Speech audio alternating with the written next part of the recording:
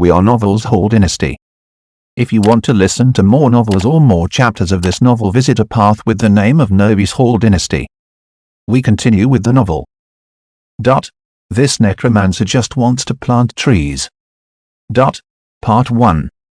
Chapter 1, Outstanding Citizen Matthew and the Bloody Necromancer. Gold Digger Basin. Rolling Stone Town. Spring. A robin with blue feathered back and yellow feathered chest flapped its wings and flew up from the lawn in front of the city hall, over a few chimneys and red brick roofs. It landed deftly on an oak tree surrounded by many red and yellow walls. There were insects crawling on the branches directly below. The robin was about to pounce. But suddenly, a roar came from the translucent glass window behind it. Bugs quickly shook off the branches. The birds also flew away in a panic. All that remained were the 5 well-dressed humans behind the glass window on the second floor who were still arguing. I disagree. The plump middle-aged woman, Liz, slapped away the wooden board in front of her that had the words Outstanding Citizen Selection engraved on it. Then, she turned to the bald man on the left. Howard is a complete hooligan and scum. Not only does he like to hook up with married women, he even likes to seduce married men. He always took advantage of the time when women went shopping to look for their men. I've seen it with my own eyes dozens of times. Dozens of times. The more Liz spoke, the more excited she became. Her saliva sprayed onto half the table. The 4 men couldn't help but shrink back. Calm down, Liz. The bald man comforted her. This is just a nomination. Liz's attitude was unusually firm. He can't even get nominated. Howard is terrible. As she spoke, her slender eyes looked around and suddenly seemed to have discovered something. Could it be that one of you has been hooked up with him? The 4 men trembled and denied in unison, no. The bald man tore the recommendation letter in his hand into pieces. The committee unanimously rejected Howard Rose's nomination. Anyone who had worked in City Hall for more than a week knew how scary Liz's mouth was. She was the walking gossip board. If one were unlucky enough to make it into her gossip knowledge, then the whole town would know about this rumor tomorrow morning. Everyone present was a respectable person. They could not afford to be slandered. Then, the last candidate to be nominated is Mr. Matthew from the Mage District. He had just lived in Rolling Stone Town for 2.5 years, and he met the criteria for an outstanding citizen. His day job was as a history teacher at Seaver Public School, and the students all liked him. He also had a part-time job at the Public Security Bureau, and Captain Blake had a high opinion of him. According to the person who recommended him, Mr. Matthew is kind, warm, and generous. He doesn't have many friends in Rolling Stone Town and is always alone. The reason for this is that he's too busy to make friends. The bald man didn't finish his sentence. A gentleman on Liz's left raised an objection. Mr. Chairman, a recluse does not meet the criteria for an outstanding citizen. The bald man nodded slightly. Don't worry, Richard. According to the reference, Mr. Matthew had planted nearly 1,000 oak trees in Rolling Stone Town in 2.5 years, which had greatly greened the town's environment. The oak tree outside the window and the 3 trees in front of the City Hall were all thanks to Mr. Matthew.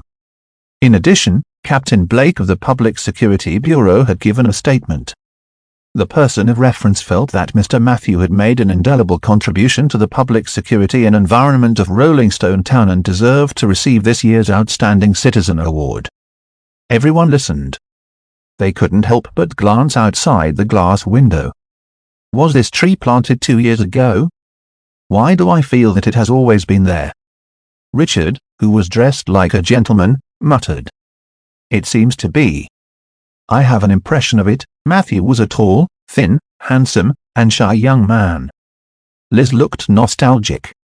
This is indeed an outstanding contribution. Another man reminded them, but the most important criteria for the selection is whether they can get along with other citizens. The bald man nodded. It's usually so, but the owner of this recommendation letter doesn't seem to write anonymous letters often. She accidentally added her own name at the end.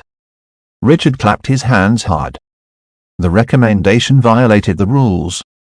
We will directly reject this. Alright, Rolling Stone Town still didn't have any outstanding citizens who could be nominated this year, just like the past 3 years. The rest of the people either shrugged or spread their hands, tacitly agreeing to this outcome. But at this moment, the bald man said, it was signed by Sifsuki. Suki. It was the surname of the Lord of Rolling Stone Town. Sifsuki was the only daughter of the Lord of Rolling Stone Town.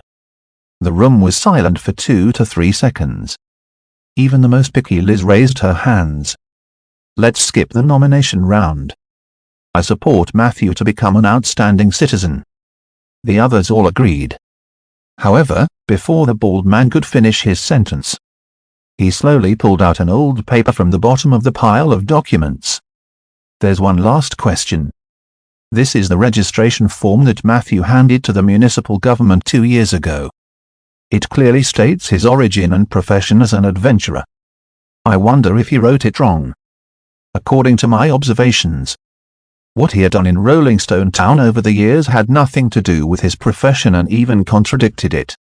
However, if what was registered on this piece of paper was true, I'm afraid he'll miss out on our generous reward for being an outstanding citizen. What profession? Isn't he just an ordinary mage? Everyone curiously went over to take a look. The first thing they saw was a sketch of a smiling face. Chapter 2, Outstanding Citizen, Citizen and Bloody Necromancer in the class column below. The word Necromancer was written on it. Wow! Someone exclaimed. If it's a necromancer, then it really won't work. I remember that the Lord hates necromancers the most. Richard said seriously, but this might be a misunderstanding. How about this? I'll talk to Matthew after work. The bald man nodded. Then I'll leave it to you. Also, do the assessment work. To be honest, I don't believe it either. In the evening, north of Rolling Stone Town, in the newly formed oak forest, a tall and thin figure was busy. Matthew held a shovel in his hand and filled the newly dug pit with a thin layer of mature soil. There were a few small sacks on the ground beside him.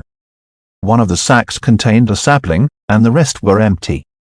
In the next moment, he planted the sapling into the pit. He covered it with several layers of soil of different textures. After the transplant, Matthew took out a bottle of green liquid and poured it on the soil near the seedling. Light green light waves surged. It was obvious that the seedlings had grown a lot. Its posture also became more resilient. You have successfully planted an oak tree. Your nature affinity has slightly increased. The accumulated number of oak trees planted and survived, 996, I'm still short of 4 trees. I'll definitely have enough by tomorrow. He looked at the sky. Matthew decided to rest and go home. Just like usual. He checked the contents of the mission panel again. Main mission, plant trees, description, in the vicinity of Rolling Stone Town, choose a type of tree to plant on a large scale. Please proceed with this mission under the premise of ensuring the survival rate. No time limit, though, beginner target. 1000 trees, basic reward, undead summoning, bone dragon, and large amount of XP, putting aside the rewards, if this quest were given to a druid, it would be normal. But the problem was, Matthew was very sure that he was a necromancer who had a strong foundation. After all, it was written clearly on the character panel.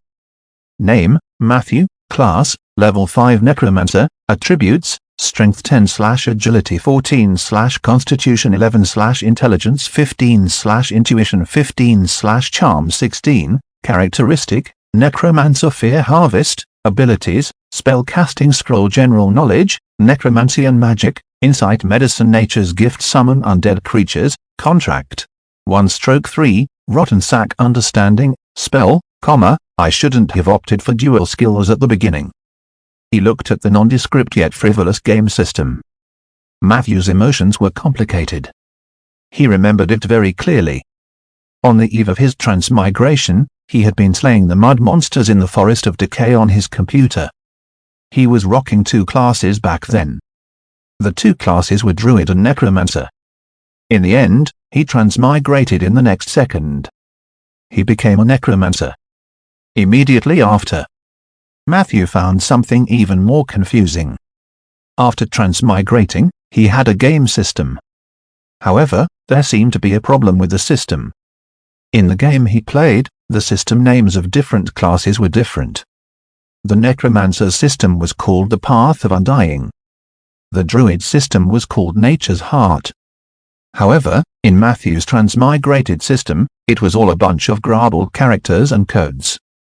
Among the characters, he could barely make out the words undying, natural, and there were countless watermarks of the others stacked on top of each other.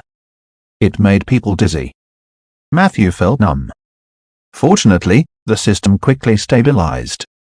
At the same time, he was given his first main mission. That was to plant trees in Rolling Stone Town. Matthew, who had just arrived and had no family, had no reason to refuse. He started working diligently.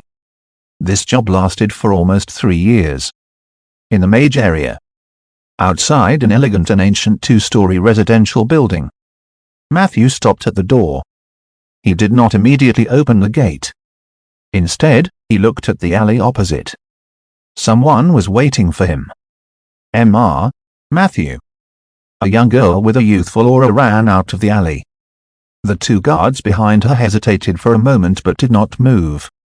The pretty girl jogged to Matthew. The sky was already dark. Matthew could still see the deep blush on her face. Bina. Matthew replied. Matthew, I'm going to Jade Court next week. Father wants me to go over and learn dance and art. I came to see you before I left. The girl lowered her eyes. Matthew nodded. Jade Court is a good place. Seeing that the girl didn't react, he added, the wood elves are good at singing and dancing. Their artistic taste is indeed above that of humans. The girl still lowered her head. Matthew could only say, remember to write to me when you go to Jade Court so that I can reply to you. The young girl's eyes finally had some liveliness. She raised her head slightly. Her big eyes were filled with anticipation. I will. Matthew, can you hug me before you leave? Matthew said awkwardly, I'm afraid that won't do. The young girl had already taken the initiative to hug him. Her soft body pressed against Matthew's chest. He could feel the rapid heartbeat. I like you, Matthew. Bina boldly confessed. Matthew let her hug him for a while. Then, he gently pushed her away. Then, he kindly reminded her, Bina, you're still young. You don't know what true love is. Even if you take 10,000 steps back, you've only seen the surface of me. You don't know the real me.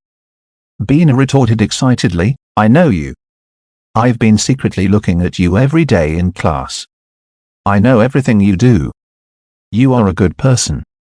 You love plants so much, and you love life. There's no man better than you in Rolling Stone Town. I have reservations about this point of view. I'm sorry to disturb you, but official business is more important. A man's voice suddenly came from the other side of the room. Bina blushed. She quickly hid behind Matthew. Then, Matthew saw a man dressed like a gentleman walking over quickly. Mr. Matthew, I'm Richard from the 5-member committee of the City Hall. Regarding the outstanding citizen selection, I have an urgent message for you to confirm. This is the information you registered at the City Hall 2 years ago. Is this your profession? Is there a mistake? Matthew took the document from Richard and glanced at it. Then, he said with unusual determination, there is no mistake. As you can see, I am indeed a necromancer. Richard was stunned. This doesn't make sense. You don't look like a necromancer. Bina also snorted. I don't believe it. You must be talking nonsense on purpose. Matthew's expression was normal. In the next moment, he suddenly snapped his fingers in the direction of his home. Not long after, the kitchen door was pushed open from the inside. A tall shadow walked out from inside and came to the garden outside. Richard and Bina widened their eyes. It was a 2-meter-tall tauren skeleton. As they walked, the skeleton greeted them, Hey, Matthew, this is rare. Do we have any guests tonight? Matthew shook his head. I don't think so. He looked at Bina and Richard, who were dumbfounded. I'm sorry to startle you, but I must say it seems that you don't understand me, nor do you understand necromancers. Good night. Goodbye, both of you. At night. The thick aroma of mushroom soup filled the dining room and kitchen. Matthew and the Tauren skeleton sat opposite each other and enjoyed their dinner. What a pity, Matthew. Skeleton said regretfully, you really shouldn't have let me show my face in public. This time, not only did you lose the selection of outstanding citizens, but you also might have lost the admiration of an innocent girl. No matter how you look at it, it's a loss. Matthew drank a mouthful of mushroom soup and looked satisfied. I don't care. The skeleton asked with interest. Then what do you care about? Let's do it in stages. At this stage, I just want to plant trees properly. Pa. Matthew gently put down the bowl. Peggy, go to the greenhouse and prepare the saplings I need tomorrow. I'm going to the basement to meditate. The skeleton cried out, why should I go? I've been working for 72 hours straight. I was the one who made the dinner of love just now. I'm so tired. Matthew calmly replied, you're a skeleton, Peggy. You won't get tired. In addition, I only have you as my contract summon. I don't trust the other skeletons to do these things. Peggy couldn't refuse. She could only curse as she walked into the greenhouse on the east side. Damn necromancers.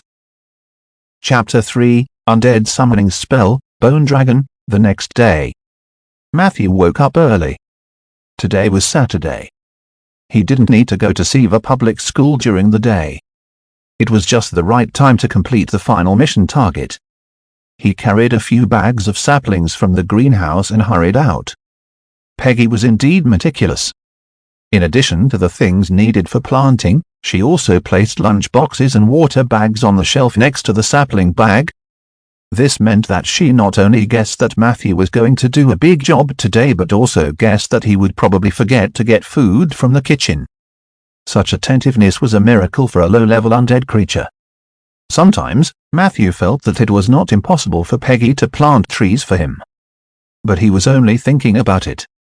Although Rolling Stone Town was not a remote place where magic was extinct, and necromancers were far from being hated by everyone in the world of Aenda, a walking skeleton would always attract many strange gazes. Not to mention that Peggy was a rare skeleton transformed from a dead Tauren. Skeleton planting trees would definitely attract all kinds of criticism in a small place like Rolling Stone Town. It was troublesome just thinking about it. North of the oak forest. Matthew walked steadily as he surveyed the land ahead. He was choosing a location for the saplings. Planting trees was never an easy task. Seed selection, germination, foundation soil allocation, fixed planting in greenhouse, tree pit selection, transplantation and maintenance, this series of steps had been memorized by Matthew in the past 3 years. However, there were all kinds of problems that needed to be solved in practice. For example, right now, Matthew had already prepared the saplings and tools, but he was unable to start work because of the difficulty of selecting a site. Rolling Stone Town is really not a good place to plant trees. He looked at the billowing black smoke coming from the west. Matthew sighed. The Gold Digger Basin was famous for its various mines.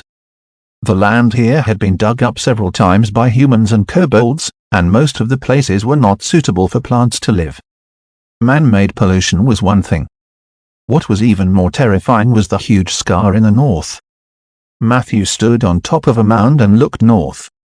It's getting closer. He looked at the black scar that was spreading from the north with a complicated expression. Scar of the dead, it was a scar left on the earth by a natural disaster many years ago.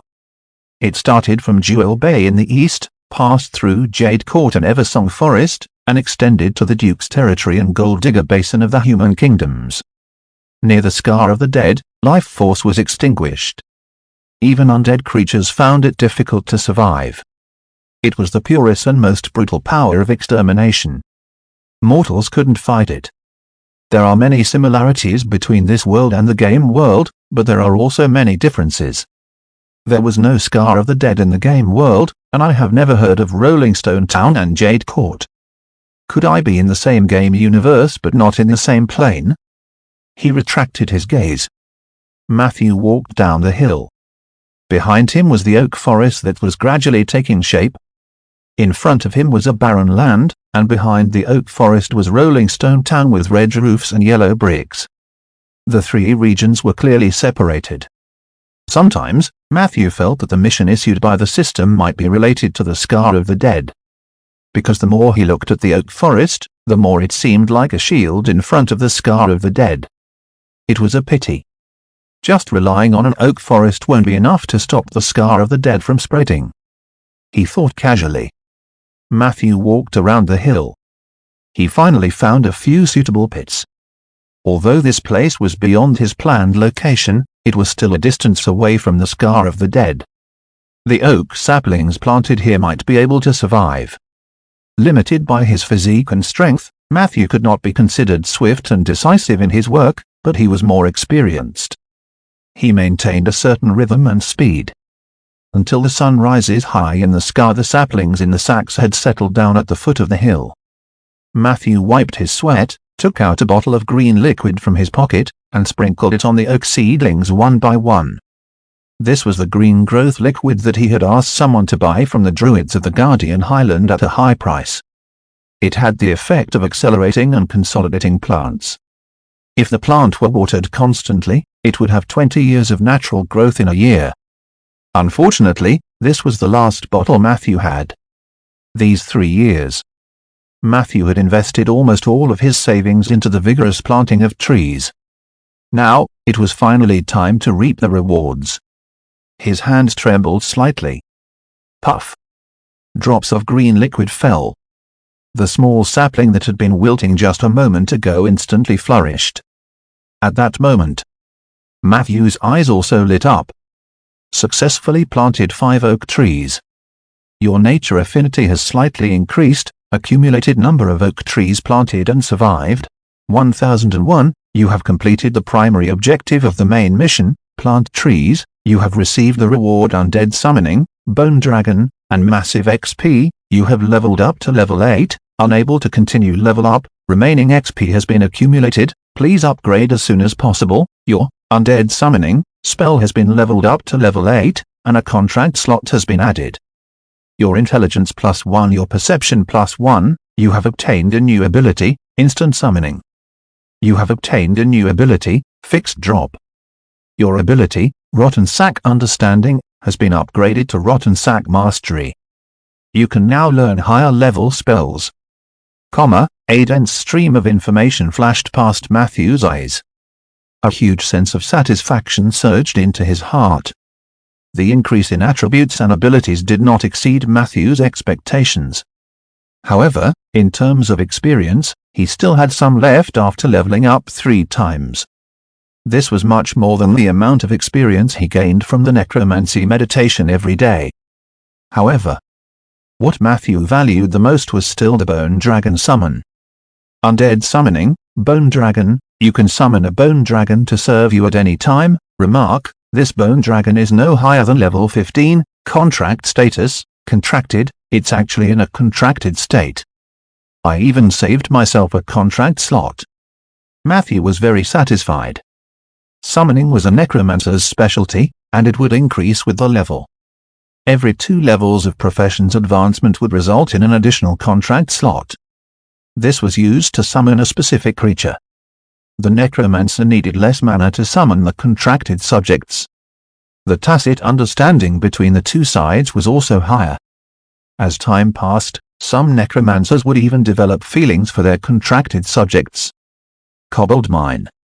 In a hidden underground cave, Matthew held the withered wood staff and tried to summon the Bone Dragon for the first time. An incantation sounded. With the support of the new ability Instant Summoning, when the first syllable came out of Matthew's mouth, the dark cave flashed with a reverse hexagram array pointing to the negative energy plane. Grayish-white burn powder and dark green fire floated from the void like snowflakes. Matthew looked over. A giant skeleton beast that was mostly submerged in the darkness was lying there warily. A deep blue soul flame lit up inside the skull of the skeletal dragon. It stared coldly at Matthew. Matthew was a little nervous under its gaze. The air was constantly filled with the sound of the wind in the cave. The man and the dragon were in a stalemate. Matthew's muscles were abnormally tense. This was the first time he had faced a monster that was twice his level. The contract he had formed made him immune to the faint dragon's might. However, the immense pressure from its body and the fear brought by its terrifying image could not be ignored. It's no wonder that people are always prejudiced against necromancers. The subjects in the field of necromancy are scarier than the last. How many people can face this fear? Matthew adjusted his state of mind. He waved his withered wooden staff and ordered the skeletal dragon, "Bow your head." The skeletal dragon's movements were slow but firm. Its long neck slowly circled around the rocks and ceiling of the cast cave. Then, it landed steadily on the ground in front of Matthew. Its lower jaw was pressed against the ground. The blue soul fire was jumping.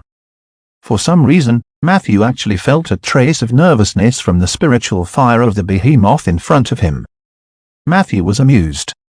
The skeletal dragon was nervous, but he wasn't. He mustered his courage and stepped on the skeletal dragon's head. The latter made a whimpering sound, appearing very docile. Matthew was relieved. He bent down and touched the bone dragon's bones. It was dry. It was also very rough. At a glance, it was obvious that it was not an expensive bone. "When we have money, we will definitely get you a new set of bones," Matthew couldn't help but say. The bone dragon let out a low groan. The loyalty of Philolius, bone dragon, to you has increased to 85, Matthew was amused. So easily satisfied? Then I should make more promises. The skeletal dragon slowly raised its head. It lifted Matthew up. Matthew was able to look down at the cave from a higher angle. This place was originally a paradise for gold diggers. Later, when the mines were exhausted and idle, it was occupied by a kobold tribe. After the Suki family took over Rolling Stone Town, the local lord issued several orders to expel the kobolds. Under the hunting of the surrounding adventurers and mercenaries, the area gradually became silent and deserted. As far as Matthew knew, there were many similar cast caves in the Gold Digger Basin. These cast caves were complicated. Rumor had it that some of the cast caves were even connected to the vast underground world. That was also where the kobolds had truly retreated. Matthew rarely set foot in these areas. However, the size of the bone dragon was too big. Even the underground cast cave could not accommodate it. One could imagine how big a storm it would cause if it appeared on the surface. He was a low-key and pragmatic person. He had never intended to hide his identity as a necromancer. However, he did not want to cause trouble for no reason. In the future, I'll just stay in the cave with Philolius. He thought about it. Matthew carefully examined the skeletal dragon's body. He also checked his stats.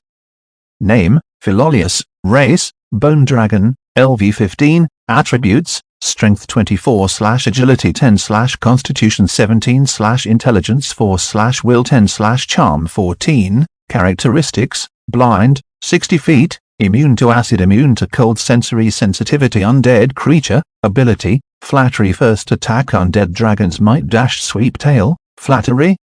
Matthew realized it later. Was he trying to flatter me just now? It was as if it was to confirm Matthew's thoughts. The bone dragon's bubbling sounds came from beneath his feet again.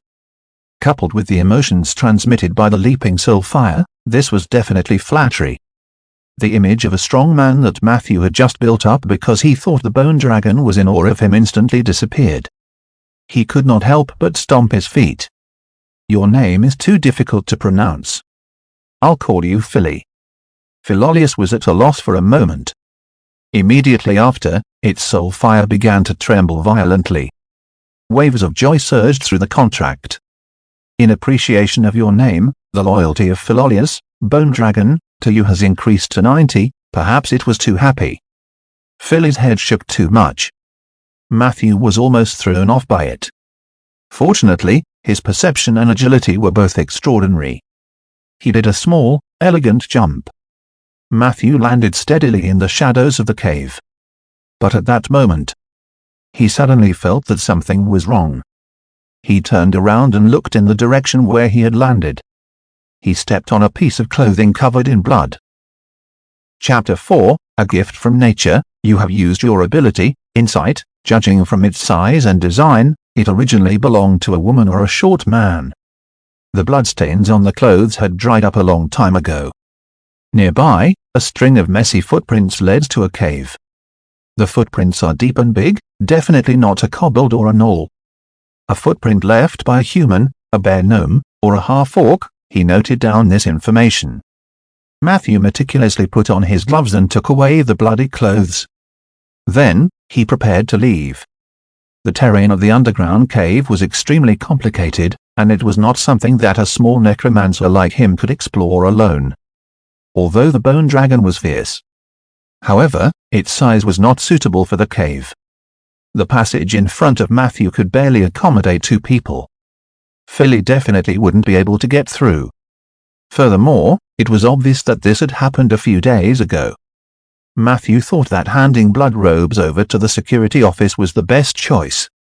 The Suki family was one of the few nobles who placed great importance on the security of their territory. This was a well-known fact among the human kingdoms. If someone had really gone missing recently, the Public Security Bureau would not sit idly by. They left the cave.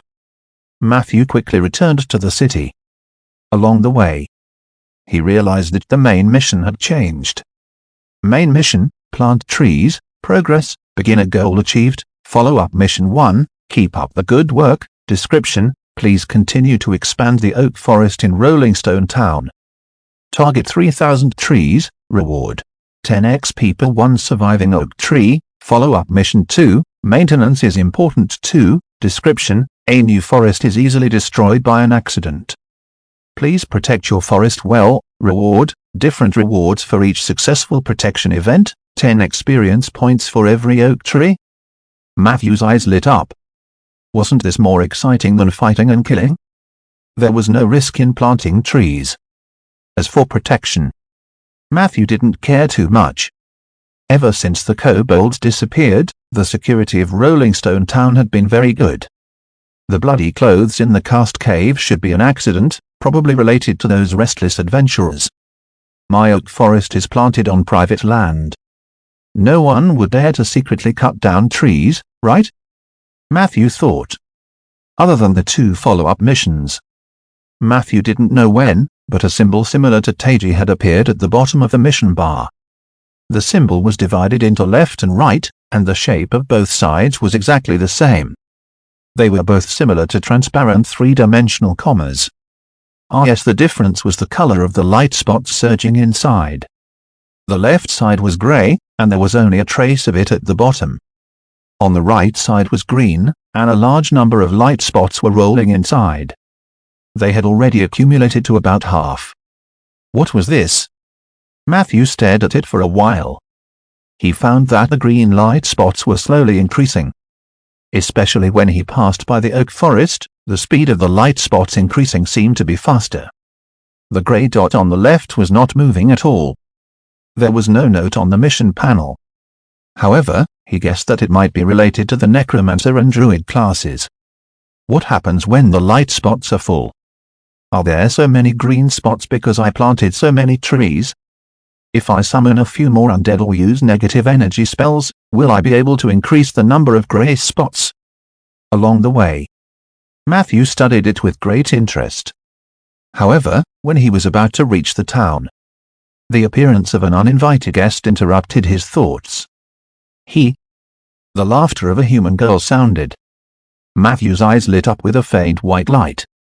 He steadied himself. A thumb-sized elf with wings on her back flew out of the white light. She enthusiastically flew around Matthew 3 times, then shook the mini flower basket in her hand. A large handful of fresh fruits fell into Matthew's arms. Then, a white light flashed. The other party disappeared without a trace. Your ability Gift of Nature is in effect. You have obtained a large bunch of raspberries. Raspberry, a sweet, crispy, and nutritious fruit with the blessing of fairies. After consumption, it can increase a little energy and has a slight purifying effect. My luck today is pretty good." When he saw the object in his arms, Matthew's slightly nervous expression temporarily relaxed. That was an oak tree fairy. They were the companions of the oak forest. The fairies appeared when the oak forest reached 500 trees.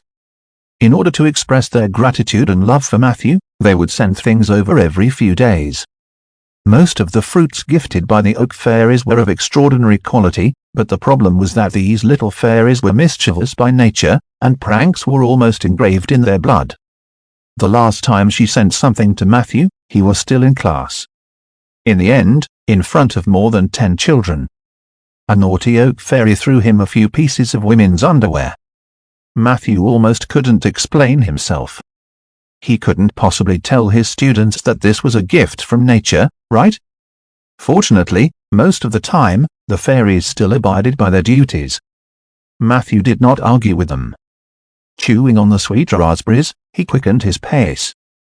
At the intersection 2 blocks away from the security office, he bumped into an anxious Blake. It was a burly, bearded young man. "Matthew, I was just about to look for you."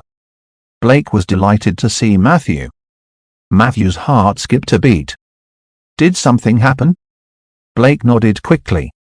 "The farmers in the east found a merchant who was intercepted and killed on the road. His body has just been sent to the town.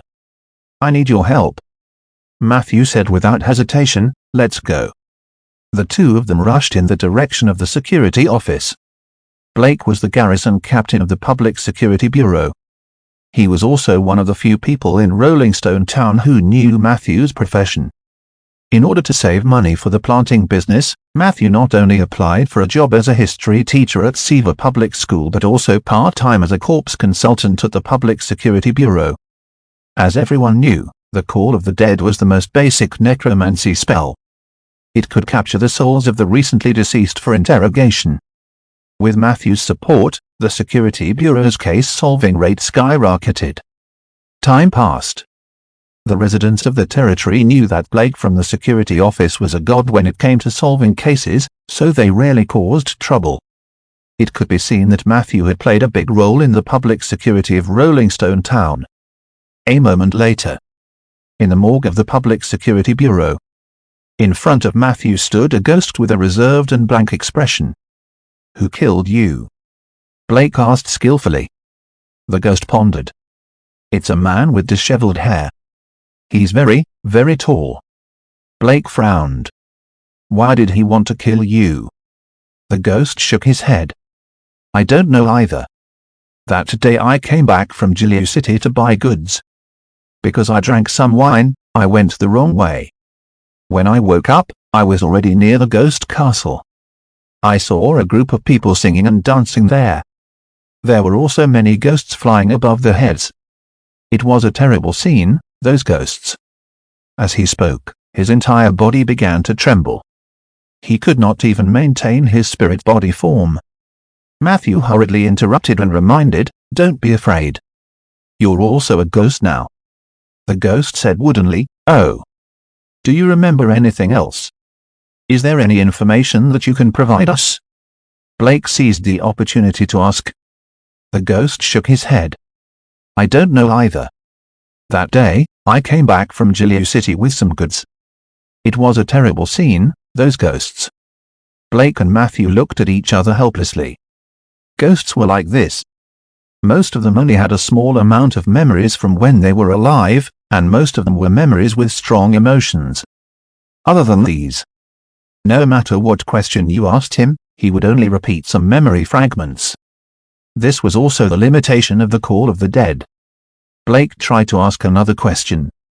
After confirming that there was no way to pry more useful information from the ghost's mouth, he sighed. He signaled Matthew to remove the spell with his eyes.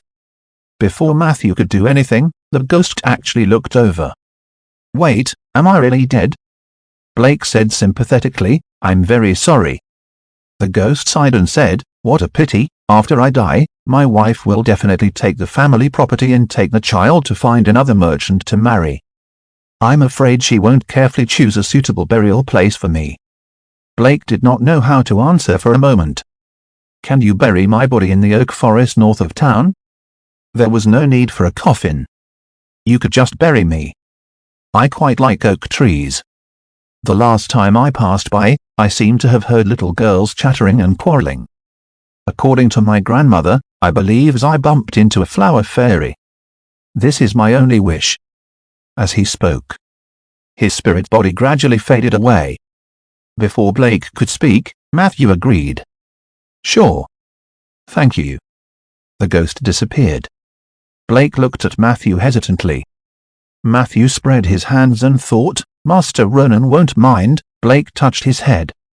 All right, do as you please. It's your forest anyway. However, this corpse will only be handed over to you tomorrow. There are still some necessary inspections and procedures tonight. Matthew nodded. He took the opportunity to tell Blake about his discovery in the underground cave. Blake's expression was abnormally serious after hearing this. I understand. I'll arrange for someone to ask around. You have to be careful too, Matthew. Don't wander outside the town alone in the future. I've been feeling a little uneasy recently. All right, remember to collect this month's allowance. I've applied for double for you. Matthew narrowed his eyes. That's what I like to hear. Tonight's main dish was matsutek pilaf. The side dishes were cabbage egg soup and a few slices of bacon. The taste was amazing.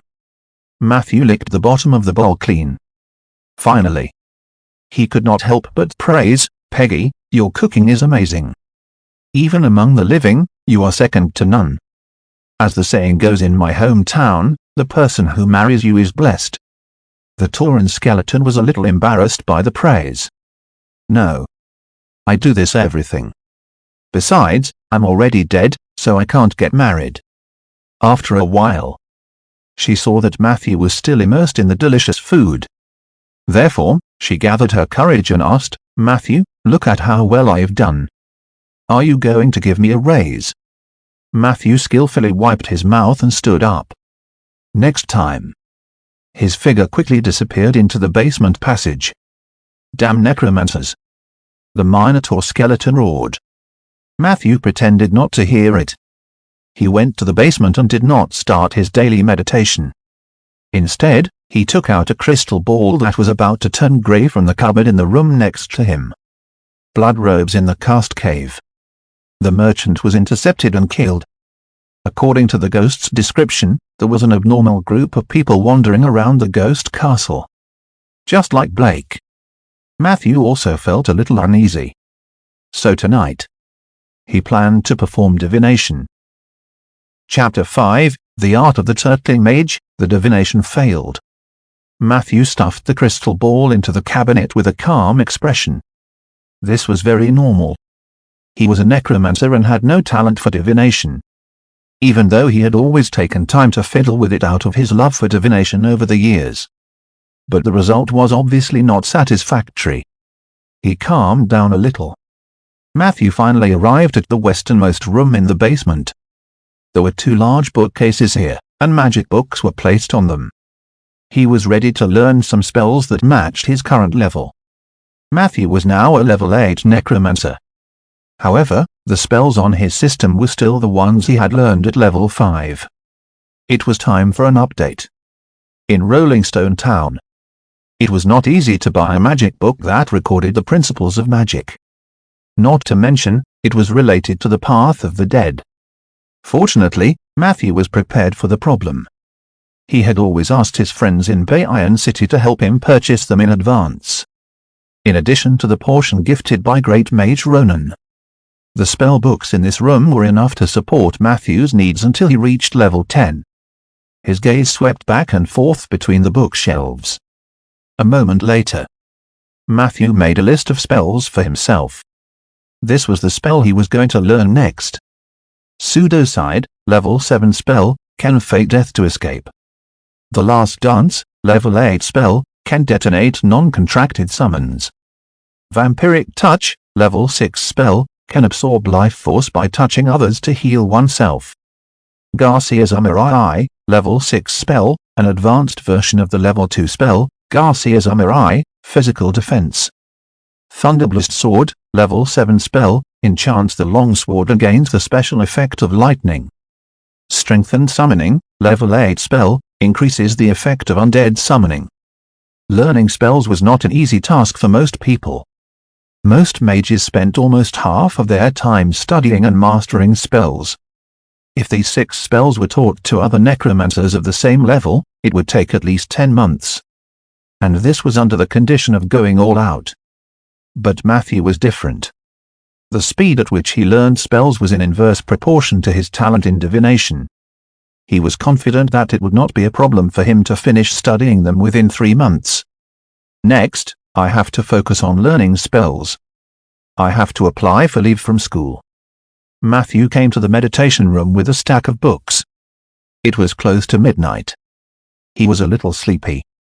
Peggy, a cup of coffee. No one responded. So Matthew could only make a cup of black coffee himself. The bitter and mellow taste immediately made him shudder. I'm energized. Matthew pursed his lips.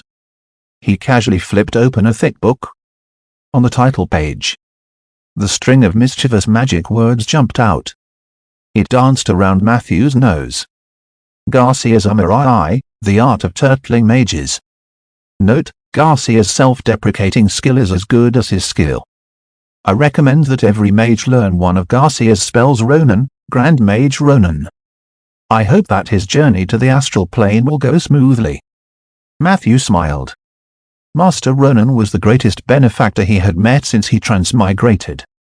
Back then, Matthew had just transmigrated and had no idea about this world. Other than the tree planting mission, he had no clues. However, planting trees also required money, land, and other resources. Matthew had been wandering around Rolling Stone Town for a while, and he was almost down and out to the point where he could not afford to eat. At the crucial moment, Ronan, who happened to pass by, pulled him back.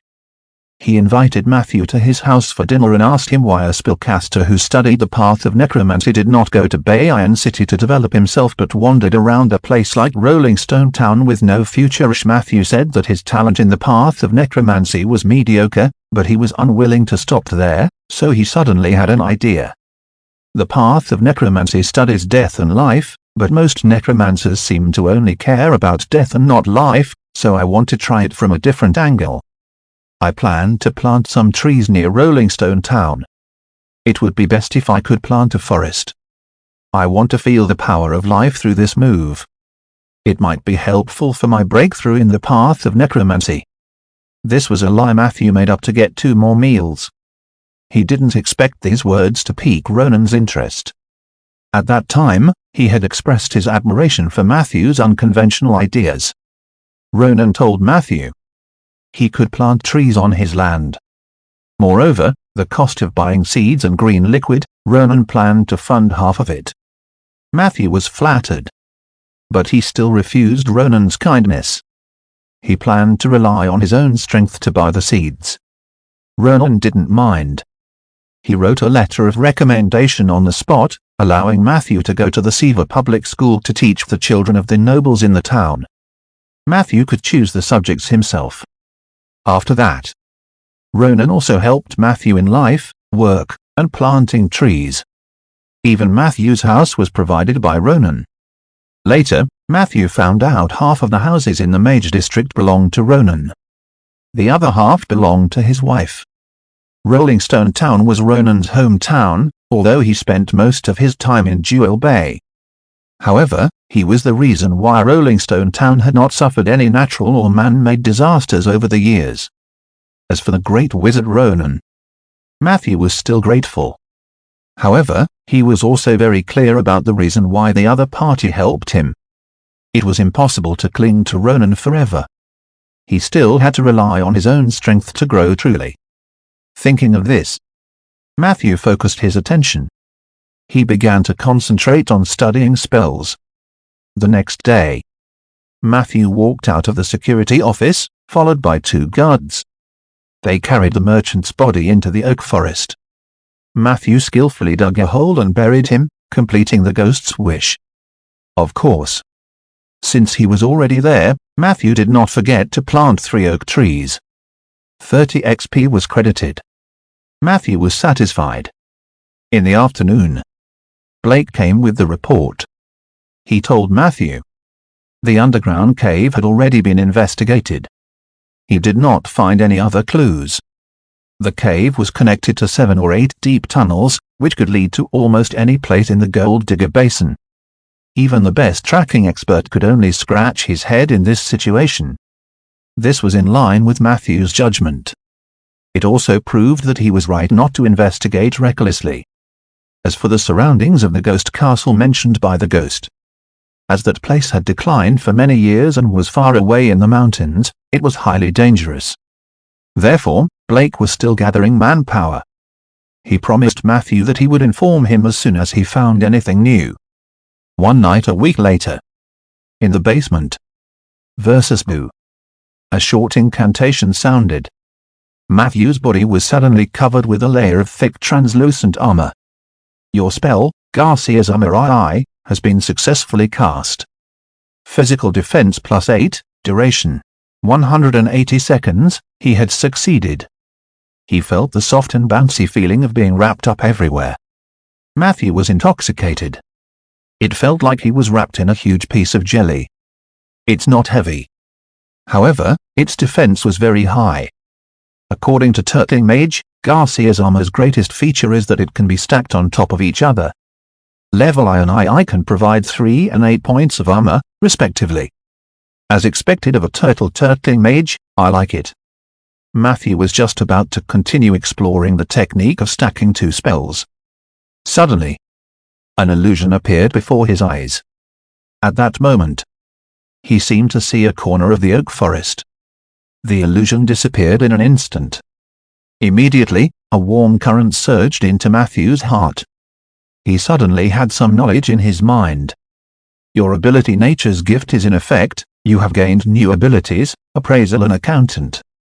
Appraisal, you can accurately estimate the value and price of most goods circulating in Jilly City. Accountant, you have mastered a certain amount of financial knowledge and are qualified for a basic accounting position. Appraisal.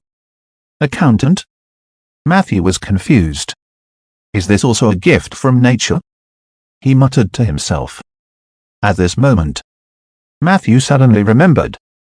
The corner of the oak forest that he had just caught a glimpse of seemed to be the place where he had buried the merchant's body. I buried the body, and nature gave me a part of his ability? This speculation was absurd and even terrifying. But Matthew felt that it was very likely that it was the truth. Do I only need to bury the body, or do I need to fulfill the last wish of the deceased? How many corpses can I bury? Was there a limit to this kind of gift? Would I get a negative ability? Matthew stopped thinking. Everything had to be done in practice. He noticed. In the mission panel, the Taichi symbol had changed. The green energy bar on the right side had risen by a large margin, and it looked like it was about to reach 2/3 of the energy bar. This should also be related to the gift just now. There's no rush. Let's take our time and see. Even if there's a shortcut to obtaining the gift, I have to be careful. I can't turn Great Wizard Ronan's land into a mass grave. Matthew's eyes flickered slightly. At this moment, you finally look the part of the evil Necromancer. At the basement entrance, Peggy said charmingly as she leaned against the wall. Matthew ignored her coquettish posture. Is dinner ready so early? Paige shook her head. Big Beard is here. He seems to be in a hurry to see you. At the gate of the fence. What is it? Someone kidnapped Sif. Matthew was shocked. Blake nodded hurriedly. Don't make a fuss. I just received the news. The other party asked for a ransom, but the Lord judged that the other party was only stalling for time and thus delaying the rescue. Currently, the Suki clan is secretly gathering people. I had already led my team to Ghost Castle, but I had no choice but to return after receiving such an urgent report. Of course, it was only right. Nothing could compare to Miss Sif's safety. Blake concluded, I'm here to remind you to be careful. There might be more abnormalities happening in the future. You don't have to worry about Miss Sif. Everyone will do their best." With that, he left in a hurry. Matthew frowned. Sif was the only daughter of this generation of the Suki family. She was also his student. Just like Bina. The girls at the school liked Matthew very much. Matthew remembered the last time he saw Sif. The girl even told Matthew that she had written an anonymous letter to the city hall, recommending him to be this year's outstanding citizen. Later, the people from the city hall really came to confirm it. Unexpectedly, in the blink of an eye, Sif had been kidnapped. Kidnapping the only daughter of the Suki family in Rolling Stone Town was too outrageous. The other party was really daring. Either it had been planned for a long time, or they were simply mad. Even Ronan's title of Great Mage couldn't suppress this madness. How crazy was this? Matthew felt deeply uneasy for Sif. Unfortunately, he did not have any clues about the kidnappers. Divination was not his forte. "I'm afraid I can't help," he closed the door. Matthew sighed softly. The Tauren skeleton's voice came from the kitchen. "Dinner is ready." Matthew was about to go over. Suddenly, a white light flashed in front of him.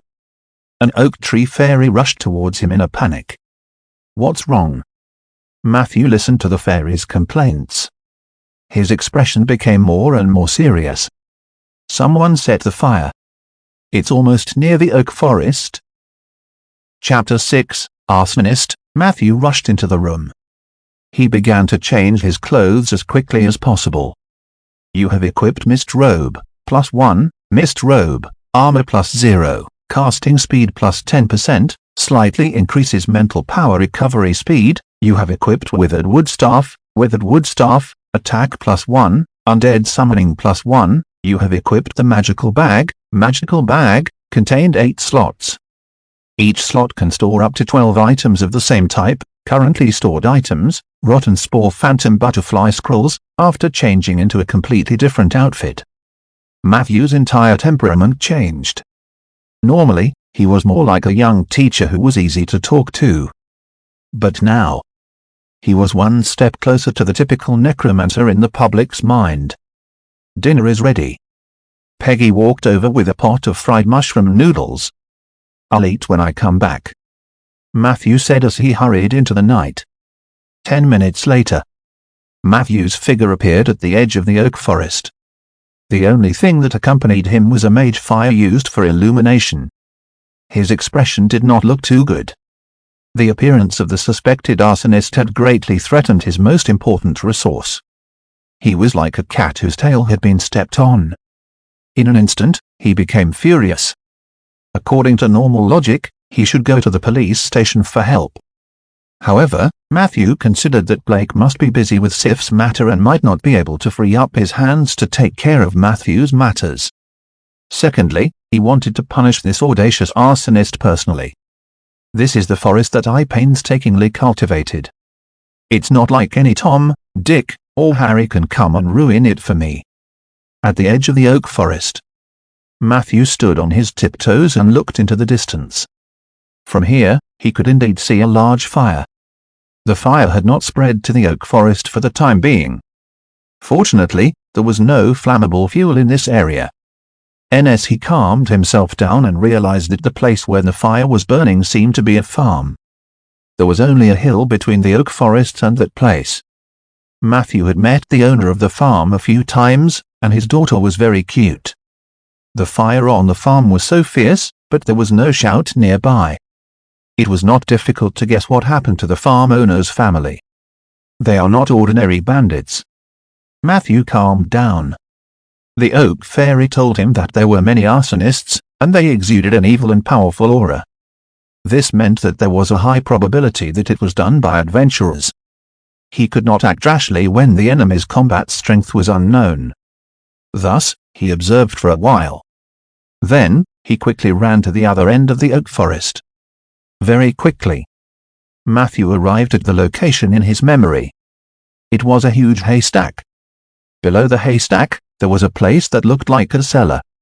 The cellar was not very spacious. The layout was a little like Matthew's university dormitory in his previous life. Puff! Matthew opened the iron lid. He sensed it. Then, he began to use the undead summoning. Under the guidance of magic power. Out of the blue, a ghastly white hand slammed onto the mud floor at the cellar's exit. Immediately after, one skeleton after another crawled out of the hole. Not long after, at the edge of the haystack, there were 12 skeleton soldiers with pale green soul flames in their heads. Most of these skeleton soldiers had thick bones and high integrity. They also held weapons and small round shields. They were the elites of skeleton soldiers. They were all summoned creatures that Matthew had carefully collected. It took him a lot of effort to make them look like they did now. One had to know that undead summoning was not something that came out of nothing. No matter how powerful a necromancer was, it was impossible for them to conjure a team of skeleton soldiers out of thin air. Summoning undead required materials. Take the skeleton soldiers as an example. Summoning them required a certain number of bones. If the number were insufficient, even if the summoning was successful, the skeleton soldiers you summoned would still be missing arms and legs.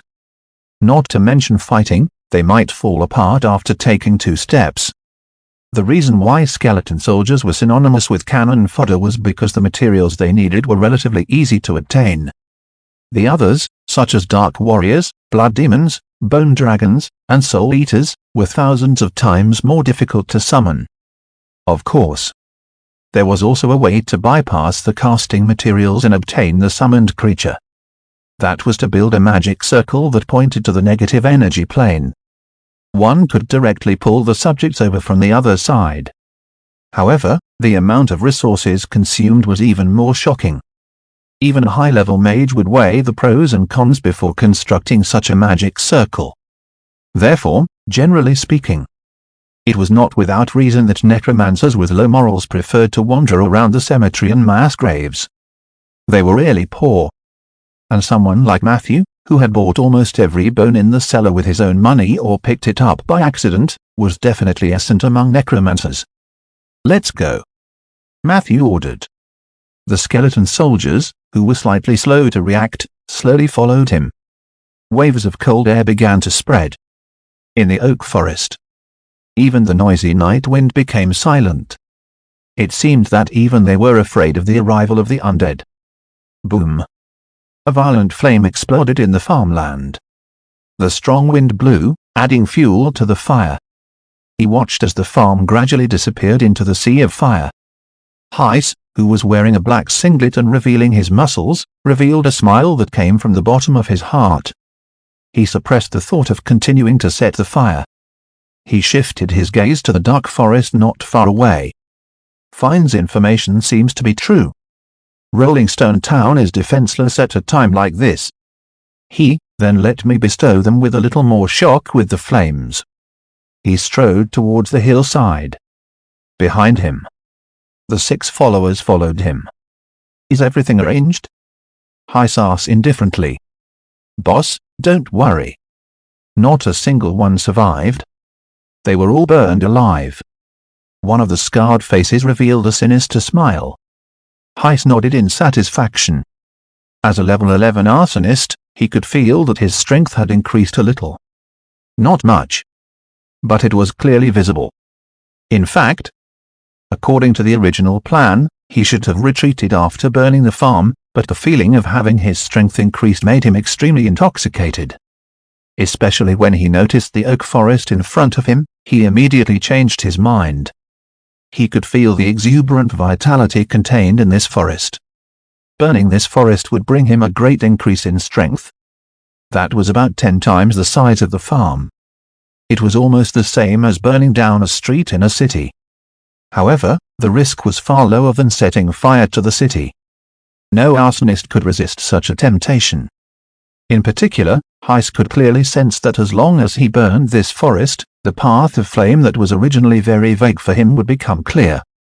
He could no longer hold back his crazy thoughts. Set fire. Set fire. He wanted to burn it. Burn. Burn. Stop. They walked halfway up the hill. Heiss suddenly shouted. The 6 attendants immediately surrounded him vigilantly. "Boss, what's wrong? Do you want to retreat?" Scarface asked. Heiss ignored him. He just stared straight ahead with his eyes wide open. The night breeze brought along a faint green fluorescent light. There was a faint smell of decay in the air. It's a bone flame. Heiss looked thoughtfully at the row of figures slowly appearing on the hillside. Skeleton soldiers? A necromancer? Heiss' furrowed brows immediately relaxed. Did Fane send you here? Go back and tell him that I'll find him after burning this forest. As for whether or not to join the church, that will depend on his sincerity. The skeleton soldiers did not move. The person who was hiding in the dark and controlling these undead creatures did not say anything. Heiss couldn't help but laugh. You're not going to stop me, are you? With these skeletons? His followers also laughed. Scarface volunteered. Boss, I can send all these skeletons flying with a single kick. Heiss shook his head. His gaze searched the hillside. His gaze was extremely sharp. However, he did not act rashly. After a few minutes, his tense state was instantly relieved. The two huge muscles on his chest also trembled. Don't be so mysterious. I've found your position. Didn't Fane tell you what I am? I'm very sensitive to temperature. He looked at the skeleton soldiers and said mockingly, do you necromancers like to hide among the trash? How uncreative. However, the other party still did not answer. Heiss was finally enraged. If you don't get lost, I'll burn you too. As he spoke, a glass bottle that was emitting flame suddenly appeared in his hand. I'm not trying to be mysterious. Finally, a voice came from behind a skeleton soldier. I'm just waiting for the sacks to take effect. You just inhaled them. Matthew stood on the hill. A large amount of negative energy gushed out from the tip of the withered wood staff. Sack of decay, acceleration of infection, not good. Heiss turned around. The followers looked a little panicked. They began to realize that something was wrong. Why is my face a little itchy? The same goes for my arm. It's so itchy. Something seemed to be growing under their terrified gazes. Some people had red bumps on their skin. At first, these lumps were not eye-catching and did not feel anything. Soon, they became extremely itchy. People simply couldn't control their hands from scratching. He scratched. A large amount of yellow-green pus gushed out from it. Splashes everywhere on his skin. The infection began to grow even faster as the infected area continued to spread. In the crowd, the aura coming from the negative plane became thicker and thicker. Stop scratching. Kill that necromancer, and you'll be fine. Heiss made a prompt decision and roared. The group endured the itch and charged forward. Matthew continued to wave his staff. This time, he didn't even need to chant. Undead summoning spell, contract item, your ability instant summon is in effect, your ability fixed drop is in effect, on the hill. A large green circle of light appeared in the area where the group was about to rush up. Quickly dodge. Before Heiss could finish, a tall figure descended from the sky. Bang! One of the followers couldn't dodge on time. He was smashed into meat paste. The people beside him were also affected by the shock wave and rolled down the hill. Heiss looked over furiously. The 2-meter-tall figure was looking around in a daze. Her bones were white and flawless. But the most eye-catching thing was the plate in her hand. Matthew? Do you want to have dinner? Just nice, I just heated up the fried mushroom noodles again. Peggy looked at Matthew happily. No, throw away the fried noodles, Peggy. I want you to fight for me. Matthew said. Peggy's mood suddenly became serious. She turned to face the arsonist. Then, she said to Matthew, in that case, please buff me. Chapter 7, Necromancer's Weakness. On the hillside, the 2-meter-tall Tauran skeleton stood proudly. Heiss stared at Peggy with a malicious expression. She was different from skeleton soldiers. Peggy's bones were much better in terms of color and texture, especially the bones in her waist and legs. The entire thing had a dark gold color. This color appeared especially mysterious and powerful against the night sky. Matthew did not hesitate. One by one, he took out magic scrolls from his magical bag. Then, he tore it up without hesitation. In just a few seconds, one after another, strengthening spells were cast on the Tauren skeleton. Bear's tenacity, the strength of a wild bull, the elegance of a cat, the owl's wisdom, sword and sword protection, negative energy shield, considering the enemy's occupation.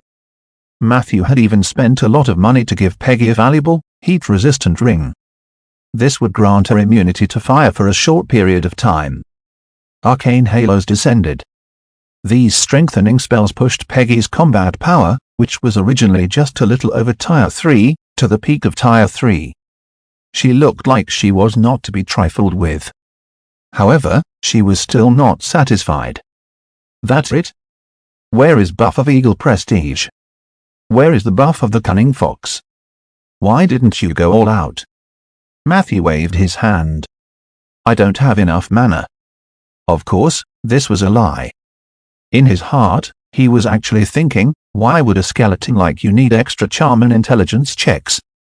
Let's do it. Let's end this quickly. As they spoke, Matthew began to mobilize his mental power to command the skeletons to move forward. Peggy did not continue asking. Her right hand suddenly reached for her crotch. The sound of a crack. She pulled out her dark golden thigh bone. This bone blade that was half the height of a human was her most handy weapon.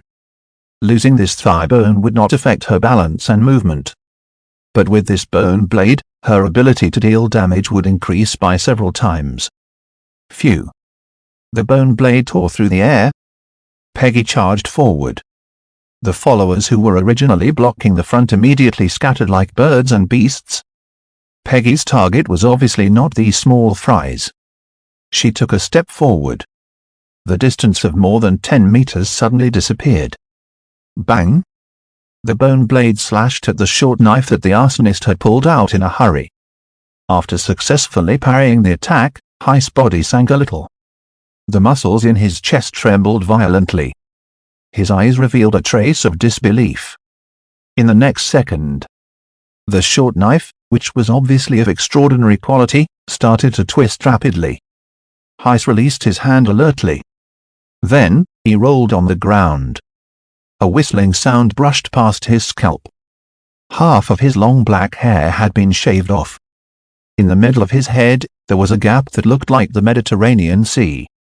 Damn skeletons. Heist went on a berserk. He rolled continuously to avoid Peggy's pursuit. Puff. Puff. Puff. 3 bottles of red medicine were smashed on the ground in front of him. A wall of fire instantly formed. Matthew had sharp eyes. He saw that it was blazing glue. Don't barge in. He hurriedly reminded her. The flames of the blazing glue were especially fierce. The heat-resistant ring was immune to heat, but it might not be immune to the destructive power of the flames themselves. Peggy didn't get carried away. She calmly avoided the flames and chased after Heist. However, Heist was also very cunning. His movement technique was obviously trained in urban street battles. With the help of an incendiary tool, he started to deal with Peggy. The few sneak attacks of the Tauren skeleton were all resolved by him. Very quickly, there were bonfires burning around Peggy. Her space of movement was constantly being compressed. The situation was gradually reversed by Heist. The arsonist profession is a bit of a counter for me. Matthew silently noted it down. Most arsonists were evil. He would kill any arsonist he met in the future. It was obvious that the flames were effective against the undead. It wasn't just Peggy who was affected. The skeleton soldiers instinctively avoided the places where the flames burned. Heist had observed this. He immediately berated the remaining lackeys. What are you waiting for? Use the Molotov cocktail to break through the blockade of the bone shards and kill that necromancer. Heist's calm command greatly encouraged his followers. They were originally in a state of chaos due to the sacks of decay and only knew how to avoid the pursuit of the skeleton soldiers, but now they also reacted. "Run, cover me." Scarface resisted the itch and called out to his companions, "That necromancer doesn't have much mana left. As long as we charge over, we can win." The remaining three nodded reluctantly and began to move in groups. The sound of glass bottles shattering became more intense, and the flames surged on the hillside. Fortunately, this area was barren land, so there was no way to form a more ferocious fire. But even so, the movements of the skeleton soldiers were also affected to a certain extent. Scarface used the fire to swerve left and right. Suddenly, he noticed that there was a gap in the skeleton soldiers' movements. "There!" Scarface shouted. He gripped his dagger tightly and charged forward. The others immediately followed. Whoosh! The night wind blew. The flame that moved sideways had helped him a lot. The gap between the skeleton soldiers became even bigger. "Cover me!" Scarface charged forward with all his might. The skeleton soldiers on both sides of the road came to defend. However, they were all blocked by Scarface's companion with a fearless attitude. Bang! One of the followers was hit by a skeleton soldier who walked over and hit him with a shield. His head was covered in blood. He staggered and fell. He was still full of hope as he looked at Scarface's blurry figure running away. Scarface would finish the job on their behalf. Chapter 8, Necromancer's Brand. "I won't let you down." Scarface turned his head to take a look. Then, he began to accelerate. Within a few breaths, he successfully crossed the line of defense built by the skeleton soldiers. That damned necromancer! It was already right in front of him. Go to hell! Scarface grinned as he launched his final charge. However, in the next second, his eyes widened. He saw the necromancer suddenly raise his left hand that had been hidden under his robe. A thin layer of cloth slid down Matthew's arm. Under the moonlight, an exquisite crossbow appeared under the mist robe. The tip of the arrow was still glowing green. Scarface's sinister smile instantly froze. Whoosh! The arrow hit his chest. Scarface, who was sprinting, suddenly staggered. After falling, he rolled down the hill weakly. The crossbow is indeed a reliable partner for spellcasters on their path of growth. Matthew skillfully reloaded the crossbow. The performance of these arsonists exceeded his expectations. Fortunately, he had more than one trick up his sleeve. After getting rid of Scarface, the threat of the small fries disappeared. Under Matthew's command, the skeleton soldiers retreated and pushed forward step by step. The remaining three followers barely managed to meet up with Heis in a panic. But Peggy had already outflanked him from behind. A solid encirclement was formed. Seeing this scene, Matthew still felt that it was not safe enough. There was actually resistance in the eyes of the enemies. It seemed like the pressure was not enough. "Why don't we try the signature move of the Necromancer?" Matthew cleared his throat. He tried to make an evil and hoarse voice that was described in the online novels he had read before. He, looks like you want to become my servants." The effect of this move was surprisingly good. The followers instantly thought of how their bones would be harvested after they died. The will of the followers instantly collapsed. They began to scatter and flee. However, at this moment, the rotting sacs on their bodies had already spread to their skin, and even their eyelids were covered by a thin layer of blood membrane, because they could not see the road clearly, they could only run like headless flies, which provided a great convenience for the skeleton soldiers to clean up the mess. After a while, 3 of Heis' followers were killed one after another. At this point, the only enemy left was Heis the arsonist. Matthew was not careless. This guy was a real third-rank adventurer and most likely an elite. Under normal circumstances, Peggy might not be able to win against him in a 1v1. He chose a more stable ending strategy. Halfway up the hill, the fire gradually died out. Heis glared at Matthew with a bloody face. Behind him was a tauren skeleton with a bone blade and terrifying combat strength. In front of him was a team of fully equipped skeleton soldiers. This necromancer's army was enough to take down a small town. but he used it to deal with a single arsonist and his subordinates. Heist felt very aggrieved. He really wanted to ask this necromancer what was wrong with him. However, his rationality told him that this was meaningless. The individual quality of the skeleton soldiers is insufficient. Perhaps we can try to catch them off guard, this thought ran through Heist's mind. But he quickly dismissed it. He looked at the crossbow in the necromancer's hand with fear. A strong sense of unwillingness appeared in his eyes. Whoosh! He scratched his extremely itchy cheek in frustration. In my current state, I can't guarantee that I can kill the enemy with a critical strike. He's lucky. He quickly took 2 steps to the side. It was right next to the almost extinguished wall of fire.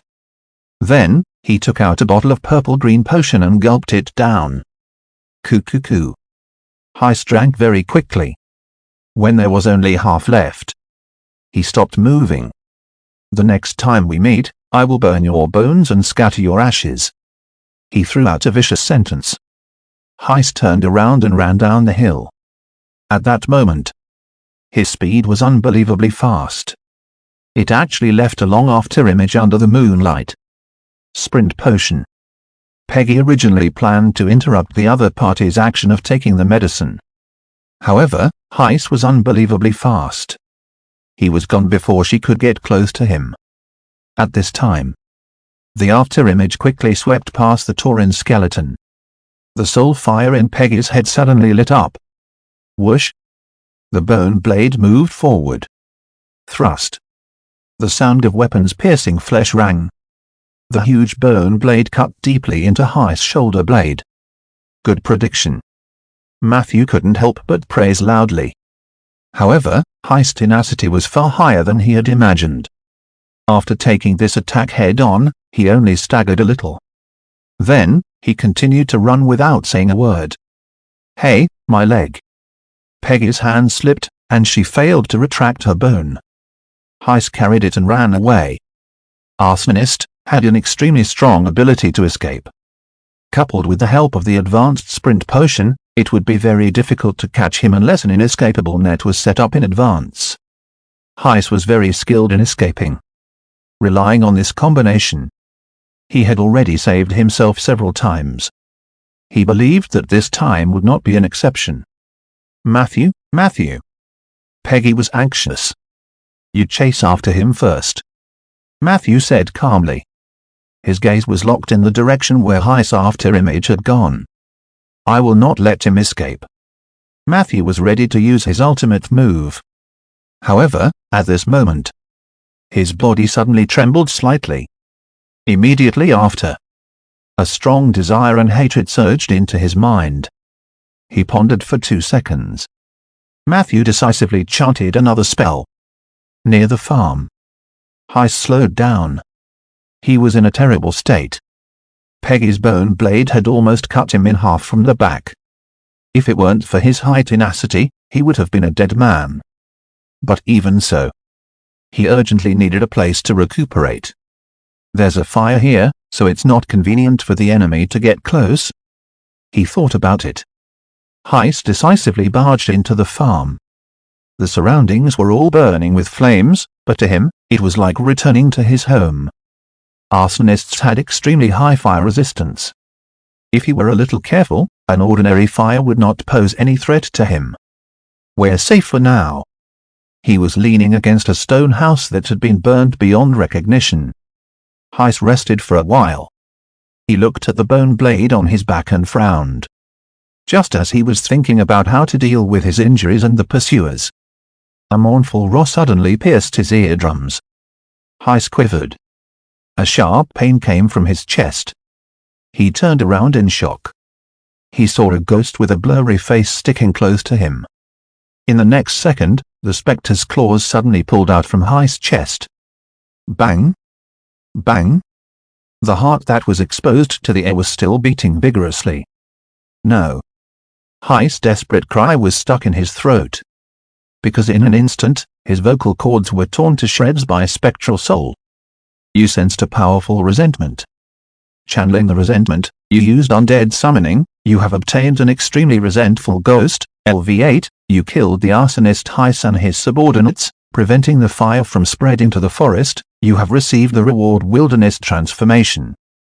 Chapter 9, The Eye of the Jungle and the Wind of the Oak Tree, Wilderness Transformation. You have mastered the basic skills of shapeshifters. You can transform into an animal blessed by the wilderness without casting a spell or chanting. You can choose one of the following animals as your wilderness form: skunk, raven, dowdlin. Wasn't shapeshifting the unique skill of druids? Matthew was pleasantly surprised. This was most likely caused by the two gaming systems that were fighting against each other. In the end, Matthew chose the raven as his wilderness form. This was to make up for his shortcomings. All three animals were small beasts and did not occupy a high ecological position in the food chain, so their combat ability was very average. Skunks were more agile. In some more complicated mountains or forests, skunk transformation might help escape, but other than that, it had no other advantages. Matthew wouldn't go so far as to turn into a skunk and squeeze some musk for himself to sell. The dowdlin was a small dragon that looked like a hound. However, the dragon bloodline in these small animals was even thinner than that of the kobolds. Dragon's might and spells were naturally out of the question. Dowdlin had a certain storage ability, and there was a natural dimensional space in its abdomen. The size of the space was linked to Dowdlin's level. Newborn Dowdlin dragon cubs had one-dimensional space, and each subsequent level would add one more dimensional space. Each dimensional space was about the size of a medium-sized pumpkin and could store many things. If he had to choose an animal companion, Matthew would choose the dowdlin without hesitation. But this was his own transformation. Turning himself into a mobile storage space would instead make Matthew lose his sense of security. Compared to the two animals, Raven's advantages were self-evident. It could fly. And it was very fast. It was worth it just to travel or escape, not to mention that the raven also had excellent reconnaissance abilities. The only weakness of this animal was its low HP. Raven only had 1 HP. If you were discovered by an enemy who had the ability to deal with the air, you would easily be knocked out. How can this be so perfect? Matthew was quite satisfied with his new ability. In his impression, many powerful mages would turn into ravens. This was a good sign. He looked at the mission pane. The reward for Wilderness Transformation came from Follow-up Mission 2. Maintaining it is also very important. Other than the new ability, he also received 200 XP. The mission itself had not changed. This meant that this was a long-term and repetitive task, just like planting trees.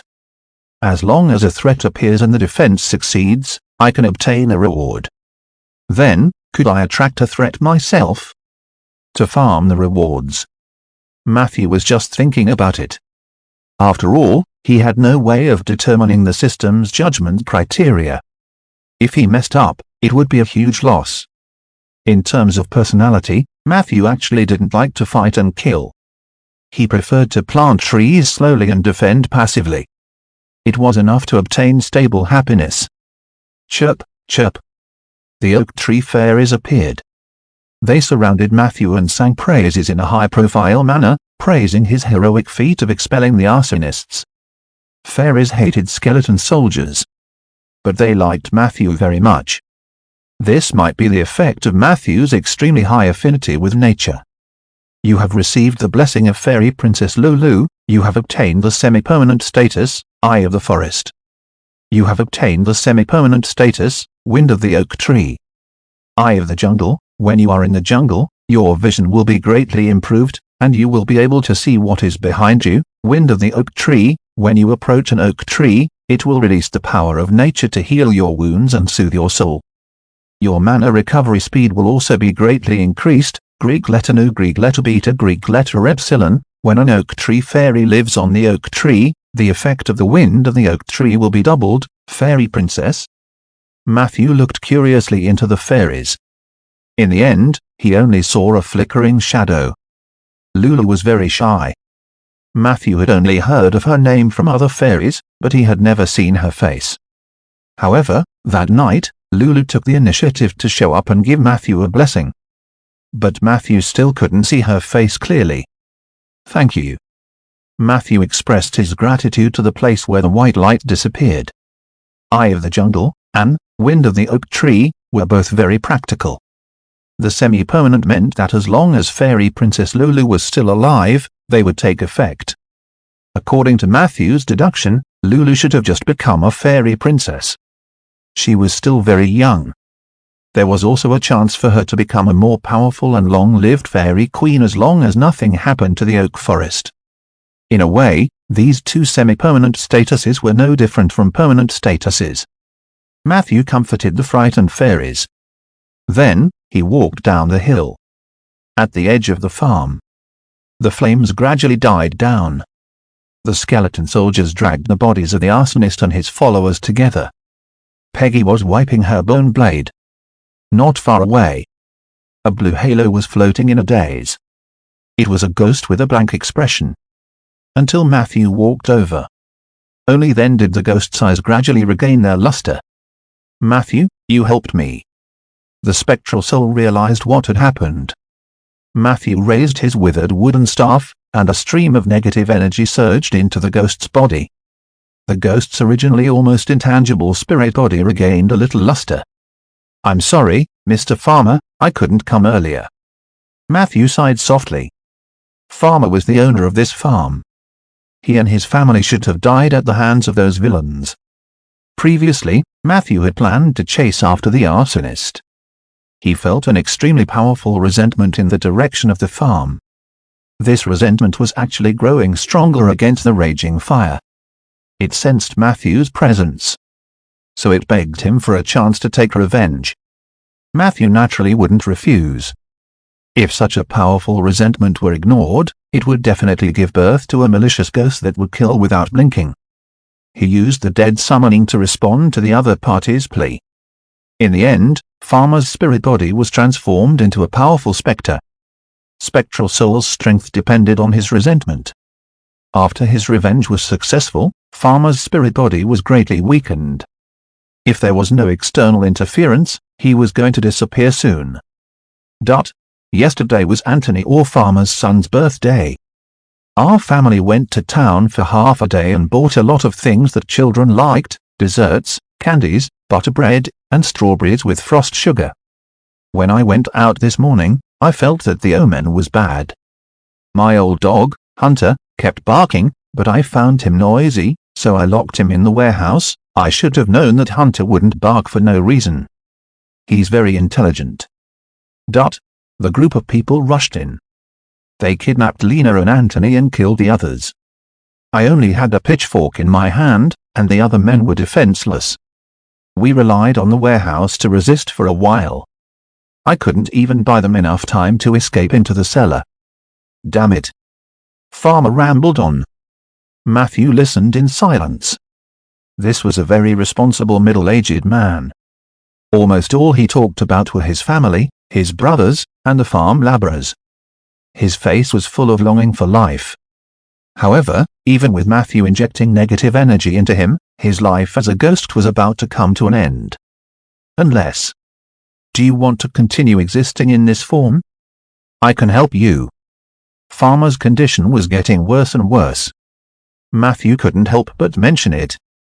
Farmer was stunned. He shook his head. No, thank you, Matthew. Thank you for your kindness, but I don't need it. Lena and the children are waiting for me. I should go with them. As he spoke, he looked towards the east. Matthew looked over thoughtfully. His vision suddenly turned grey. Outside the charred stone house, 6 or 7 souls were clustered together. They gazed lovingly at the farmer. That was his family. Matthew also saw that cute little girl. She looked dazed. It was as if she did not know what had happened. I'm leaving, Matthew. There are some of my savings in the cellar behind the mill. Please take them. Farmer's figure gradually disappeared. I only have one wish. Don't let us die without a proper burial, okay? The grey field of vision suddenly disappeared. Farmer and the other souls instantly disappeared. Matthew's temples were pounding violently. You have mastered a new ability, Elementary Spirit Vision. During your encounter and conversation with a ghost, Elementary Spirit Vision, you can see a corner of the ghost world. Remark: using this ability will consume a lot of mental energy. Phew! Matthew heaved a sigh of relief. Under normal circumstances, ghosts could only be seen by people when they turned into strong corporeal forms, such as malicious ghosts. Ordinary ghosts couldn't be seen normally. Necromancers could use the spell Spirit Body Perception to capture the traces of souls. However, Spirit Body Perception was a Tier 3 spell. Therefore, necromancers below level 8 rarely had ghosts as their summons. Farmer actually had the chance to become a powerful spectre. It was just that his resentment dissipated too quickly. If Matthew was an evil necromancer, he could have forced him to sign a contract with him and not kill Heiss or continue to lie to Farmer that Heiss was not dead. This way, he would be able to obtain a spirit with astonishing combat strength. But Matthew wouldn't do something like that. Next was to clean up the battlefield and check the spoils of war. Matthew first cast his gaze at the body of the arsonist, Heiss. He walked over. He touched it without any courtesy or dignity. You have obtained the spoils of war, 400 GP and 80 SC, Blazing Glue X3, set, Fiery Dragon Oil X2, bottle, Molotov Cocktail X1, bottle, Ring of Invisibility, unidentified, Silver Frost Brotherhood's Token X1, Secret Letter X1, Muscles Scroll X6, Heightening Scroll X10. Chapter 10, The Dark Knights and the Order of Calamity. Cleaning up the battlefield was hard work. However, if there were rich spoils of war to take, the situation was different. Matthew grabbed a handful of gold coins and threw them into a small mud jar, then placed them into the dimensional space of the magical bag. The pleasant sound of metal rolling could be heard throughout the entire process. There is no sound more pleasant than this. The arsonist was extremely wealthy. In addition to the one he took from the cellar, Matthew had earned more than 500 gold coins overnight in the past 3 years. Even when his financial situation was at its best, it was less than 1/10 of what it was now. This money can be used to buy a lot of green liquid. Perhaps I can consider buying a higher level catalyst tool. This meant that many more trees could be planted this spring. Other than gold coins, the wealth of items on Heiss blinded Matthew, a poor villager. Blazing Glue, Molotov Cocktail, Fiery Dragon Oil, these were all good materials for arson. In a low-level encounter, these items could unleash unimaginable power. Without these items, Matthew would have flattened them long ago. Now, the remaining items were in Matthew's hands. Of course, he wouldn't use them recklessly because the undead were naturally afraid of fire. It was just that he had to be more careful when using it. It wouldn't be good if he hurt his underlings. You have used identification on the Ring of Invisibility, unidentified. The appraisal was successful, and your identification skill proficiency +10. Ring of Invisibility, level 1 rare item, wear this on your index or middle finger, and you can enter an invisible state at any time. Can be used 9 times per day. Attribute, Perception +1, Remark 1-1, when in stealth mode, you cannot move, attack, or cast spells. Otherwise, the invisibility effect will disappear. Remark 2, you still have the ability to collide with the target when you are invisible. If you collide with someone else, the invisibility effect will disappear. This is more like a concealment ring. Matthew looked at the silver-white ring with a black snake pattern with great interest. This wondrous item was still far from being a true ring of invisibility. However, it could be used more often and did not require any casting actions. Perception +1, attribute upgrade is also worthy of the identity of a first-grade strange object. He polished the ring. Then, he put it on his middle finger. The rest of the things were a little lackluster. There was still half a bottle of advanced sprint potion left. He could use it for himself in the future. He did not know which city the Silver Frost Brotherhood was from, nor did he know the importance of this token. It was too troublesome to throw it in the junk pile. As for those illusion scrolls, they were even more comical. Matthew did not expect Heiss' shiny muscles to be the effect of an illusion. This guy was actually less than 1.7 meters tall. The flesh on his body was also loose. There were no signs of training at all. Perhaps he thinks that kind of appearance will help him burn, kill, and pillage. Matthew looked up at the arsonist on the ground. Heist still had the same horrified expression on his face when he died. The knife marks on his shoulder and the hole in his chest made the corpse look even more terrifying. On the surface of the corpse, the dark red spots were still spreading tirelessly. It was the rotten spore that Matthew had previously scattered into the air. After these spores were inhaled by people, it would rapidly form an extremely itchy sac of decay on the surface of the human body. The sac of decay was a creature from the negative plane. It could replenish negative energy for necromancers in battle. Matthew currently has the ability Rotten Sac Mastery.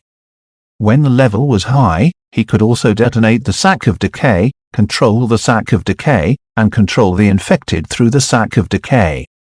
This was the terrifying aspect of necromancers. Height, toughness, and immunity were ridiculously high. His followers had long since succumbed to the infection, but the sacs only appeared on Heist's body after his death. Crackle.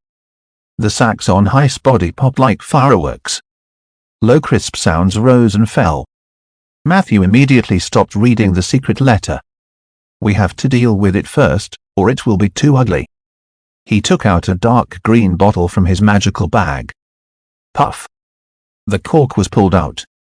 A group of butterflies that were flickering with green light flew out. They flew around Matthew a few times. Then, they impatiently stopped on Heist and the other corpses. As the green light moved across the surface of the corpse, the dark red marks were mostly gone. This was the phantom butterfly, a creature from the negative energy plane. The phantom butterfly fed on the sac of decay and its spores, making it a good scavenger. Matthew rarely used the sac of decay. Every time he used it, he would definitely use the phantom butterfly to clean up the surrounding environment. This had nothing to do with the system. It was purely his own little obsession with cleanliness. If the rotten spores were allowed to spread, the environment there would soon become similar to the negative energy plane. This was the reason why most necromancers lived in terrible environments. They were not as particular as Matthew. The phantom butterfly only fed on the sac of decay. Once there was insufficient food, it would quickly die. Matthew followed the philosophy of go big or go home. He didn't stop until the fluorescent lights all over the mountain were so green that they were dazzling. Next was the disposal of the bodies of the arsonists. This was Matthew's first time coming into contact with such a complete and fresh corpse. He was still a little nervous when dealing with it. The followers of the 5 arsonists. Except for the one who was smashed into meat paste by Peggy at the beginning. The other 4 could be summoned as zombies. Their physiques were not bad. Scarface even had a chance to become an elite zombie.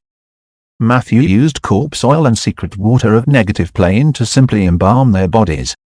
After that, he ordered the skeleton soldiers to drag the others into his secret cave. Zombies were far more powerful than skeletons.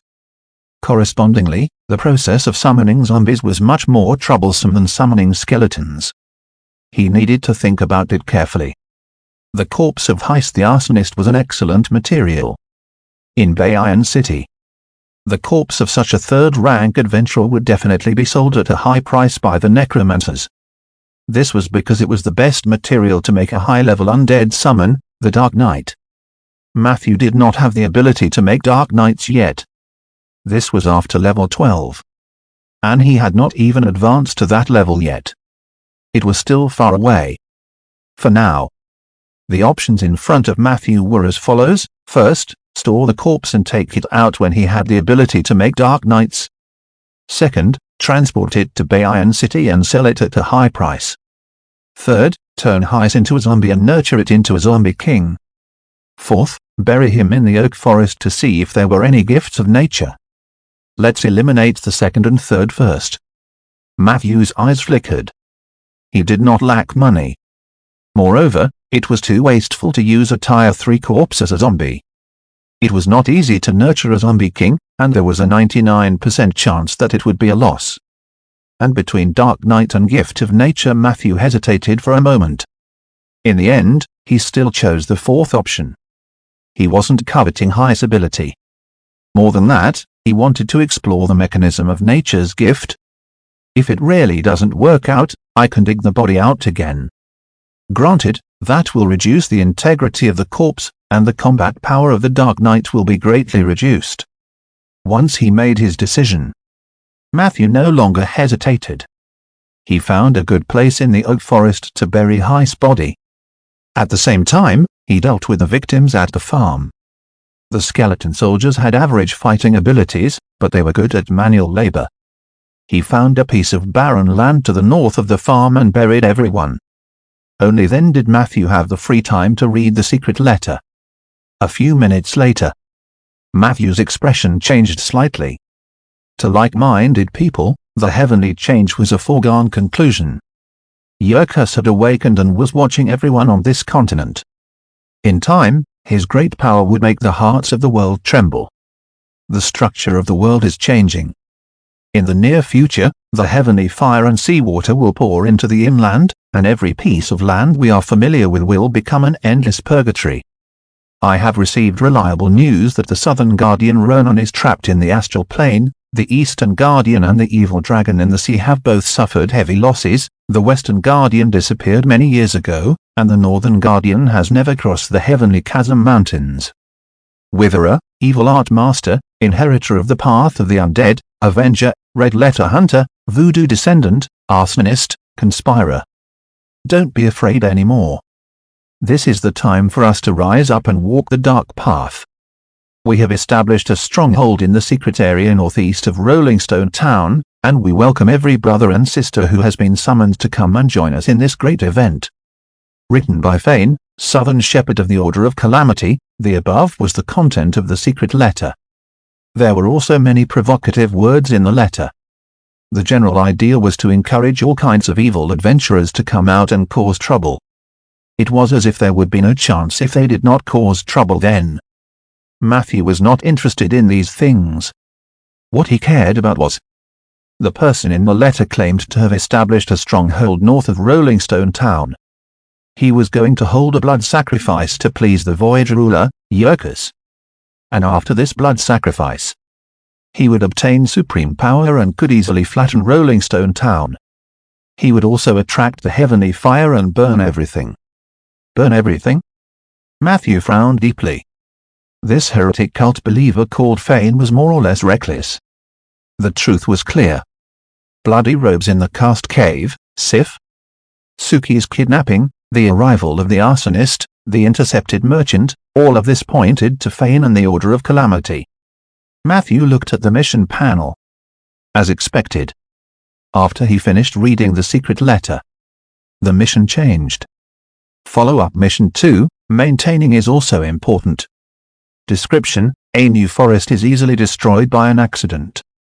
Please protect your forest well. Progress update 1, you have killed the arsonist Heist and his subordinates, preventing the fire from spreading to the forest in time. You have received the reward Wilderness Transformation. Progress update 2, you realize that the arrival of Fane and the Church of Calamity will not only pose a great threat to the security of Rolling Stone Town but will also endanger the forest that you have painstakingly planted. You can't stand the threat that's so close to you. Please destroy them as soon as possible. Quest target: Fane, level 12 Warlock, and his companions. Mission reward: spell rapid growth and the entrance tickets to the Moonlight Society.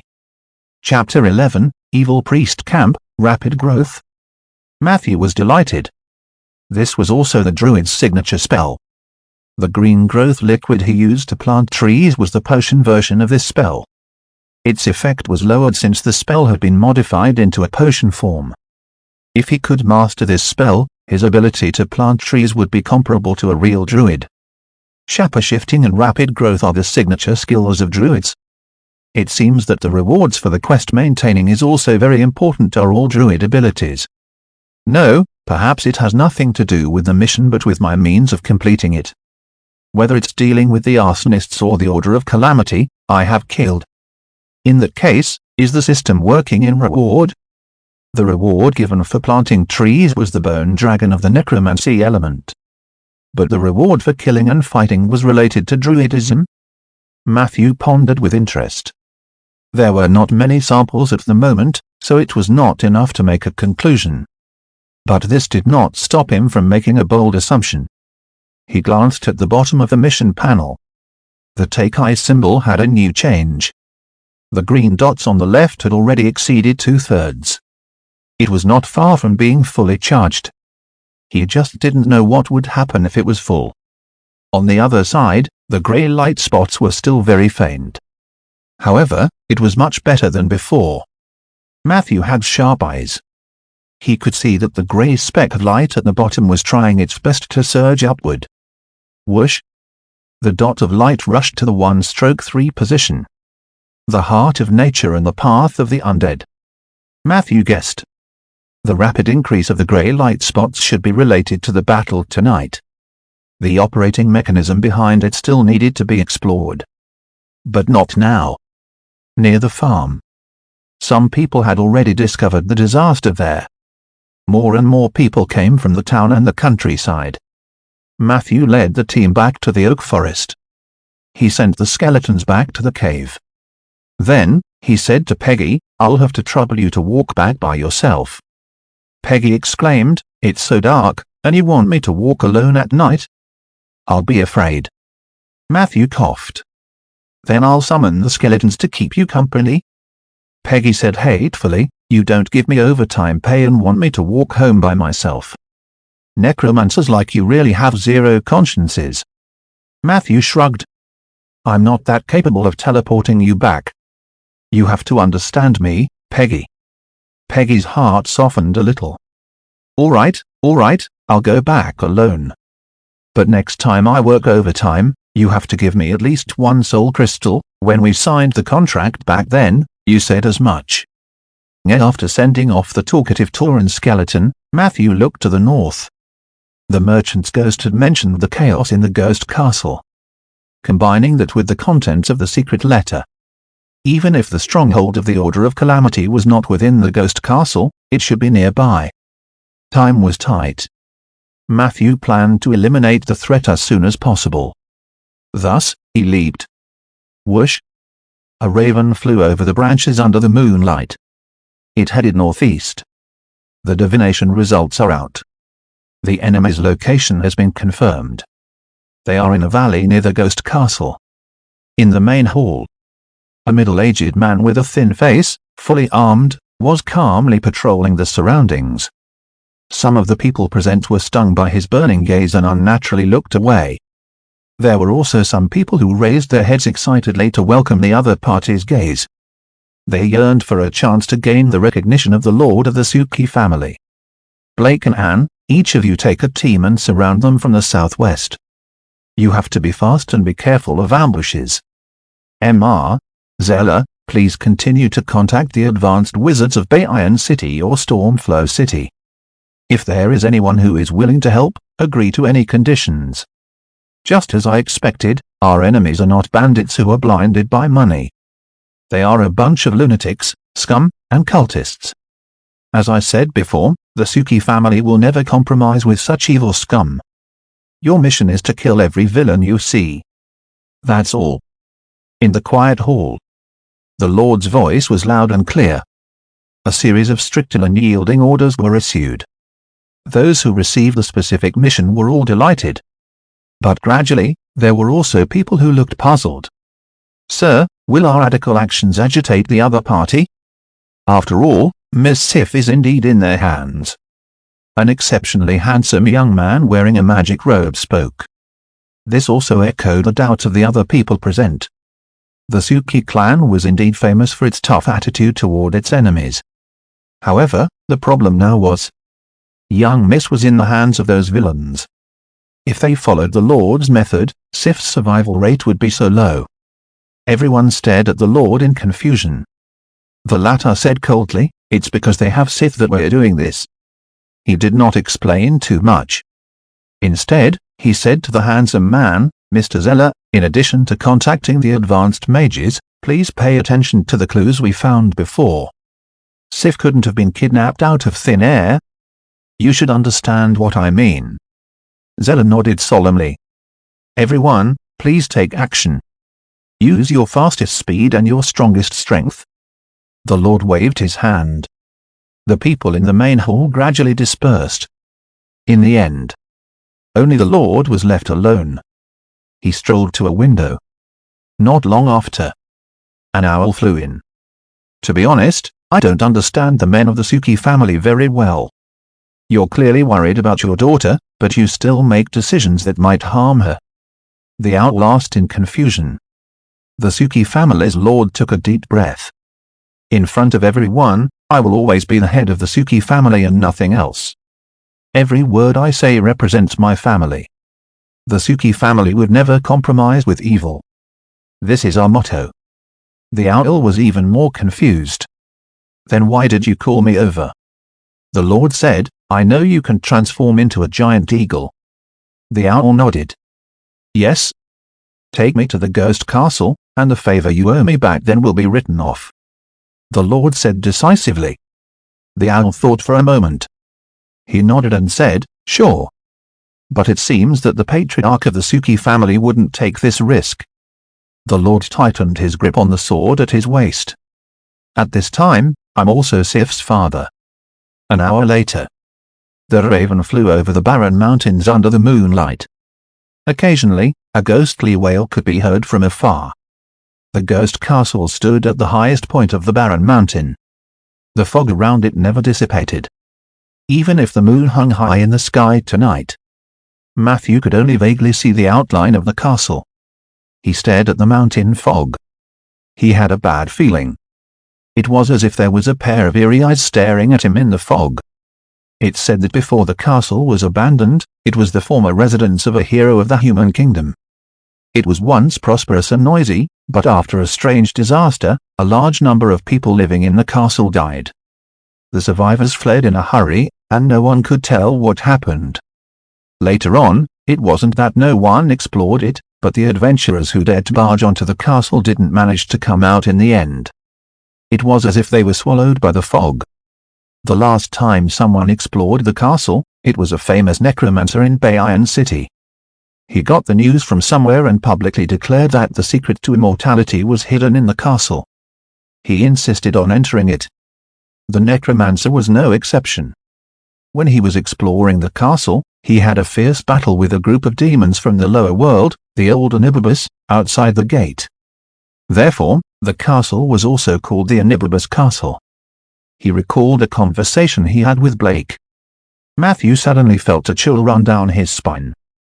His perception told him this castle was not something that he could explore at his current level. Fortunately, his destination tonight wasn't Ghost Castle. He avoided the strange fog. The raven leaned to the west. After a while, in the middle of the mountain range ahead of them, there were sporadic sparks of fire. It was a dangerous valley. There were guards at the entrance of the valley. However, the guards' attitude seemed to be more relaxed. Matthew naturally lowered his altitude. He glanced at the mission panel. "Mission progress has been updated. You have discovered the evil priest camp." Matthew didn't rush in.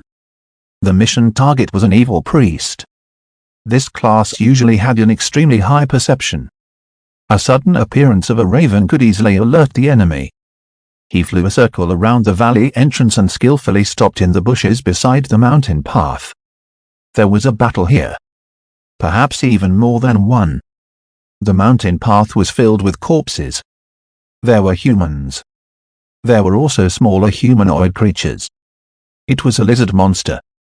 Matthew made a judgment based on his knowledge. The wilderness is so convenient.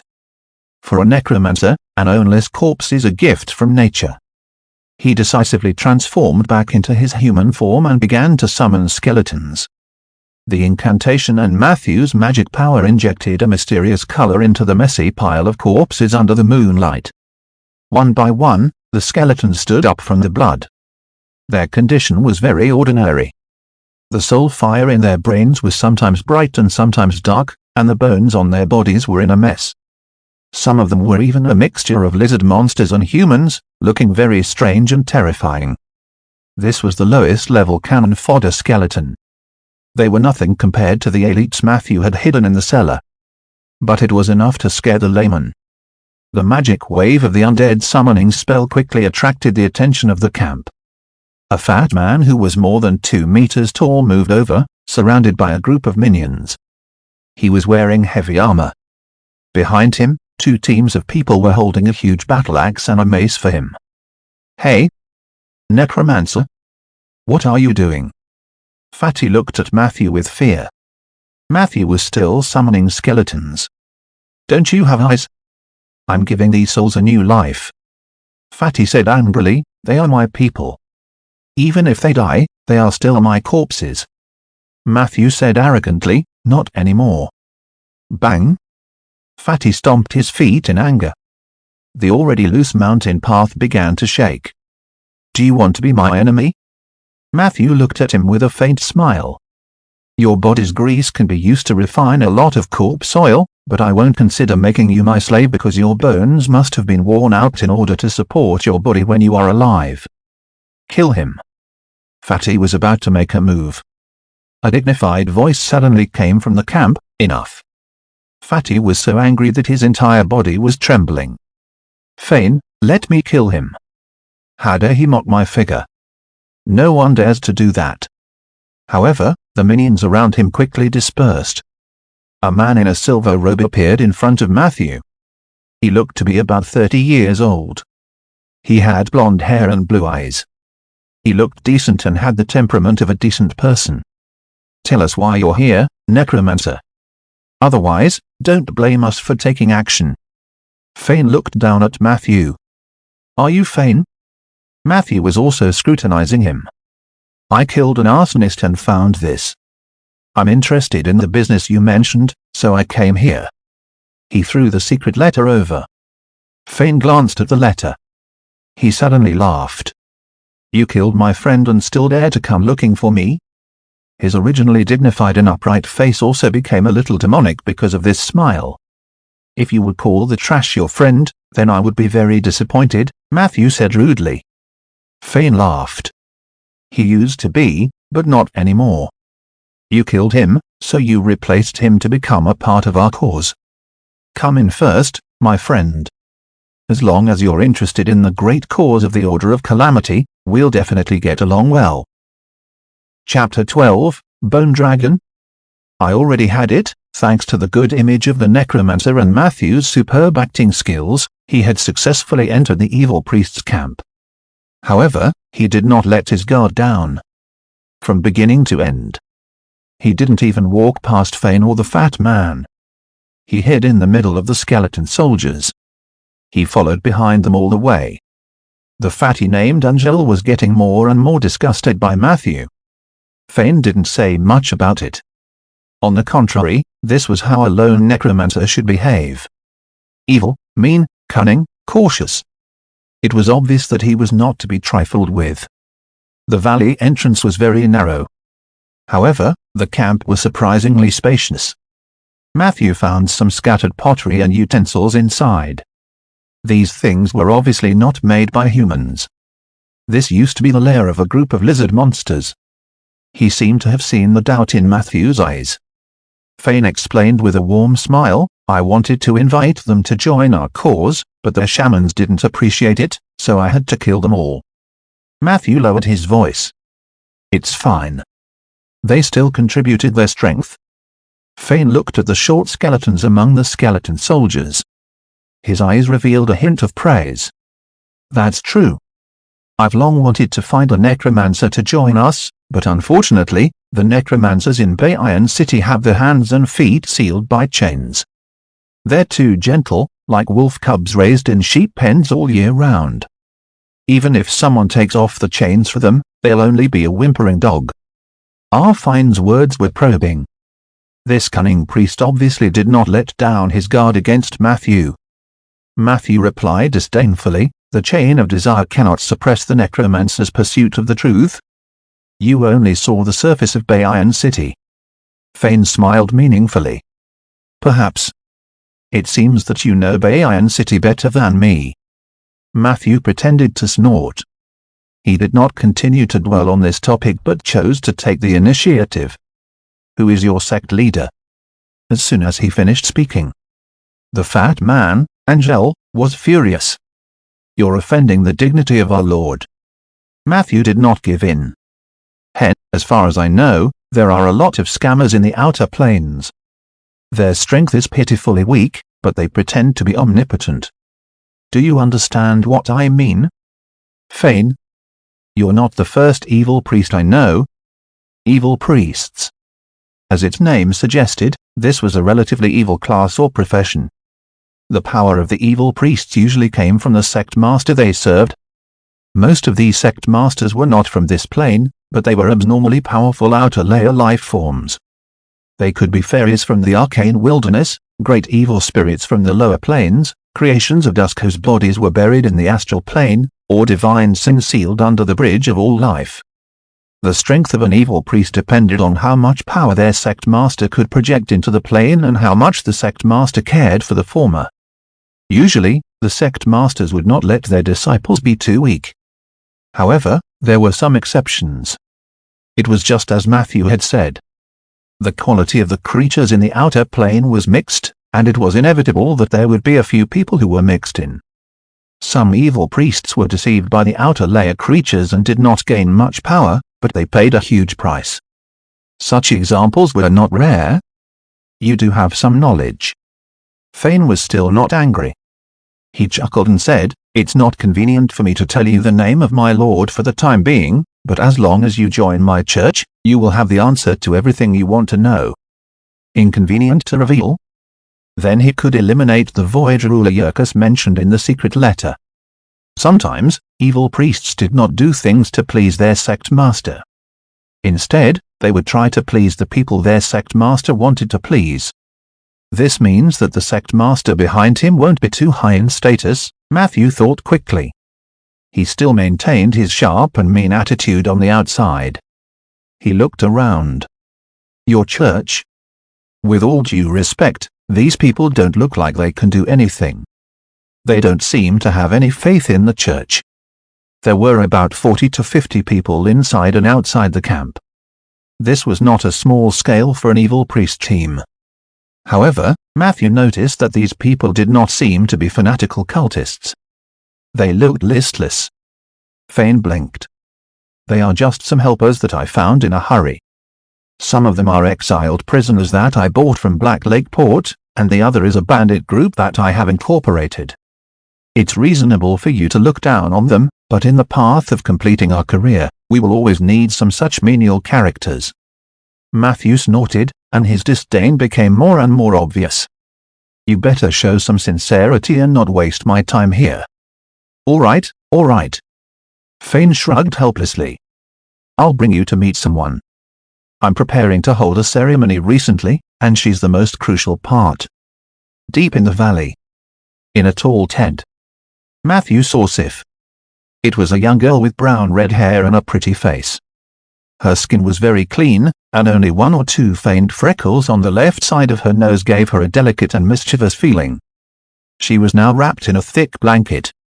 She looked unconscious. Who is this girl? Matthew asked knowingly. The only daughter of the Suki family. Fane raised his head proudly. You should know what kind of bloodline flows in her body. As long as the ritual is successful, we can attract the heavenly fire to destroy everything. Matthew didn't say anything. He really didn't know what was so special about the bloodline of the Suki family. He tried to beat around the bush. How did you catch her? Fane didn't get carried away. This is something you will only know after you join the church. How is it? Sir, I've already shown enough sincerity, but you haven't even told me your name. Matthew said casually, you can call me Roggy. If I join you, what can I get? Fane nodded. So, Mr. Roggy. Our mission is to awaken the calamity through a great ritual. Every time we succeed, the Lord will bestow rewards and secret treasures. As long as you join us, you will also receive a share of these blessings. After you break through to the 4th level, my Lord might bestow you with a bone dragon. Bone dragon? I already have one. Matthew thought to himself that this evil priest was even better than him at making up stories. But on the surface, he still looked tempted. Then what do I need to do? Fine's eyes flickered. A small test. Since you were able to kill Heis, you must have mastered the Death Curtain, right? Death Curtain. Necromancer level 12 spell. The effect was equivalent to a small, weakened version of the Undead Calamity.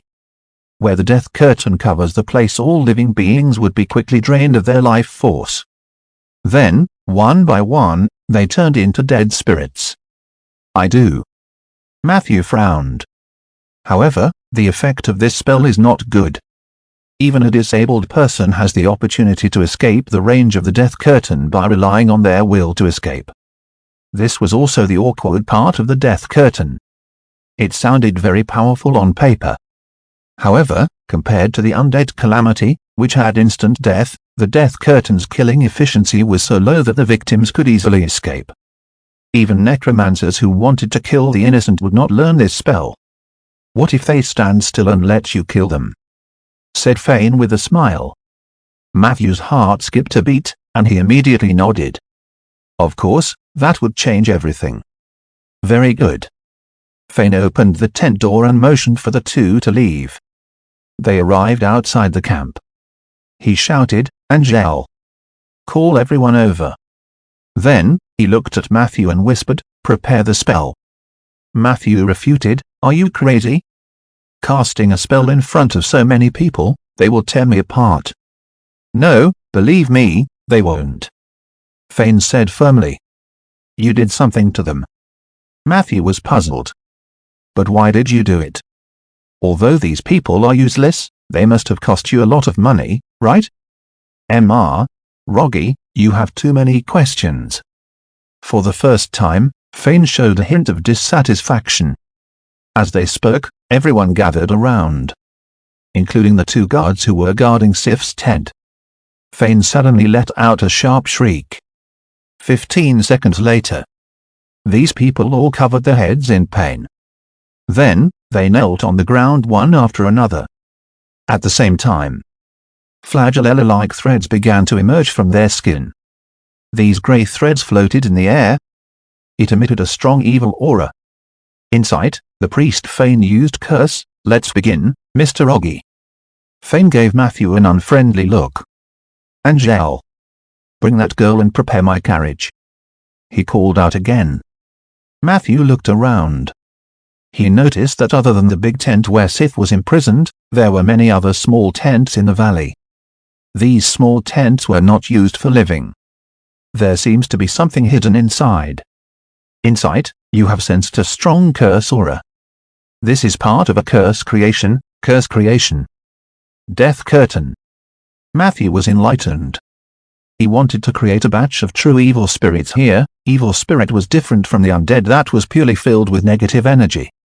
Evil spirits that were layered with the elements of the curse were even more terrifying and evil. "Are you guys leaving?" Matthew took out his staff and looked at Fane. "Yes. Before you came, I received a secret message that the Suki family reacted faster than I expected. Unfortunately, I have to postpone the ceremony and abandon this stronghold." Fane explained coldly, "Their people are on their way here, and I naturally have to prepare some surprises for them. If you don't make a move, then these curse creations will only add a little trouble to the underlings. However, if we could create a real evil spirit in the material world, not only would the spirit be able to make the Suki family suffer a huge loss, you might even be able to please his lord." Roggy, out of politeness and respect, I've already told you everything that I shouldn't have said. Now, please don't disappoint me." As he spoke, his right hand gripped the sword.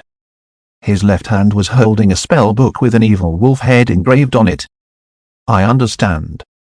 Matthew smiled lightly and raised his withered wooden staff. A low incantation sounded.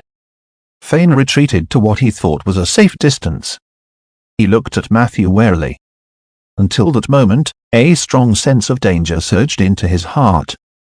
"I forgot to tell you that although I am a necromancer, I am actually a good person." Matthew smiled. "In addition, I already have a bone dragon." As soon as he finished speaking, the soundless roar took away all the sounds in the valley. In the distorted air, a gigantic creature covered in bones descended from the sky. Fane and Angel tried to escape. Unfortunately, they could not do it. A domineering aura spread out like a stone thrown into a calm pond. Your summoned creature has used the ability Draconic Prestige. Evil Priest Fane and Evil Warrior Angel were stunned, weakened, and scared. Duration: 12 seconds. Chapter 13, 3 Legendary Elements. A level 15 Bone Dragon could cause immense damage to most enemies. The main reason was the Draconic Might that it had mastered. The Draconic Might of the Bone Dragon was considered relatively weak among the dragon race. However, one had to consider the power of its summoner too. It was easy to produce unexpected effects. Except for a portion of warriors who had refined their strength and a small number of monsters, most people could only be reduced to lambs waiting to be slaughtered in the face of the Draconic Might. Evil priests were no exception. Puff! Philly's body smashed into the fat man's body. The latter's body, which had been transformed by evil techniques, was tougher than most humans. However, compared to the bone dragon that descended from the sky, he could only melt like a slightly larger piece of tofu. On the other side, Matthew also took out the crossbow he had hidden in his bag. Whoosh! The arrow accurately hit Fine's chest. The latter showed signs of breaking free from the influence of the Draconic Might using the pain. Unfortunately, Matthew would not give him a chance. He willed Philly his order. Philly tactfully followed suit. Fane had just covered his chest with the crossbow and staggered 2 steps when he was smashed into meat paste by the 4-toed bone claw. Mission log: you have killed the priest, Fane, and successfully eliminated the potential threat of the oak forest. You have obtained the spell Rapid Growth, the entrance ticket to the Moonlight Society. Warning: you have killed evil priest Fane. You have gained the hatred of the evil spirit overlord Amadachi. Amadachi is hatred plus 10, evil spirit overlord. Matthew frowned slightly. He had thought that Fine's master was, at most, a great evil spirit. He didn't expect that it was actually in existence at the overlord level. However, he did not panic. The stronger the evil spirit, the harder it would be for it to use its power in the material world. As long as he didn't go to the lower planes to court death, this amount of hatred points shouldn't have much of an impact. SSSSSSS. Just as Matthew endured nausea and searched the corpse among the mixture of blood and meat paste, a strange voice came from the valley. It was the bandits. There was a hint of pity in Matthew's eyes. The curse has entered their bodies. There's no hope. He knew very little about the curse. But at this moment, these bandits and exiles had already turned into monsters with long green hair and 4 limbs touching the ground under Fine's curse. Their spines were bent and twisted like mollusks. Their facial features had long cracked. Under the green flagella were countless fine flesh seams and purplish red blood tumors. Hiss hiss hiss. They began to attack each other unconsciously. These curse creations were not true evil spirits. After losing their creator, Fane, they were only left with their most primitive instincts. They tore each other's bodies apart. Very quickly. The valley was filled with an intense stench. Kill them all. Matthew ordered decisively. Philly did not hesitate. It whizzed over like a bulldozer. Just one round trip. The number of curse creations in the valley had decreased by half. As expected of the strongest summoned creature. My 3 years of planting trees were not in vain. Matthew nodded in satisfaction. He swept through the valley. After confirming that there was nothing missing. Only then did he walk into the big tent. Sith was still unconscious. Matthew did a quick check to make sure that she wasn't affected by the curse before he heaved a sigh of relief. Sith was a very lovable child. Born in a noble family, she did not put on airs like a young lady. Instead, she was keen on fighting for justice. The residents of Rolling Stone Town liked her very much. Matthew naturally hoped that she would be safe. He did not remove the blanket. Instead, he carried Sith and walked out. In the valley, Philly was having a great time playing. It was like a small mountain, rampaging back and forth. Most of the curse creations had been killed by it. Only a few at the edge were still running around like headless flies. Matthew could tell that Philly was deliberately keeping these crafty creatures to play with. He was just about to remind Philly to stop playing. However, at this moment, an intense warning suddenly shot through his heart. Matthew was shocked. He had no idea when it started. The mist that had been lingering at the top of the barren mountain slowly pressed down on the upper level of the valley. The mountain fog continued to descend. It was about to swallow the entire valley. "Let's go!" Matthew roared. Then, he hugged Sif and jumped onto Philly's head. The bone dragon let out a low cry on unease. It seemed to have sensed the strangeness of the mountain fog. Its huge body started moving. It rushed straight towards the mountain path. Avoid the fog. When they were about to reach the entrance of the valley, Matthew saw the fog coming from the side of the mountain road. What was even more terrifying was, in the fog, he saw a silhouette with disheveled hair. "Hurry up and leave." Matthew's heart was beating very fast. However, the other side was a cliff. "Can you fly?" The mountain fog was about to engulf them. Matthew asked anxiously. Philly did not reply. It spread its featherless and fleshless wings. Then, it leaped toward the cliff. Whoosh! The strong wind mercilessly pierced through the bone wings on both sides. Philly's heavy body sank down violently. Matthew hugged Sif tightly with one hand. His other hand grabbed onto Philly's bones tightly. "Whew!" Philly let out a hurried wail. Its body fell faster and faster. They were about to land at the foot of the mountain. At this critical moment, the bone dragon's soul fire suddenly emitted a burst of stimulating light. The faint wail faded away in an instant. In the next second, Philly's body seemed to have become many times lighter. Its falling posture was suddenly adjusted to a gliding posture. Due to being forced to jump off a cliff, your summoned creature, Philly, has awakened its potential and mastered the dragon language spell, Advanced Feather Fall. Good job. Matthew patted the skeletal dragon's head hard. Then, he turned around to take a look, still in shock. The mountain fog had already shrouded the valley entrance. However, it finally stopped decreasing. That damned evil priest didn't tell the truth.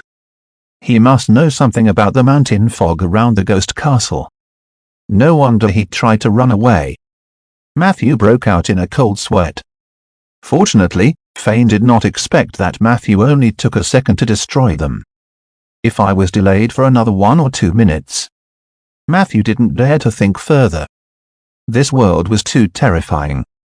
The first time he took the initiative to go out on an adventure, he almost suffered a big loss. As expected, it was safer to plant trees at home.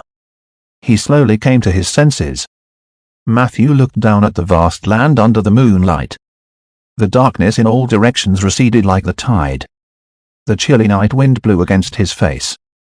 This feeling was not bad. Matthew straightened his back. "Let's go home." Philly also let out a low cry. Then, it whistled down the mountain. At the foot of the mountain, the Suki family lord was bidding farewell to the giant eagle.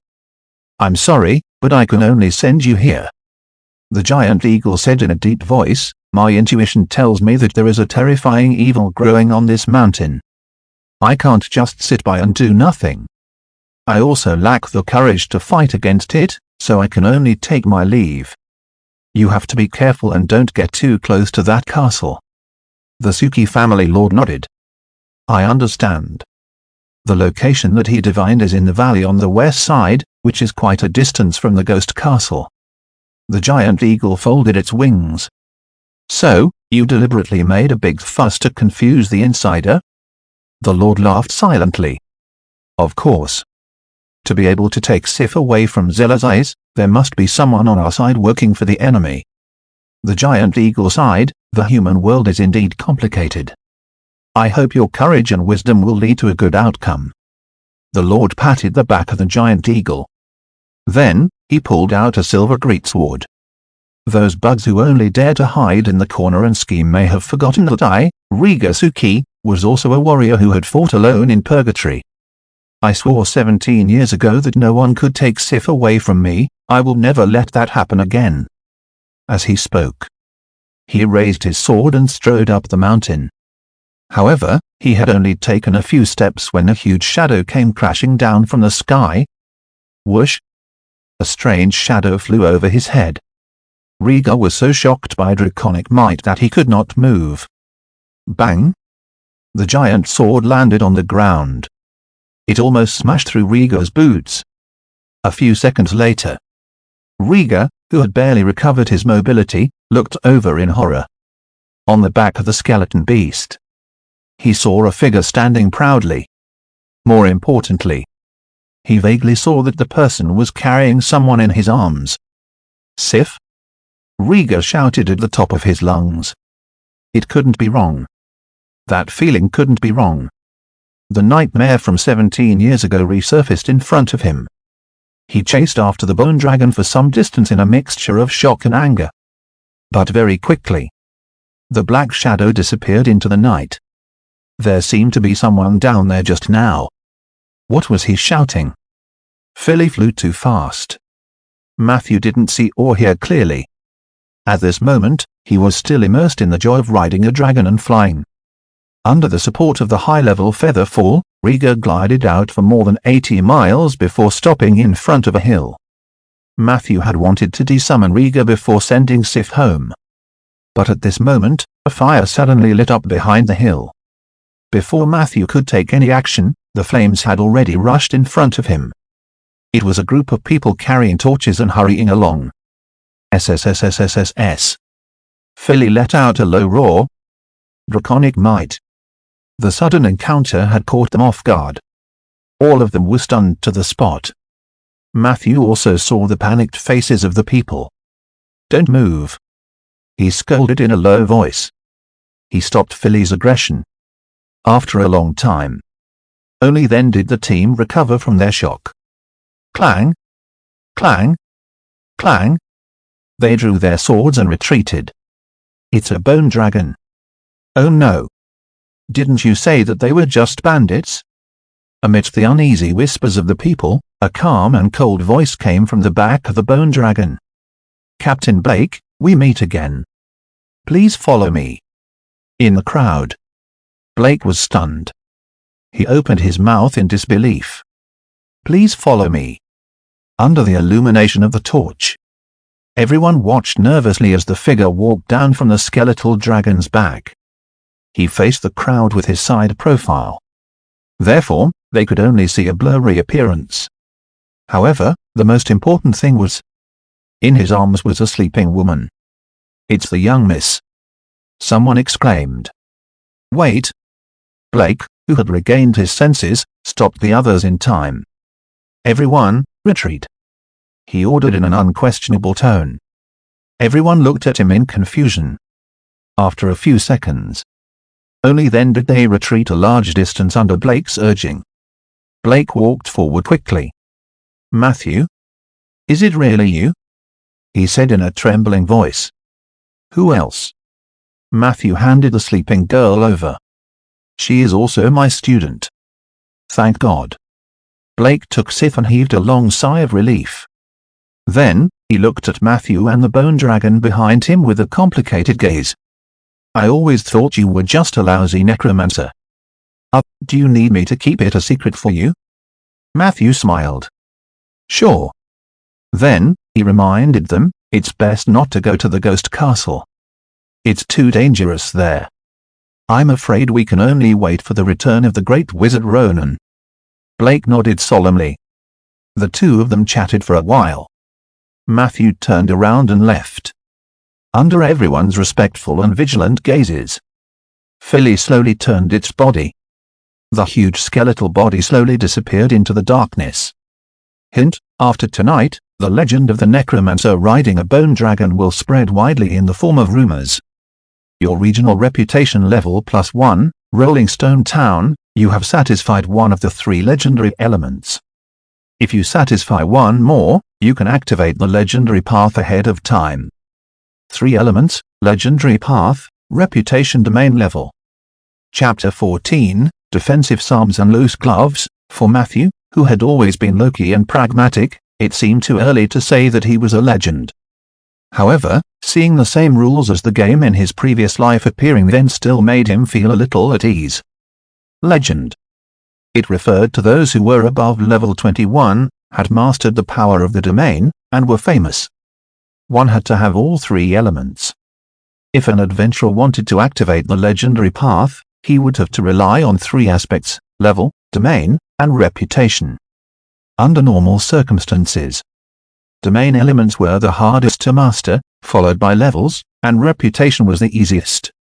Especially for those who were good at fraud and self-promotion, obtaining a reputation was very simple. Therefore, Matthew did not have much hope of entering the legendary path early. Meeting Blake here saves me a lot of trouble. Otherwise, I would have to send Sif to the Liege's Manor myself.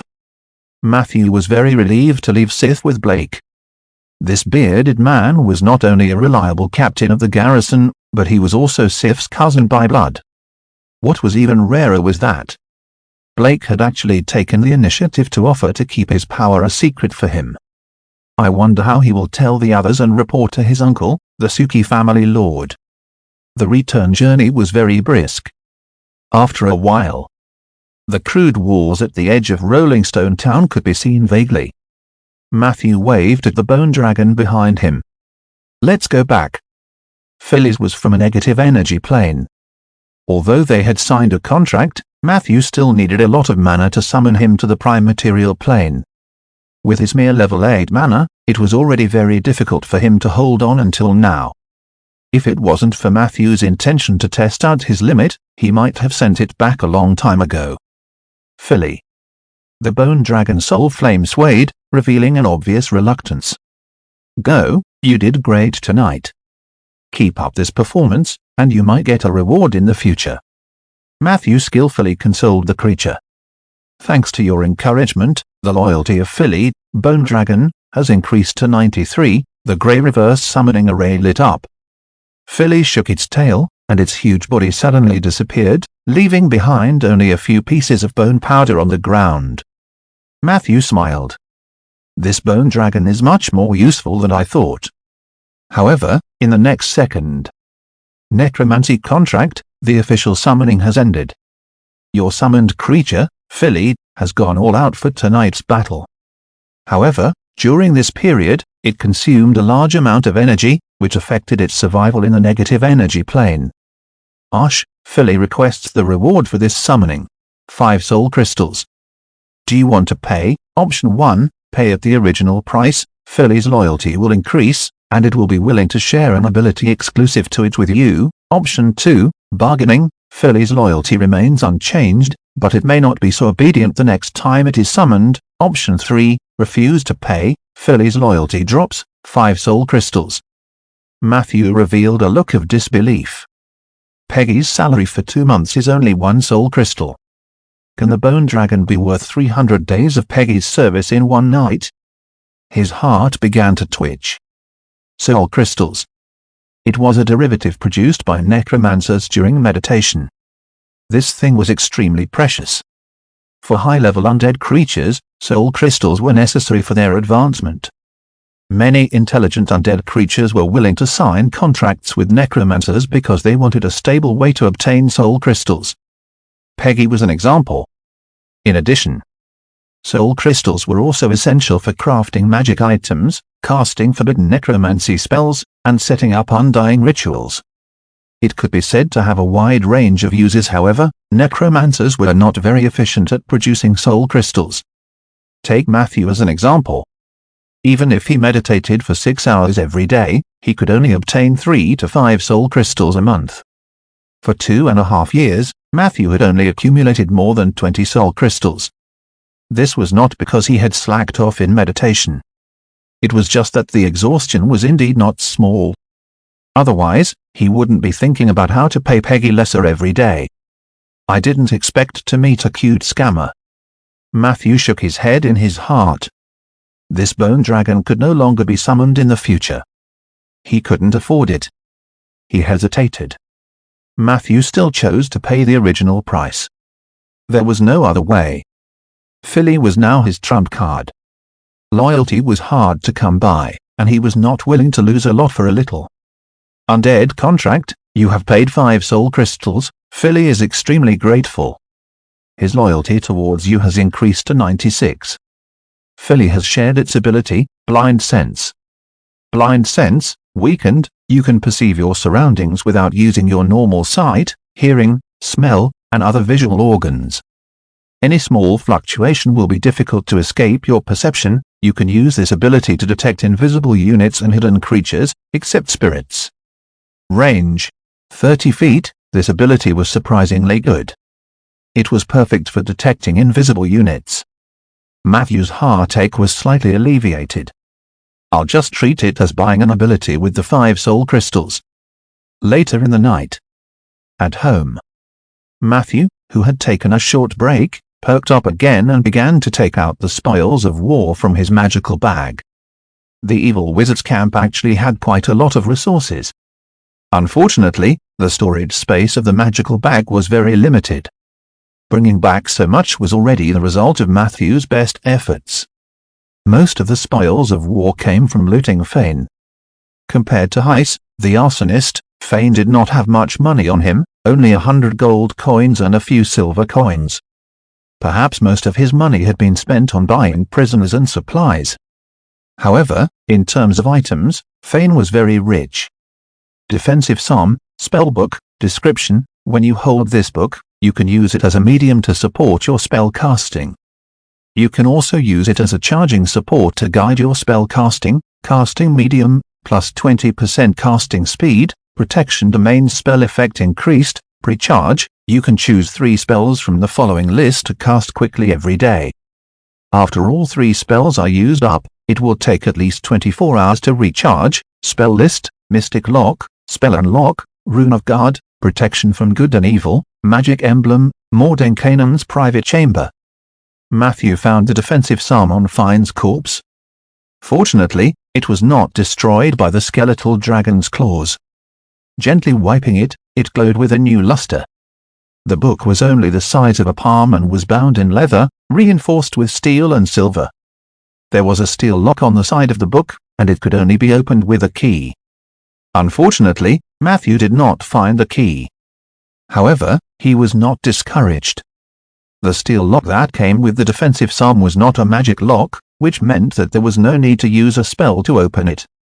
If that was the case, he could turn to thieves. I remember that there was a slightly famous locksmith in Bay Iron City. Many people said that he was a retired high-level thief. Matthew thought, unfortunately, I've never heard of anyone in Rolling Stone Town who's good at picking locks. The defensive psalm was a very good magic tool, or rather, the defensive spells recorded in it were precious to Matthew, as long as he could find someone to unlock it. It was the perfect replacement for his staff. Blood Essence Bottle: when the bottle is filled with dark red blood essence, you can quickly recover your HP by drinking it. Description: 1. Every 10 milliliters of blood essence can restore 5-6 HP. 2. You can slowly refine the blood essence fluid by injecting blood into the bottle. 3.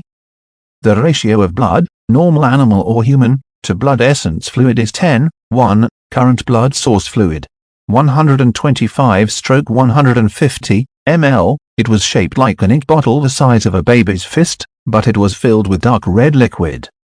Matthew could feel a faint life force from it, and there was also a faint evil aura. Its origins were probably related to the blood race. Putting aside his prejudice, the blood essence bottle was a small top-grade item. A full bottle could recover 18 horsepower in a second, which meant that it could instantly restore an intermediate warrior from a near-death state to about half HP. This was a treasure that could save a life at a critical moment. Matthew solemnly placed it in the first compartment of his magical bag in case he needed it in the future. As for the blood, just buy it. It was normal for a necromancer to buy some blood for research, right? Among the remaining items, there was a charged staff that could release arcane missiles 5 times after charging. There was an extremely precious realm heart stone. If it were sold in Bay Iron City, the price would not be lower than 400 gold coins. This was the core material used to construct the interplane array. There was also a one-handed axe with +1 enchantment that could greatly increase the efficiency of logging. Finally, there was a magical glove. Loose gloves, level 2 rare item. Description: when you wear this glove and shake hands with the target's guard will be greatly reduced. Remark: if you wear this glove for a long time, your wariness towards others will also be greatly reduced. Chapter 15, Battle Concept and Gossip. The loose gloves was a very interesting strange item. It couldn't directly provide combat power. However, if it was used properly, the value of this glove might even exceed the sum of the other items. The negative side effects were also within an acceptable range. When he didn't need it, he would just throw it in a corner. He sorted out the spoils of war. While Matthew was impressed by Fine's wealth, he also reminded himself, the man didn't even have the chance to use so many of his tools. It can be seen that whenever you fight with others, no matter how well prepared you are, there is a risk of sudden death. Matthew was a risk-averse person, and he was slightly tired of fighting. At least for now, he was willing to avoid most of the battles that could be avoided. If it weren't for the fact that the arsonist and the evil priest were threatening his development resources and he had the bone dragon, he wouldn't have taken the initiative to attack. But he also knew that avoiding battle would not solve all problems. Therefore, he had no choice. How to protect himself in future battles became the most important thing. No matter what kind of battle it is, the core principle must be to stay alive. Only when you are alive can you deal damage.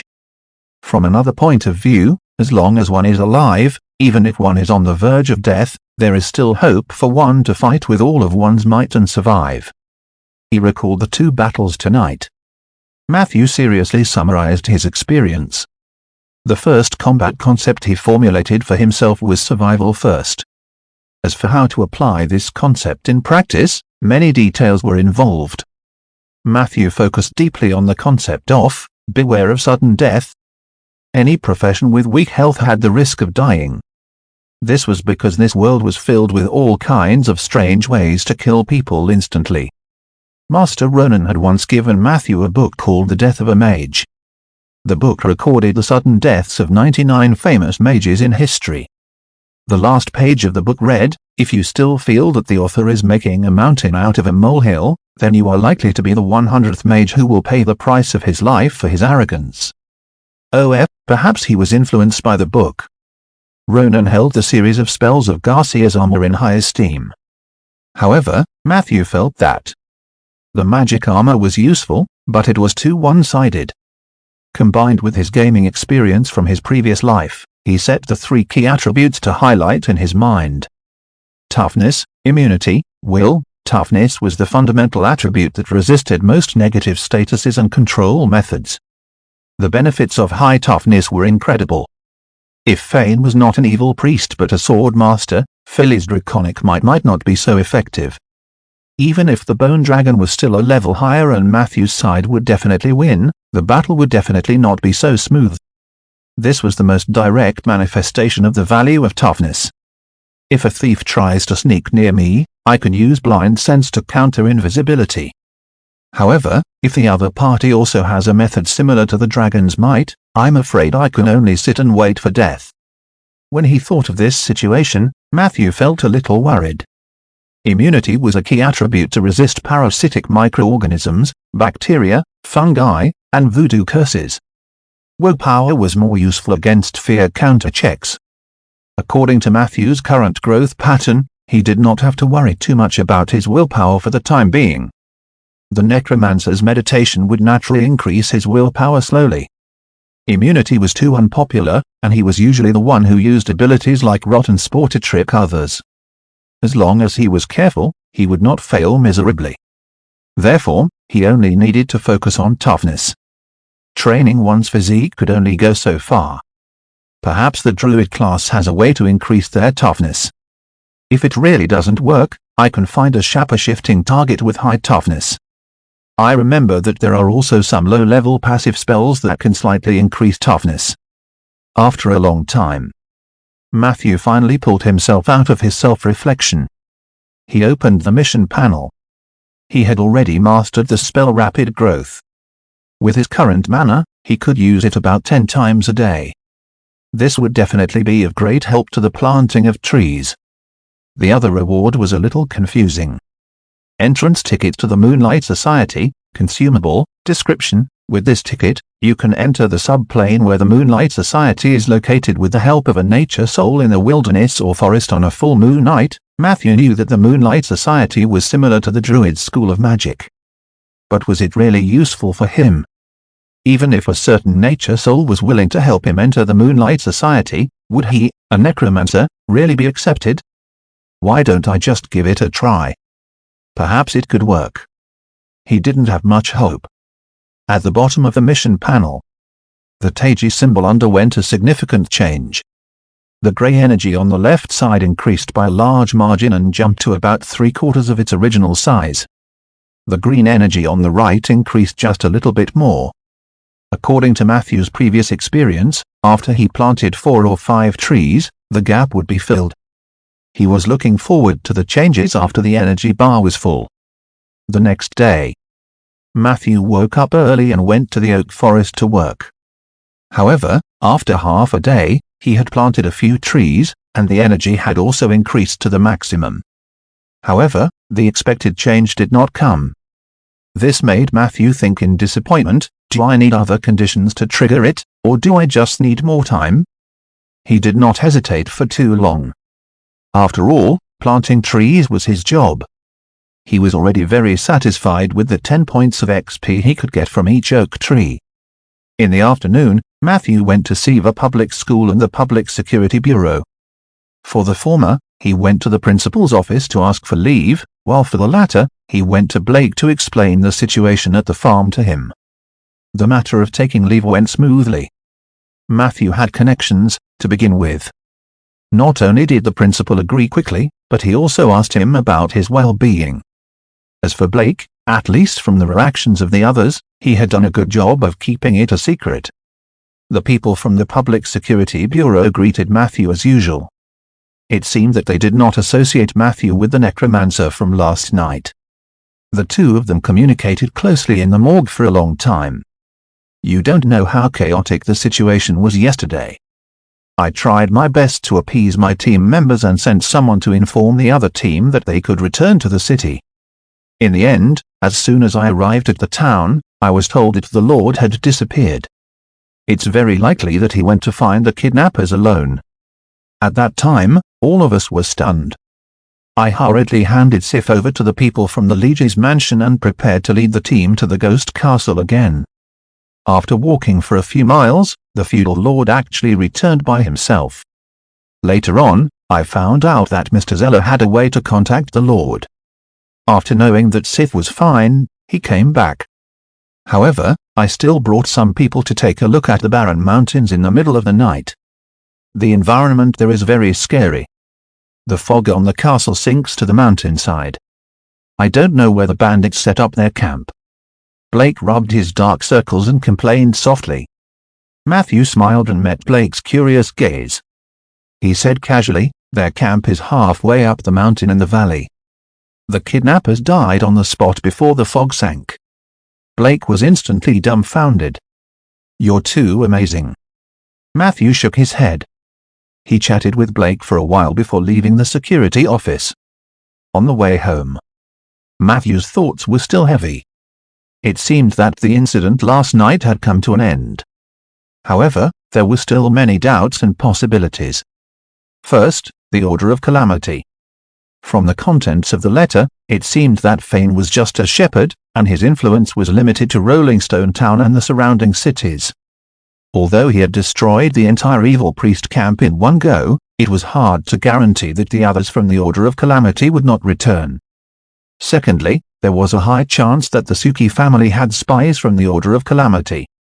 According to Blake, Sif was kidnapped when she went to the countryside to play. The route she took was very secretive, and no one knew except those close to her. If this spy were not found out, they would always be a hidden danger. Fane also mentioned the uniqueness of Sif's bloodline. This made Matthew curious and uneasy. Third, Fane had mentioned in the letter that the Archmage Ronan was trapped in the astral world. At first, Matthew didn't care. He thought it was nonsense. However, he had just heard from Blake that Ronan had not appeared for more than a year. Not only in Rolling Stone Town, but even Jewel Bay, where he was stationed, had been in a commotion recently. There were several major events that had happened, but Ronan had not appeared. This was inevitably worrying. If this information were true, if that were the case, the days ahead in Rolling Stone Town would not be peaceful. The fourth was about the ghost castle. The soul of the merchant who had been intercepted and killed had mentioned that he had died at the hands of a tall man with disheveled hair. Neither Fane nor Angel fitted the description. Last night, Matthew saw a figure with disheveled hair as the fog descended. This meant that the death of the merchant was related to the fog in the ghost castle. However, his corpse was found by the farmer on the road not too close to the ghost castle. This was very intriguing. So last night, was it Fine's curse creation that stimulated the creation of the fog? Or was it caused by someone else? Is it because Great Wizard Ronan is trapped in the astral plane that the evil creatures in the ghost castle are about to make a move? The more Matthew thought about it, the more his head hurt. Until dinner time. His thoughts were restless. Tonight's dinner was tomato cream soup, black pepper steak, and cloves egg tart. Peggy's cooking was still superb. However, Matthew had a poor appetite. What's wrong? My dear Matthew, are you finally in your lovey-dovey state? Tell me, which girl is it that makes you so hungry? It can't be Sif, right? She's your student. Matthew rolled his eyes. I'm just thinking about the problem. Peggy said seriously, don't think about the problem while eating. This is basic respect for food. People will often take things for granted. Only someone like me who has died once knows how wonderful and luxurious it is to be able to eat like a living person. Matthew was stunned for a moment and said apologetically, You're right, Peggy. He threw away those thoughts and began to enjoy his dinner. Peggy supported her bony chin with both hands. That's more like it, Matthew. By the way, let me tell you some gossip. I heard it secretly a while ago. This time, it was Matthew's turn to lecture Peggy. Peggy, how many times have I told you not to run around at night just because you have stealth skills? This is very impolite.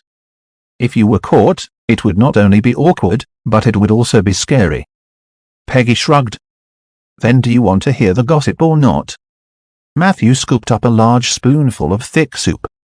Before the sweet spoon could reach his mouth could not help but salivate. Ding. He mumbled. Do you know why the Suki family lord hates necromancers? Peggy said mysteriously, because his wife ran off with a necromancer. Chapter 16, Domain, Oak Tree. This was really explosive news. Matthew quickly put down the spoon, his eyes shining. No wonder I've never heard of the Lord's wife. Are there any more details? Peggy shrugged. That's all I heard. At that time, the adulterous couple couldn't wait to get into it after they finished talking. I thought they would continue talking after that, so I hid under their bedroom window until dawn. But I still got nothing. Matthew scooped another spoonful of soup for himself. What a pity. Immediately after, he reminded her solemnly, next time, don't stay outside until dawn. It's very dangerous. Your stealth skills aren't good enough to come and go in daylight. Peggy nodded and said, You're right. I was almost seen by someone that day. Matthew quickly asked, What happened after that? Peggy said happily, Fortunately, the male owner of the house came back at dawn. The house immediately became noisy, and everyone was distracted. I took the opportunity to run out. Male owner? Matthew was shocked. So you were eavesdropping on a couple having an affair? Peggy crossed her arms. Otherwise, why would I call them an adulterous couple? Matthew coughed. Which family is it? Peggy looked at him suspiciously. What, you want to have an affair with the lady too? Puff. Matthew almost spat the soup on her face. No, I was just curious. He denied it. Peggy crossed her legs. It's 27 White Narcissus Street in the Craftsman's District. The owner of the house is called Bryce. He's a hard-working shoemaker with a good reputation. The female owner is called Jenny. She was once a maid of the Lord's manor and served the former Lord's wife. Jenny isn't pretty, but she has a smoking bod. Even I have the urge to touch her bones by looking at her.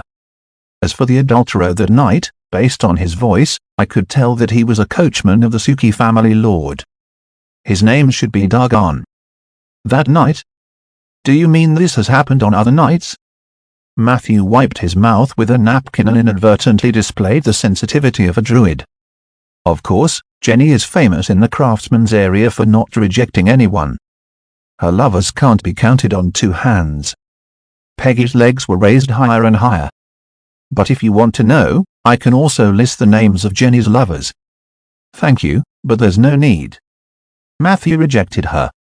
Peggy, it seems that even if you change your profession to intelligence management, you will also be very good at it. Peggy was instantly overjoyed. Matthew, have you finally discovered my excellence? Then when will you give me a raise? I've already used up the soul crystals from last month. Matthew stood up skillfully and inadvertently displayed the indifference of a necromancer. Next time. Oh damn necromancers. In the dining room. The Tauran skeleton's roar did not calm down for a long time. The next morning, Matthew deliberately went to the security office again. He sorted out his guesses from last night on a piece of paper and handed it to Blake along with the secret letter. The latter's expression became much more solemn after reading it. When they left the security office, Matthew noticed that a few members of the garrison team were yawning as if they had just returned from a patrol. In the past, the security office had almost no night shifts. It seems that the Lord has strengthened the security around the town.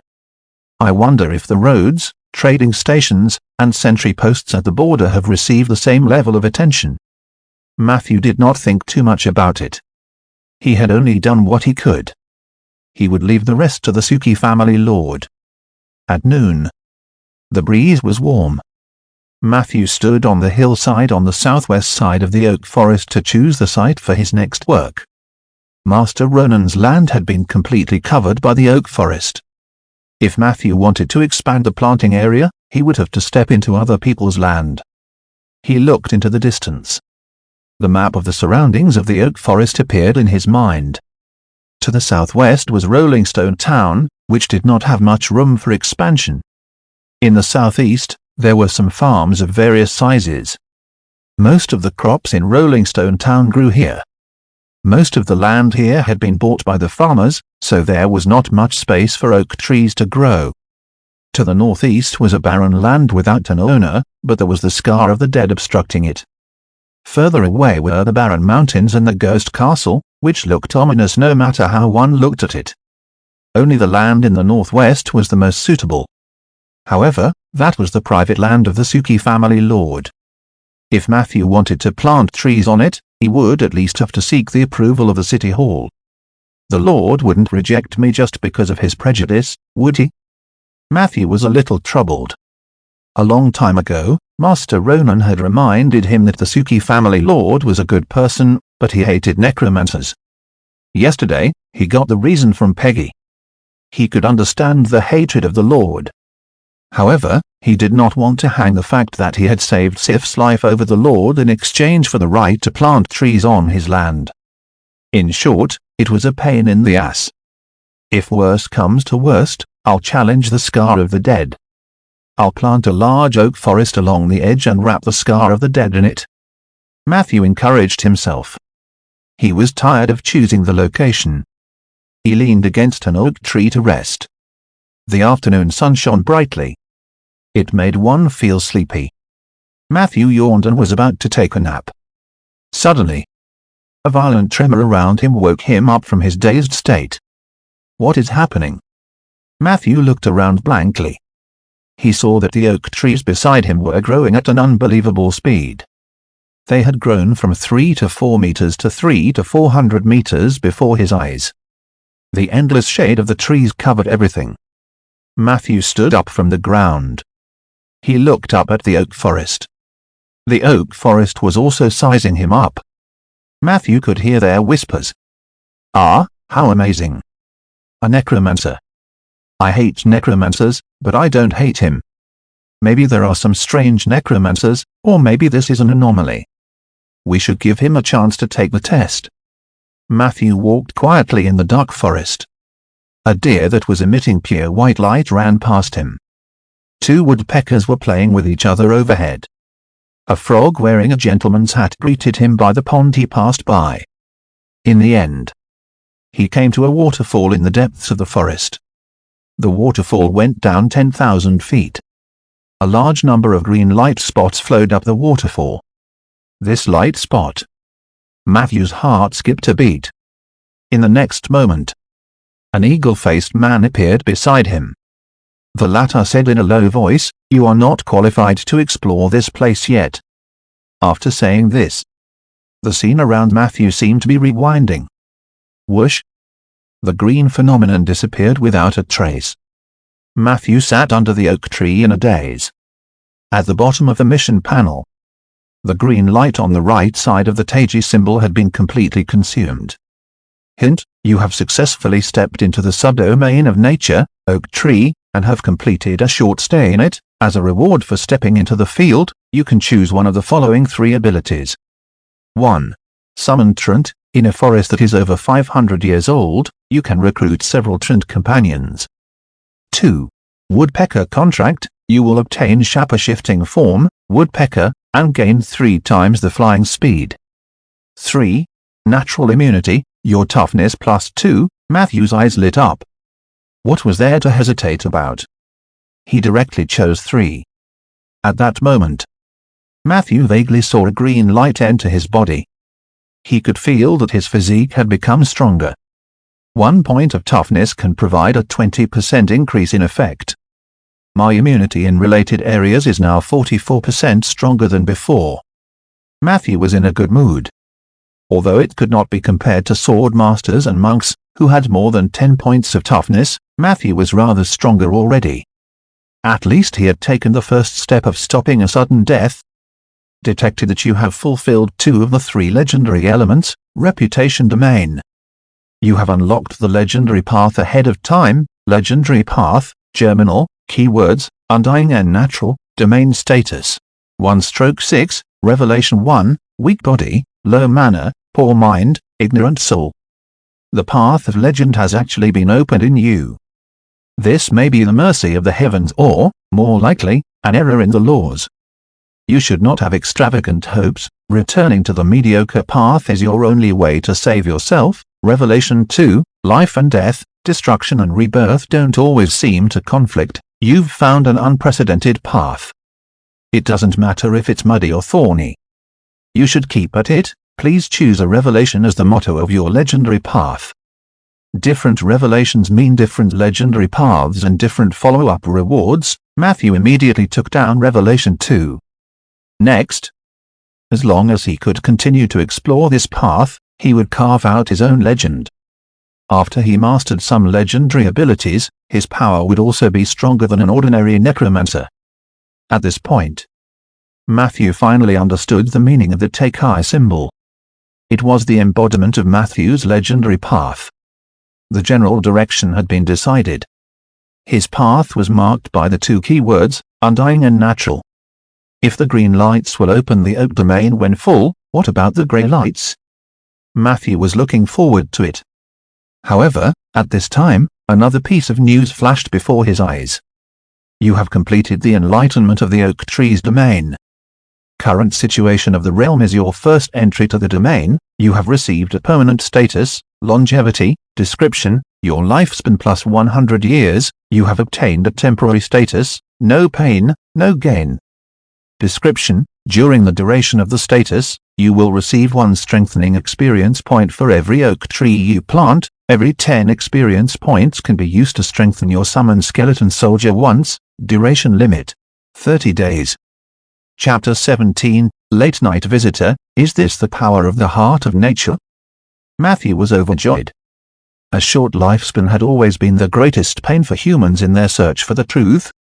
Many wizards would do anything to extend their lifespan. Liches were one of the products of humans' pursuit of immortality. However, if he could extend his lifespan naturally, who would be willing to turn themselves into a cold lich. Matthew had a premonition. As he continued to explore the domain of the oak tree, there was still a lot of room for him to extend his lifespan. Compared to the one-time buff of longevity, the effect of no pain, no gain stimulated the fire of labor in Matthew's heart. If I plant 10 trees, I can strengthen them by +1. If I plant 1,000 trees in one go, I can strengthen the skeleton soldiers by +100. He was completely excited. Although it was a bit of a fantasy to plant 1,000 trees in 30 days. However, as long as they were properly planned, 200 to 300 trees were still possible. It was currently spring. It was the most suitable season for planting trees. In order to speed up the planting process to the greatest extent, Matthew decided to do both.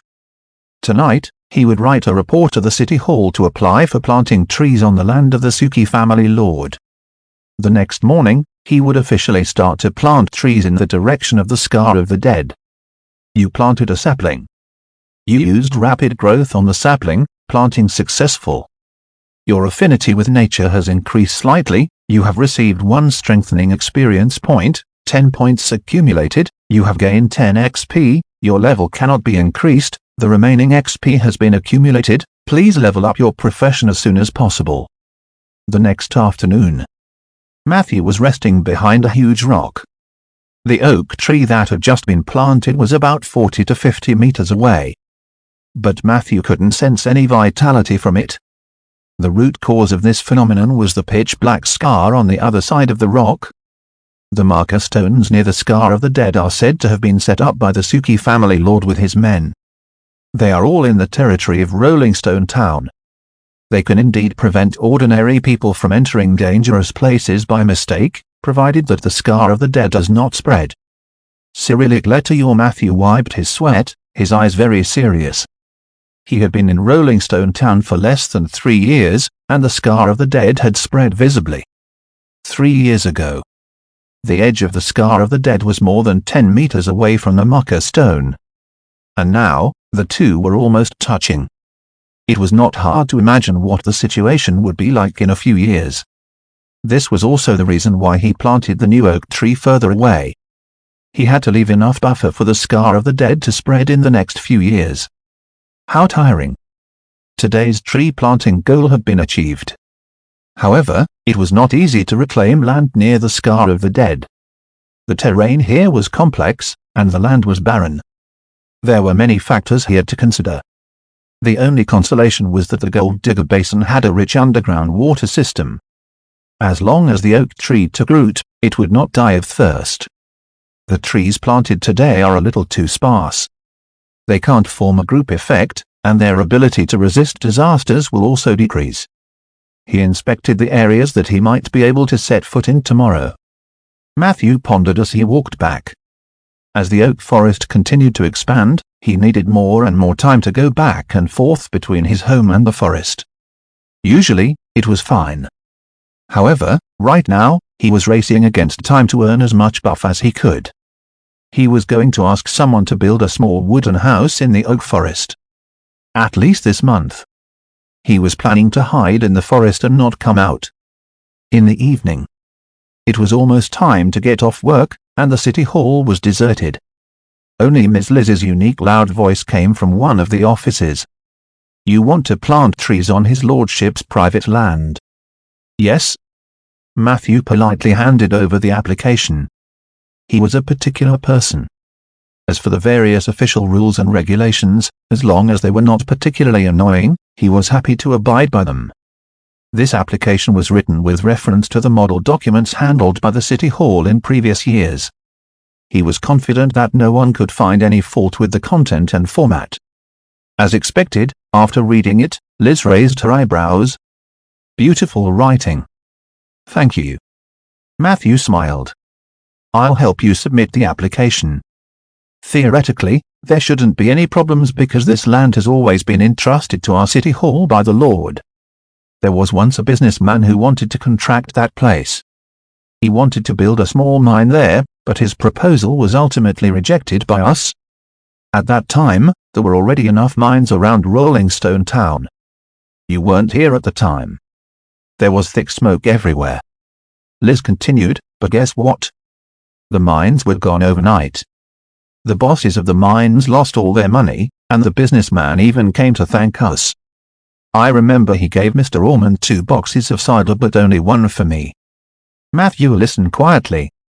He had heard a lot about the mines in Rolling Stone Town. In many versions of the legend, those mines disappeared overnight. Some people said that the Lord of Rolling Stone Town had offended the Or-Elves, but Matthew knew that Or-Elves did not exist at all.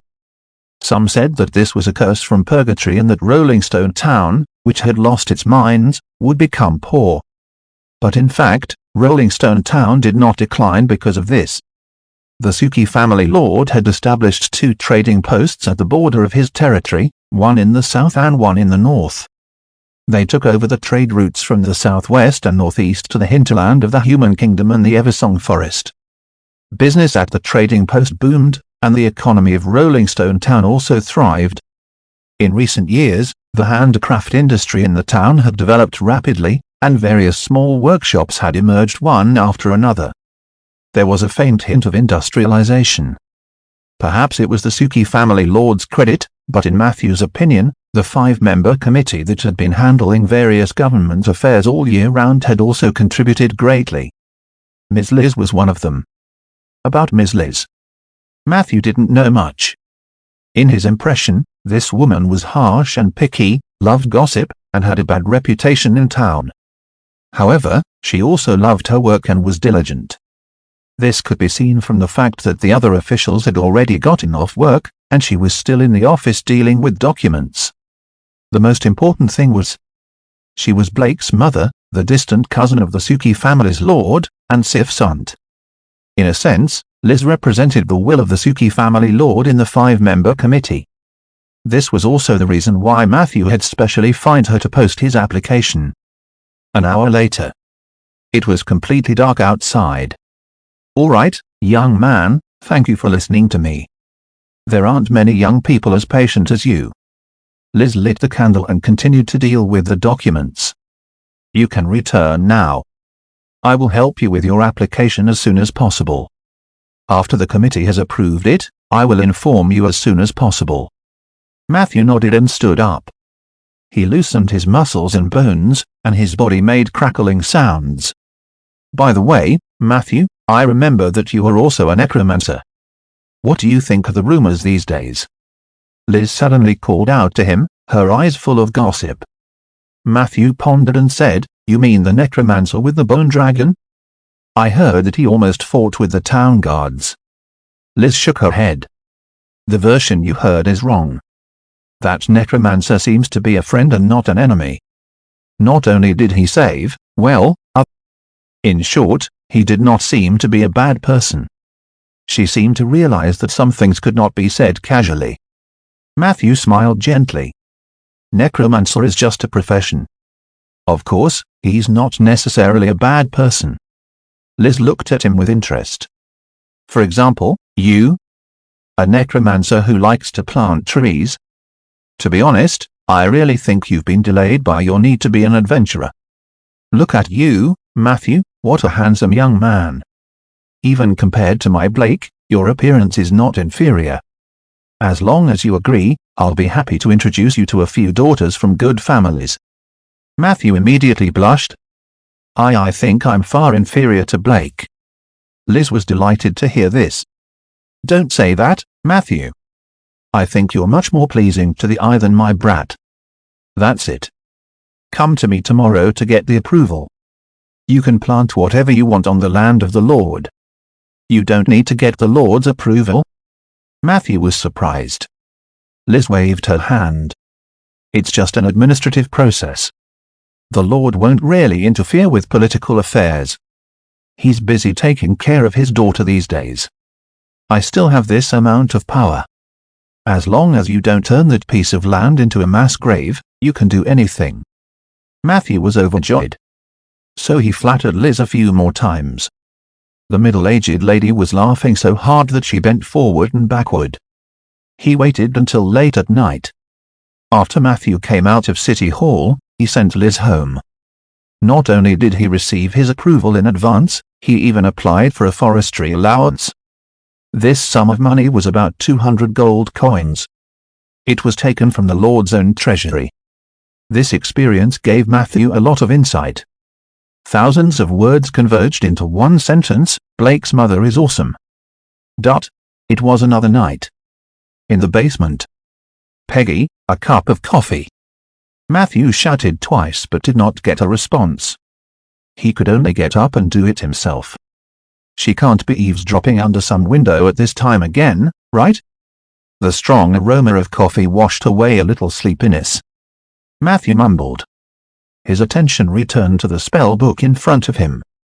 Introduction to the Thunderblast Sword, how to stick it deep. However, he didn't wait long. The copper bell with a thin thread hanging beside his hand buzzed. Someone was ringing the bell outside the fence.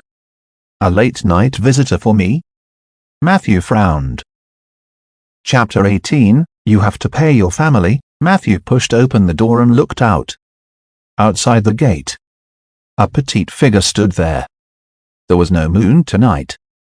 Matthew could only vaguely see that the other party was wearing a dark red cloak and was looking left and right uneasily. Sif? The mage fire lit up. Matthew walked over and saw a fair little face. It was the girl he had rescued from the evil priest's camp a few days ago. Perhaps it was because she had been running, but Sif's face was red, and her eyes were misty. Matthew, I snuck out. Sif's voice trembled slightly. Is it convenient for you to let me in? Matthew opened the door. Of course, but isn't it inappropriate for you to do this?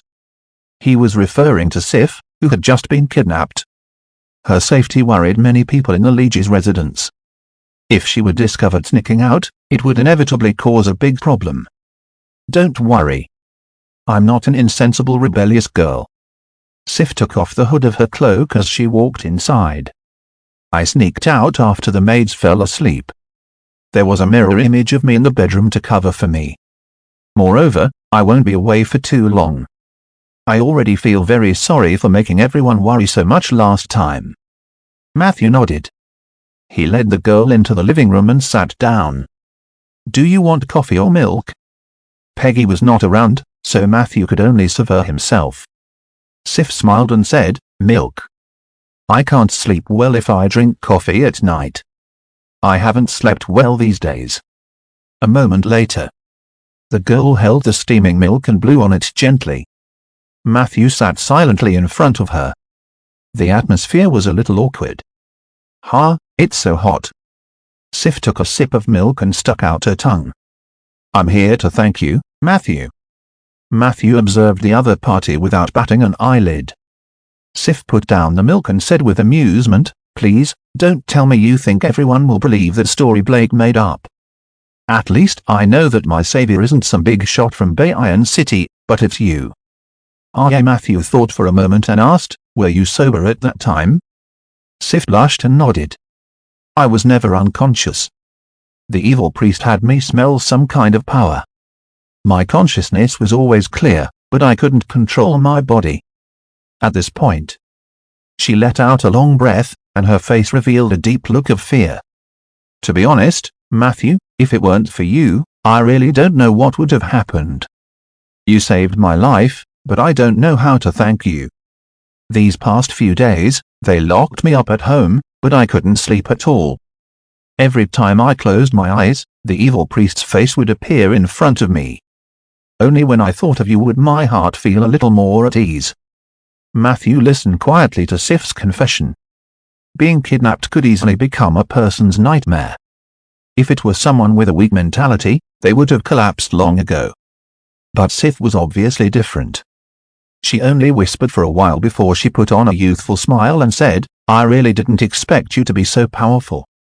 If the other girls in the school knew about this, I'm afraid that the number of love letters you'll receive during the spring festival will be doubled. But I'm a necromancer, Matthew said calmly. So what if you're a necromancer? Bina is an idiot. Sif said excitedly. She clearly likes you so much, but she was at a loss when she heard that you were once a necromancer. Not every necromancer is a bad guy. Matthew looked at her in surprise. Bina? Sif subconsciously covered her mouth with half a palm and said embarrassedly under Matthew's gaze, okay, I admit that I encouraged her to confess to you, but what's wrong with that? She likes you a lot. She has a diary at home, and at least 90% of the content is related to you. She even wrote down the color of your socks in class every day. In my opinion, this is what love looks like. Of course, I'd encourage her to show her feelings before she left.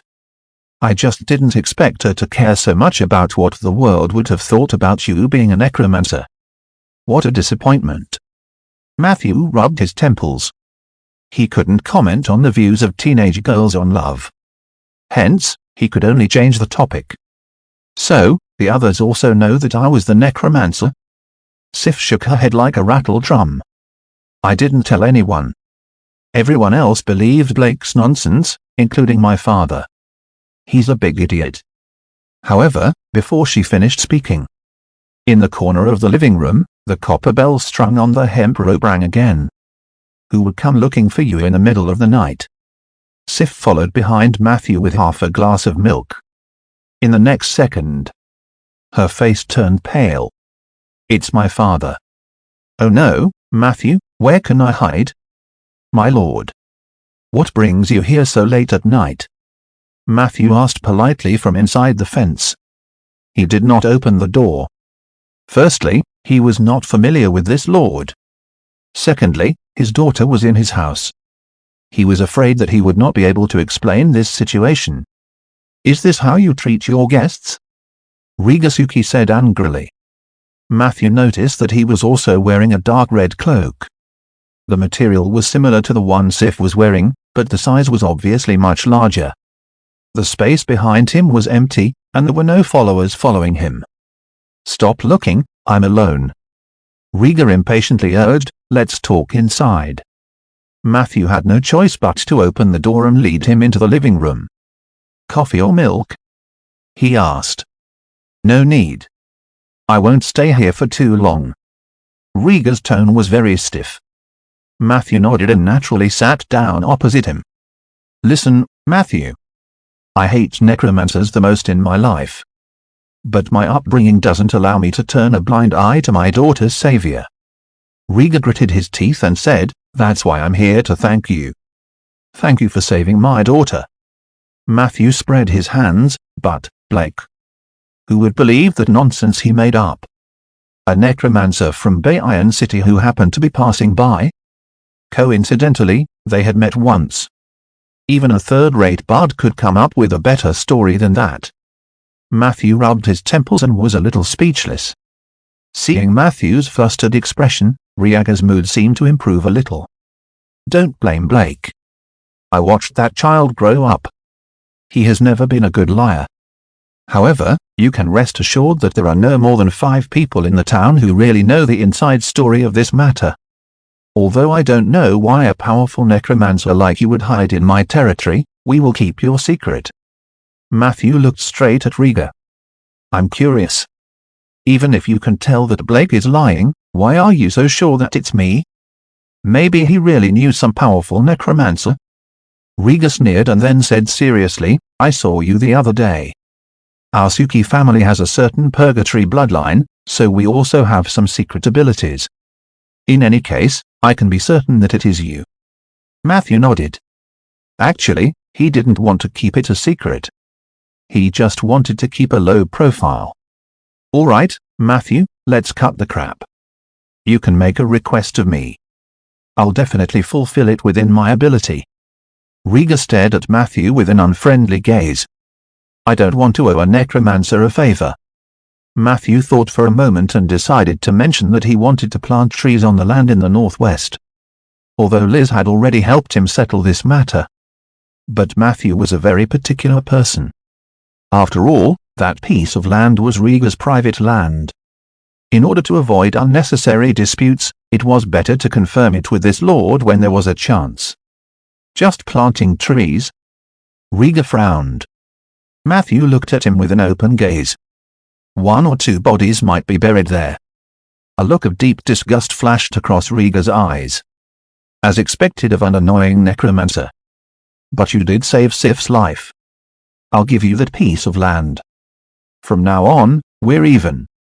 Matthew was a little surprised. Without waiting for him to speak, Riga stood up immediately. "Remember, Necromancer, I don't owe you anything in the future. Also, I want to give you a piece of advice. Stay away from my daughter." After saying that, he glared at Matthew fiercely and then went out by himself. Bang! He slammed the door shut. The footsteps faded away. After a long time, Sif's little head popped out of the kitchen. She looked at Matthew with a worried expression. "Oh no, Matthew, are you really going to stay away from me?" Matthew looked at her in amusement. "He said it on purpose for you to hear. Don't make things difficult for him." Sif looked surprised. So Matthew led her to the window. Outside the fence, illuminated by the mage fire, the middle-aged man in the dark red cloak was still standing at the door. "He's waiting for you. Perhaps he's been secretly protecting you ever since you came back." His eyes were bloodshot. "He probably hadn't slept for the past few days." Matthew said gently, "He is a good father." Sif's eyes instantly turned red. She pursed her lips and whispered, "I know, I always knew. After Mom left, he was sad for a long time." "I'm sorry, Matthew. He doesn't mean any harm to you." Matthew smiled, indicating that he didn't mind. Sif was silent for a while, then waved her little fists in front of her chest. "I'll think of a way to help him undo the knot in his heart. I know my father is a good person, but I don't want to alienate you because of this. Matthew, do you understand what I mean?" The girl looked up at Matthew. Her eyelashes trembled slightly, and her eyes were bright. Matthew did not speak. At this moment, a voice came from the kitchen. "You can try to find yourself a stepmother. People say that only new love can soothe the pain from an old love." Sif looked at the skeletal tauren in surprise. "Matthew, is this your summoned creature?" Sif whispered. Matthew noticed that there was more curiosity than fear in her eyes. So he introduced, "This is Peggy." "Yes, she's my family." Peggy was delighted at first. Then, her face darkened. "Thank you, Matthew, but I have to remind you that you still have to pay your family for her services." A week later, deep in the oak forest, in a newly built wooden house, Matthew sat by the wooden bed and looked at his latest work. No pain, no gain, accumulated 83 strengthening experience points. 8 strengthening opportunities, please choose the skeleton you want to strengthen. Chapter 19, Skeleton Soldier. In the past week, Matthew's life was busy and fulfilling. Planting trees during the day. At night, he would meditate and learn spells. He even found time to find someone to build this small house in the forest. The house was not big, but it was well equipped. In addition to the necessary functional areas, the 2 carpenters also built a small attic and a beautiful fence for him. Matthew sat on the wooden bed. There was a faint fragrance between his nose and mouth. He vaguely felt that the green energy in his natural legendary path had increased slightly. As for the progress of the undying path, it had halted. This might be related to the fact that he had not summoned many undead creatures or killed any recently. However, Matthew was most excited about the strengthening. "There's no hurry. I've already endured for so many days. Let's wait for the sky to turn dark." Matthew looked out the window. The faint yellow sunlight was gradually dimming. Even though few people came to this forest, he still maintained the habit of summoning skeletons at night. It wasn't that Matthew was afraid of being disturbed. He simply didn't want to scare the ordinary people in the town. Half an hour later, Matthew walked out of the wooden house. The warm night wind brought the laughter of the oak trees. Matthew opened the cellar lid of the skeleton cellar and woke up the 12 skeleton soldiers one by one. Very quickly, the skeleton soldiers finished assembling. Under the hazy moonlight, Matthew carefully examined the skeletons. He wanted to choose the best one to strengthen. In fact, Matthew had wanted to strengthen Peggy at first. After all, She was at profession level 9, and the two of them had been together for many years, so they had a tacit understanding. However, the problem was that Peggy was a mutant skeleton and did not meet the requirements for this enhancement. Matthew had to pick the best one from this batch of skeleton soldiers with an average level of 3. After a 20-minute physical examination, Matthew finally chose the target to strengthen. It was a skeleton soldier that was looking at him in a daze. The reason why Matthew chose him was because he had considered many aspects. The soul fire of this skeleton soldier was more condensed. Although it did not have the most bones, its bones were relatively good. The most important thing was, Matthew realized that this fellow was a little different from the other skeleton soldiers. The other skeleton soldiers would only be in a daze when they were examined by him. But it was different. It had been unconsciously twisting its hips. It was this that aroused Matthew's curiosity. It said that very few undead creatures can inherit some of their abilities from when they were alive. This skeleton soldier might also have a chance to awaken. With this thought in mind, Matthew ordered it to stand out alone. In order to make it easier to order him around in the future, he even specially gave him a name. Since it's a skeleton soldier, let's call it Soldier from now on. Prompt: naming successful. Your summoned creature skeleton soldier number 11 has its own name, Soldier. Soldier was puzzled by your naming, but he was still grateful for it. Soldier twisted his crotch at you. It's about time. Matthew ordered the other skeletons to go back to the cellar. Then, he glanced at the summoning panel.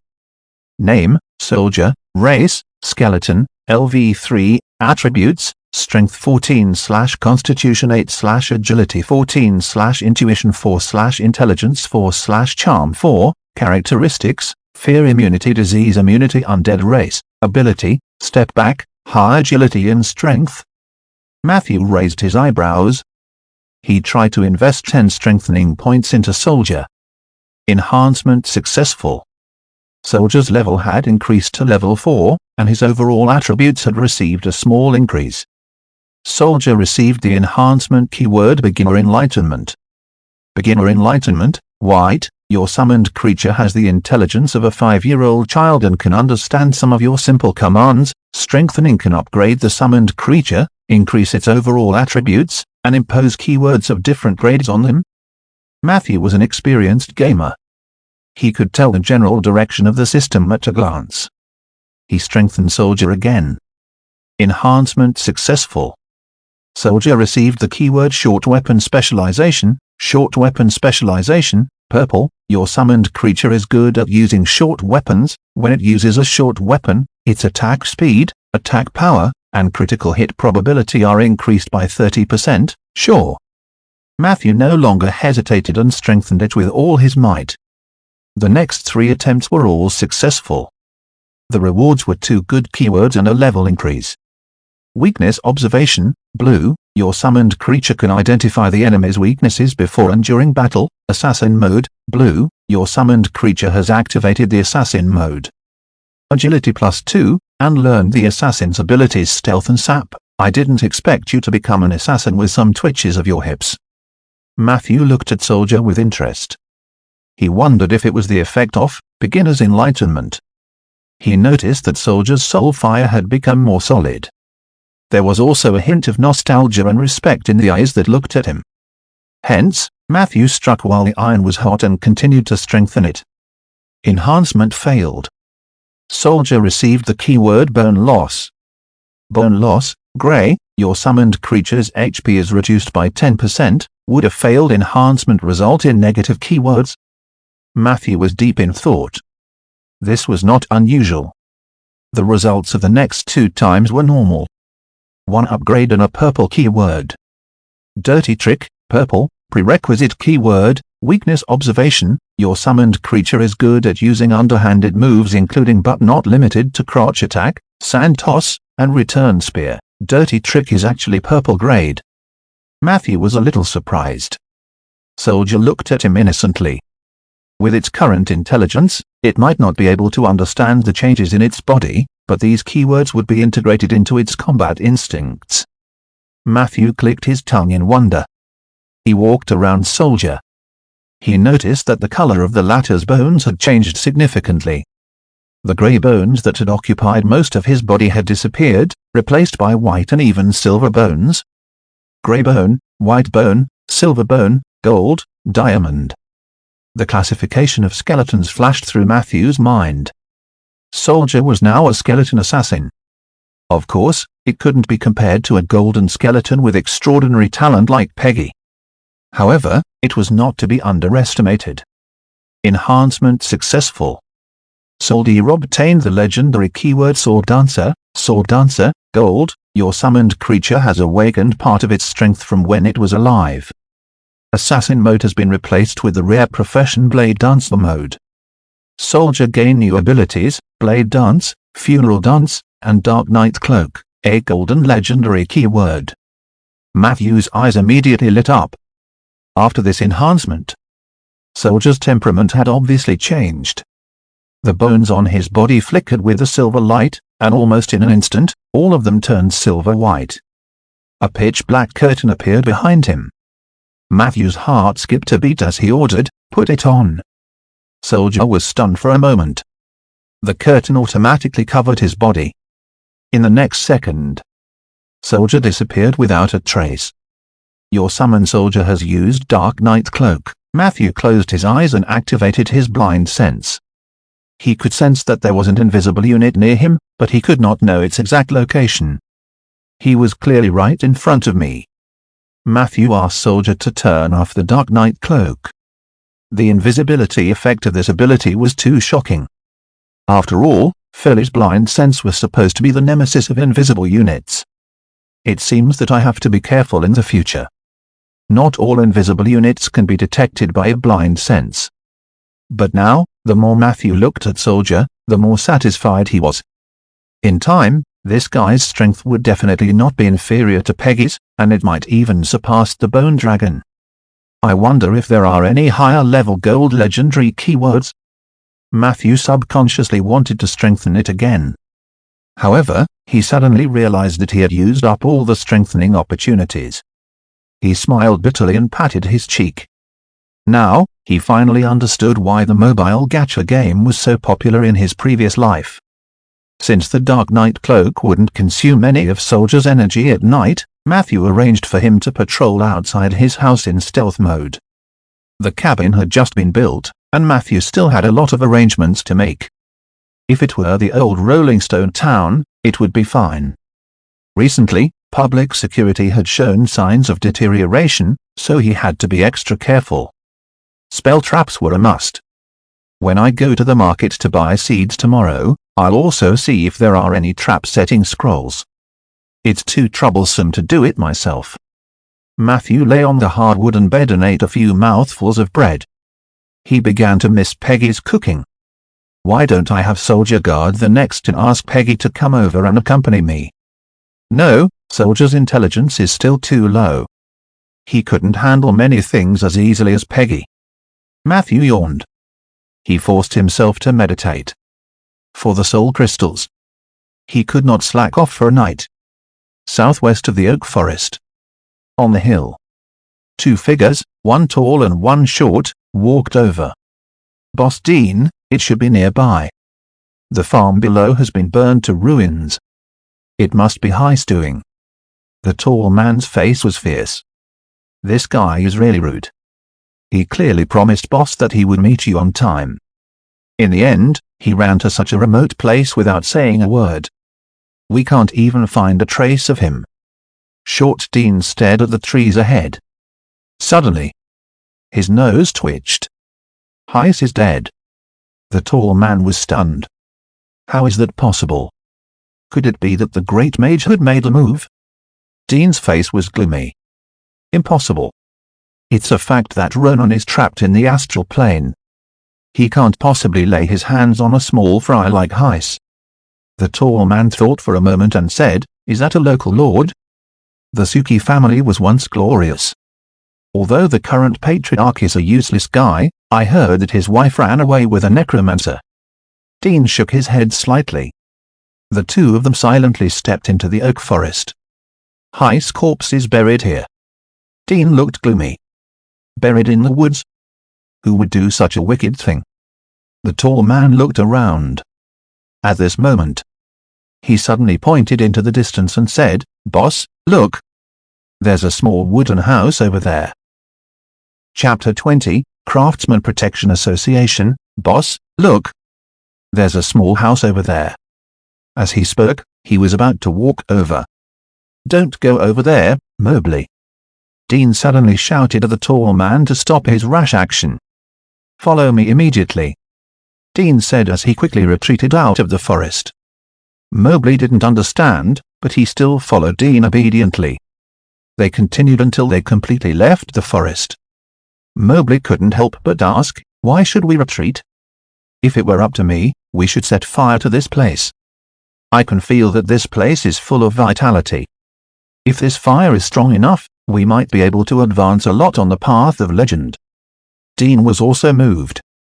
But very quickly, he shook his head. "I've told you and the others in the Brotherhood many times. The most important quality of an arsonist is restraint. It is easy to surrender to the burning desire, but we need to restrain it. Look closely at this forest. It's obviously newly cultivated. And that hut. I just sensed the scent of a domain in the forest. This meant that there was at least a powerful druid nearby, and Heiss was probably killed by him. Before I know his level, I don't want to fight a high-level druid in his domain." Mobley scratched the back of his head and said disapprovingly, "But I've never heard of any powerful druids in Rolling Stone Town." Dean looked at him. "The intelligence needs to be updated. We'll stay outside tonight and enter the city tomorrow to collect intelligence. After making sufficient preparations, we'll formulate a plan and then take action. Do you understand?" Mobley said resentfully, all right. You're the boss. I'll listen to you." The two of them went around the oak forest. They gradually disappeared into the night. At the edge of the forest, Matthew's figure quietly appeared. On his shoulder, an oak tree fairy was chattering about something. These two people are not good people. It was very likely that they were Heiss accomplices, members of the Silver Frost Brotherhood. Matthew glanced at the mission panel. The progress of the maintenance mission was not updated. However, he did not let his guard down. In his opinion, the system was not omnipotent. Perhaps only after he had collected enough information would the mission progress be updated. In comparison, he was more willing to trust his intuition. "Did you remember what those two looked like?" Matthew asked the fairy on his shoulder. The latter revealed a smug expression, then rubbed Matthew's earlobe hard, revealing an extremely enjoyable expression. The next day. Security Bureau. Pa. Two lifelike portraits were placed on Blake's desk. Blake was still eating breakfast. When he saw Matthew, he wiped the breadcrumbs off his beard and hurriedly asked, "Is there something wrong with these two?" With Sedilla B. Matthew nodded. "They might be related to the farm fire." Blake stared at the portrait. "I understand. I'll mobilize people to follow them secretly. If there's really something wrong with them, I'll take them down. But today is the first day of the Spring Festival market. There are many people in the town, so I have to prioritize the safety of the people." Matthew expressed his understanding. He was not worried that Blake would not be a match for the two of them. The captain of the garrison team was already a peak Tier 3 warrior at a young age. It would not be difficult for him to fight Heiss alone. Moreover, he had many members with excellent weapons and complete equipment. It was common knowledge that if no magic professions were involved, in a situation where warriors were fighting each other, it would always be an irrefutable fact that the party with more people and better equipment would win. Although Rolling Stone Town was a poor and remote place, it never lacked elite warriors. After all, the Suki family lord was a level 4 warrior himself. The only thing lacking here was spellcasters. These two paintings are not bad. "Can you introduce the artist to me?" Blake said as he looked at the two portraits. Matthew couldn't help but tease, oak fairies are probably the most picky creatures in the world when it comes to appearance, and their princess has the strictest eye. They prefer handsome young men. As for you, Blake, you look at least 40 years old, unless you shave your beard, They might not even want to see you. Blake was instantly displeased. Hey, don't talk nonsense, okay? When I went out this morning, my mother even praised me for being very energetic. And what's wrong with my beard? Don't you think it makes me look manly? As for my age, I'm only 24 years old this year. The same age as you, Matthew. Matthew shrugged. Say hello to Ms. Liz for me. He then left the security office. Trade area. Farm Produce Street. Today was the opening day of the Spring Festival Market. The residents of the farms and villages around Rolling Stone Town had gathered here. The streets were crowded with people. Matthew squeezed through an ox cart full of white radishes and lettuce leaves. He arrived at a corner of the market. Under the shack, a young man with long hair was glancing at the waists of the people passing by with flickering eyes. Jeff? Stop looking. No one can save you if you steal again. Matthew slapped him on the shoulder. Jeff was shocked. Matthew, is that you? I don't intend to steal anything. I'm just looking. Chapter 21, Craftsman Protection Association, he explained. Seeing that Matthew did not have the intention to argue with him, he heaved a sigh of relief. It's still an oak seed, isn't it? That's right, growth green liquid is out of stock. The druid from before is missing, and I haven't found a new source of stock for it. Jeff was a traveling merchant. He wandered between Rolling Stone Town and Guardian Highland, selling the specialties of both places for a living. The price of his goods was fair, but his hands and feet were not clean. He was caught stealing several times. The last time he was arrested, he should have been sentenced. It was Matthew who found Blake to help him. At that time, Jeff was so grateful that he expressed that he would never steal again.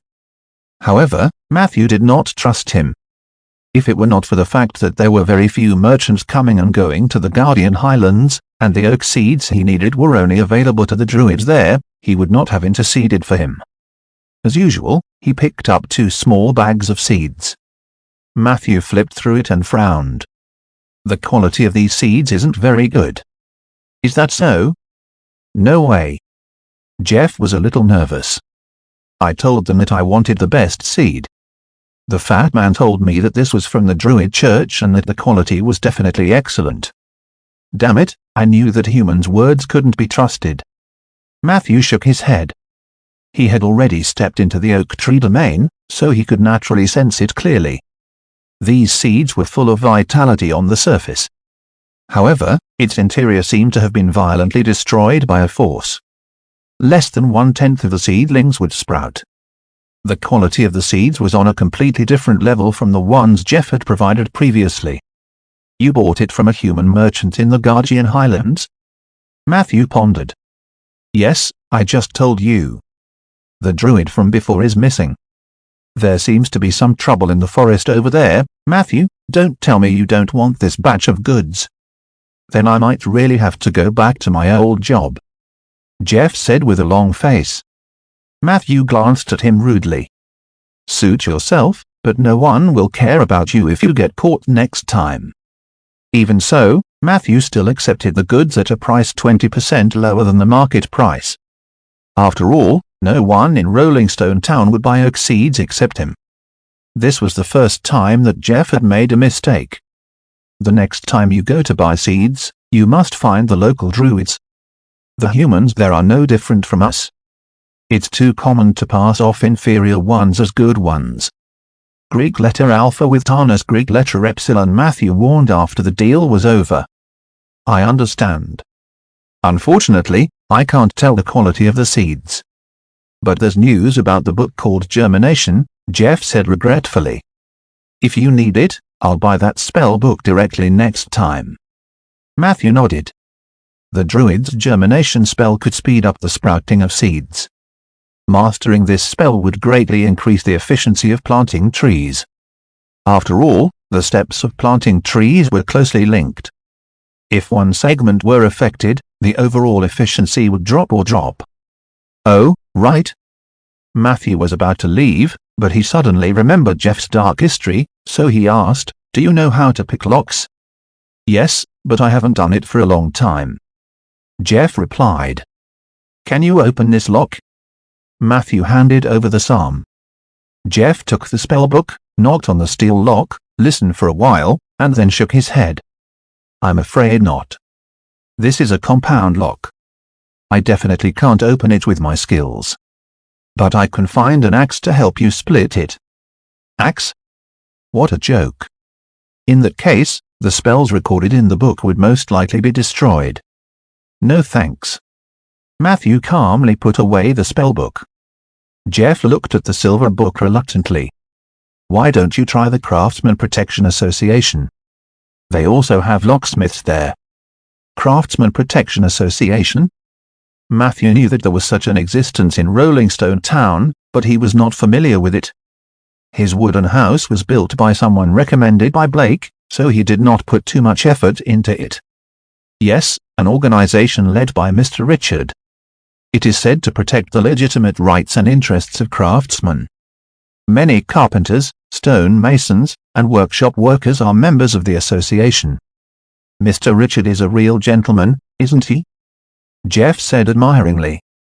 He was one of the few members of the Committee of Five who was willing to do practical things, and the craftsmen loved him. The association building is north of the craftsman area. You should know the way, right? He thanked Jeff for his suggestion. Matthew struggled through a pile of tomatoes, spinach, and pig manure. In the market, there seemed to be more and more people. The Craftsman Protection Association's building was deserted, forming a sharp contrast with the trade area. Matthew followed the receptionist to the locksmith's office on the second floor. The door was open. Dong dong dong. He knocked on the door and looked inside. There was only a man in his 30s in the office. The man was dressed like a gentleman, sitting upright and reading a thick book. M.R. Richard? Matthew was a little surprised. I thought this was where the locksmiths gathered. Richard put down the book and joked, So, is it not Mr. Matthew? The man who is only one step away from becoming an outstanding citizen. Please come in. You're right. This is indeed the locksmith's room, but they're all at the trade area now. It's the spring festival, you know. Matthew nodded slightly. He was about to leave. Do you need someone to unlock something? Richard suddenly asked. Matthew nodded. What kind of lock is it? Household or? Richard asked hesitantly. Matthew simply took out the defensive psalm. The compound lock of a magic book. Richard's eyes were very vicious. Hen, did you accidentally lose the key? Matthew said frankly, it's not that complicated. It's just that I'm its new owner. Richard nodded thoughtfully. Then, he maintained this position for a long time. Matthew was a little puzzled. After a long time. Then, he stammered, bring it over. I'll help you open it. Matthew handed the book over without hesitation. Richard had a good reputation in the town, so he wasn't worried that Richard would steal his spellbook. However, the other party's behavior was indeed a little strange. Could it be that he's an amateur in the art of lock-picking, but he's not skilled enough and is afraid that I'll blame him if he breaks it, Matthew thought. Richard's fingertips had just touched the steel lock of the defensive psalm. However, he heard a pa sound. The lock actually opened automatically. In the office. It was quiet. What? Your lock was originally unlocked. You sure are careless, Mr. Matthew. Richard said with a smile. Matthew stared at him silently. Half a minute later. Maybe it was just luck. It seems to have opened by itself. A trace of regret flashed in Richard's eyes. Matthew was still organizing his reply when Richard said, Then, I suppose I'm your lucky charm. How about you treat me to a drink at Green Vine Bar? All right. Matthew replied. Then, he glanced at the system notification. Observation, Richard has used Omnipotent Hands to open the defensive psalm for you. Remark, Omnipotent Hands, Tier 5 Thief ability. Able to unlock 95% of physical locks and 60% of magic locks below Tier 5. Chapter 22, Hidden Talent, Omnipotent Hands, Tier 5 ability. Matthew's eyelids twitched. This meant that the elegant gentleman in front of him had at least level 17 in his profession. Furthermore, it was the rogue's profession that was extremely difficult to master. No wonder he could appear behind him without warning the last time they met. At that time, Matthew thought it was that Bina's confession had distracted him. What's wrong? When he walked out of the association building, Richard seemed to notice Matthew's absent-minded expression. Matthew shook his head. He looked at the celebratory crowd that was squeezing in from the neighboring district. In the crowd, there was a young man dressed exaggeratedly, walking on stills. He kept swaying left and right, greeting the pedestrians on both sides. His movements were extremely clumsy, as if he could fall at any moment. Nothing, I'm just a little emotional. Rolling Stone Town is really full of hidden talents, Matthew said as he looked at the young man who was standing on his legs. Isn't that so? Richard smiled and made way for the two playing children. Then, he turned around and glanced at Matthew. After all, a bone dragon is not something an ordinary person can control. Green Vine Bar? In a booth near the corner of the back door. The young bartender happily served the drinks. Hello, 2 cups of pig-eating wine, today is the Spring Festival. Old Barry will give everyone a cup of sparkling sweet water for free. Richard elegantly took a sip of the light green wine. Then, he said to Matthew, I still remember the first time I came here. I didn't know what a wonderful alcoholic drink, pig-eating wine, was. When old Bill recommended it to me, I thought he was teasing a foreigner like me. Matthew also raised his wooden cup and took a sip.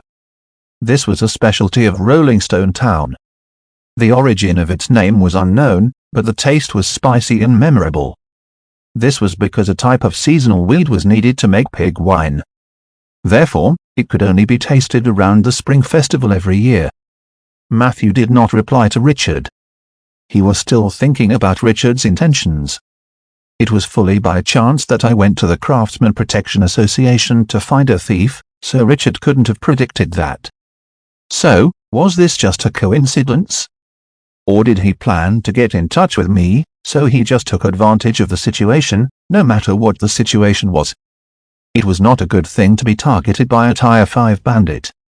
Fortunately, Richard did not show any hostility. Matthew also believed that he was doing the right thing. There should be nothing to be afraid of. The two of them chatted for a while. Perhaps a portion of the people from the market and the celebration had scattered over. The tavern gradually became lively. Richard suddenly asked Matthew with interest, that girl, did she write to you after she went to Jade Court? Bina?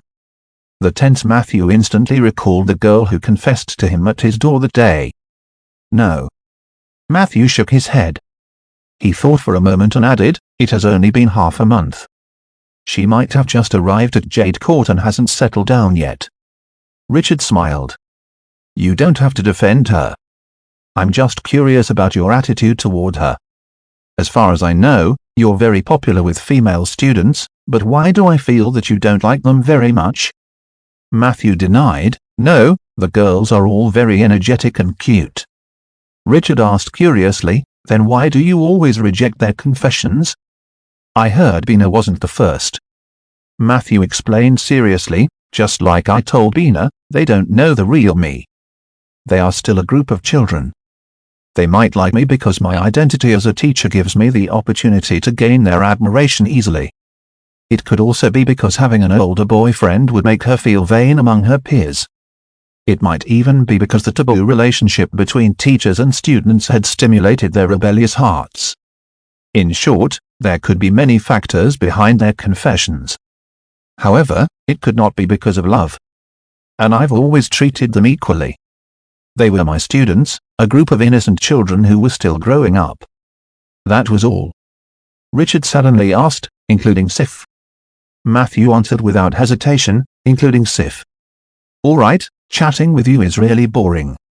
Richard looked helpless. Hey, Matthew, your popularity with the girls would be something to brag about. If it were anyone else, they would have told the whole town. But you're actually seriously explaining to me why you didn't accept those girls' confessions? Matthew said seriously. I thought this was something very serious that I needed to clarify. Of course, it's important. At least a lord should be able to sleep well tonight. I'll pass on your words to Riga. Richard yawned. Matthew was suddenly enlightened. So you're the lord's? Richard shook its head. No, it was just a coincidence. Your spell book reminded me of some of my experiences when I was young, and then I couldn't help myself. Of course, Riga has also talked to me about it, but I have already retired for many years. I am not interested in you or your bone dragon. Today is the Spring Festival. Let's have another drink. It's on me. Richard seemed to have lost the mood to talk. But this time, Matthew took the initiative to say, so that night, when Sith was kidnapped, you would have solved the problem even if I didn't do anything? Chapter 23, Hidden Talent. Richard spread his hands. Don't think that I'm so powerful, Matthew. I'm just a retired old man. The person who attacked us was an evil priest. Of course, he wouldn't be my match in a one-on-one fight, but I didn't know any spells.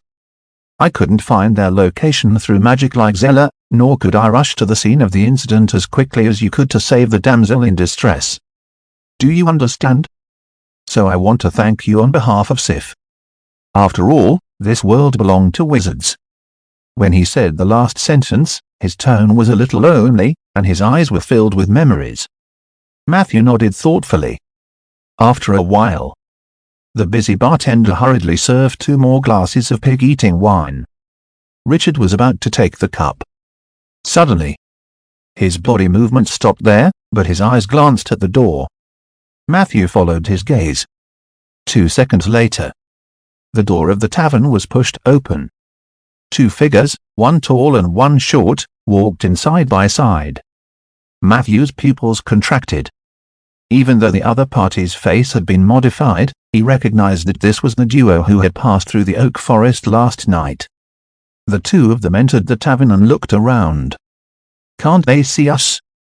Matthew was surprised to find that the short man with a vigilant expression quickly shifted his gaze away from the corner booth.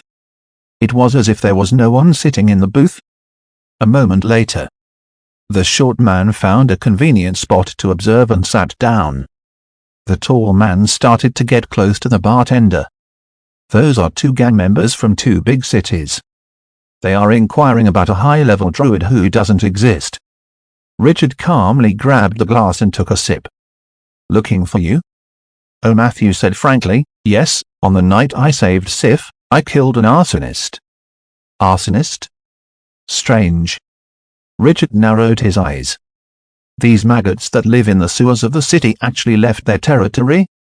Matthew said, they might have been bewitched by the Order of Calamity. Richard thought for a moment. The Order of Calamity? Never heard of it. Matthew shrugged. Could it be an evil organization that has emerged in recent years? Other than that, I know that they seem to be members of the Silver Frost Brotherhood. Richard nodded and said, I know about that. The Silver Frost Brotherhood is a criminal organization active in Eastern countries. They have mastered the arsonist profession, and among the higher-ups of the organization, there is even a notorious, legendary profession called Red Letter Hunter. Matthew's heart skipped a beat. Is this organization very famous? Richard answered, it's a little notorious. Most of the members of this organization are wanted in major cities, including Jilu City, Bayan City, Guardian Highland, and Jade Court. Jade Court, in particular, placed a high bounty on the members of the Silver Frost Brotherhood because of a murder that targeted a wood elf village many years ago. Matthew suggested, I'm sure our Lord would want to capture these hooligans from Silver Frost Brotherhood. It's the Spring Festival today. Letting them come and go freely in the crowd will probably pose a hidden danger to public security. Do you want to take action? He knew that it was unlikely. However, he also wanted to see the actual combat situation of a high-level bandit. As expected, Richard shook his head and said, I'm retired. I'm only a civilian now. Moreover, the people who will deal with them are on their way. About 30 seconds later, a row of fully armed guards filed in from the gate. The leader was Blake, who was holding a short sword. "Let's go." As soon as the soldiers entered the door, the short Dean jumped up from the stool. Bang bang bang. With a few crisp sounds, before the customers in the hall could react, thick black smoke and raging flames rushed out from several corners. The hall was in chaos. Through the back door. Dean grabbed Mobley, who was slow to react. The two pushed away the panicked customers and quickly crossed the hall to the back door. Dean breathed a sigh of relief. He did not know how the garrison team discovered them, but he knew very well that he must not get entangled with these fully armed soldiers in a narrow space. Even if he stabbed the other party with all of his might, he probably wouldn't be able to cause any dents in the other party's armor. However, as long as they left the tavern and entered the complex neighborhood, they would enter the home ground. Arsonists were never afraid of chaotic street battles, even if they were outnumbered. Moreover, it was the spring festival today. As long as they went out of the back door, they would have an endless stream of people as cover and countless invisible hostages. The two of them arrived at the back door under the cover of the thick smoke. Dean looked back. Very good. The hall was in chaos. Even the garrison member at the front was more than 10 steps away from him. This distance is perfect. Dean looked fierce.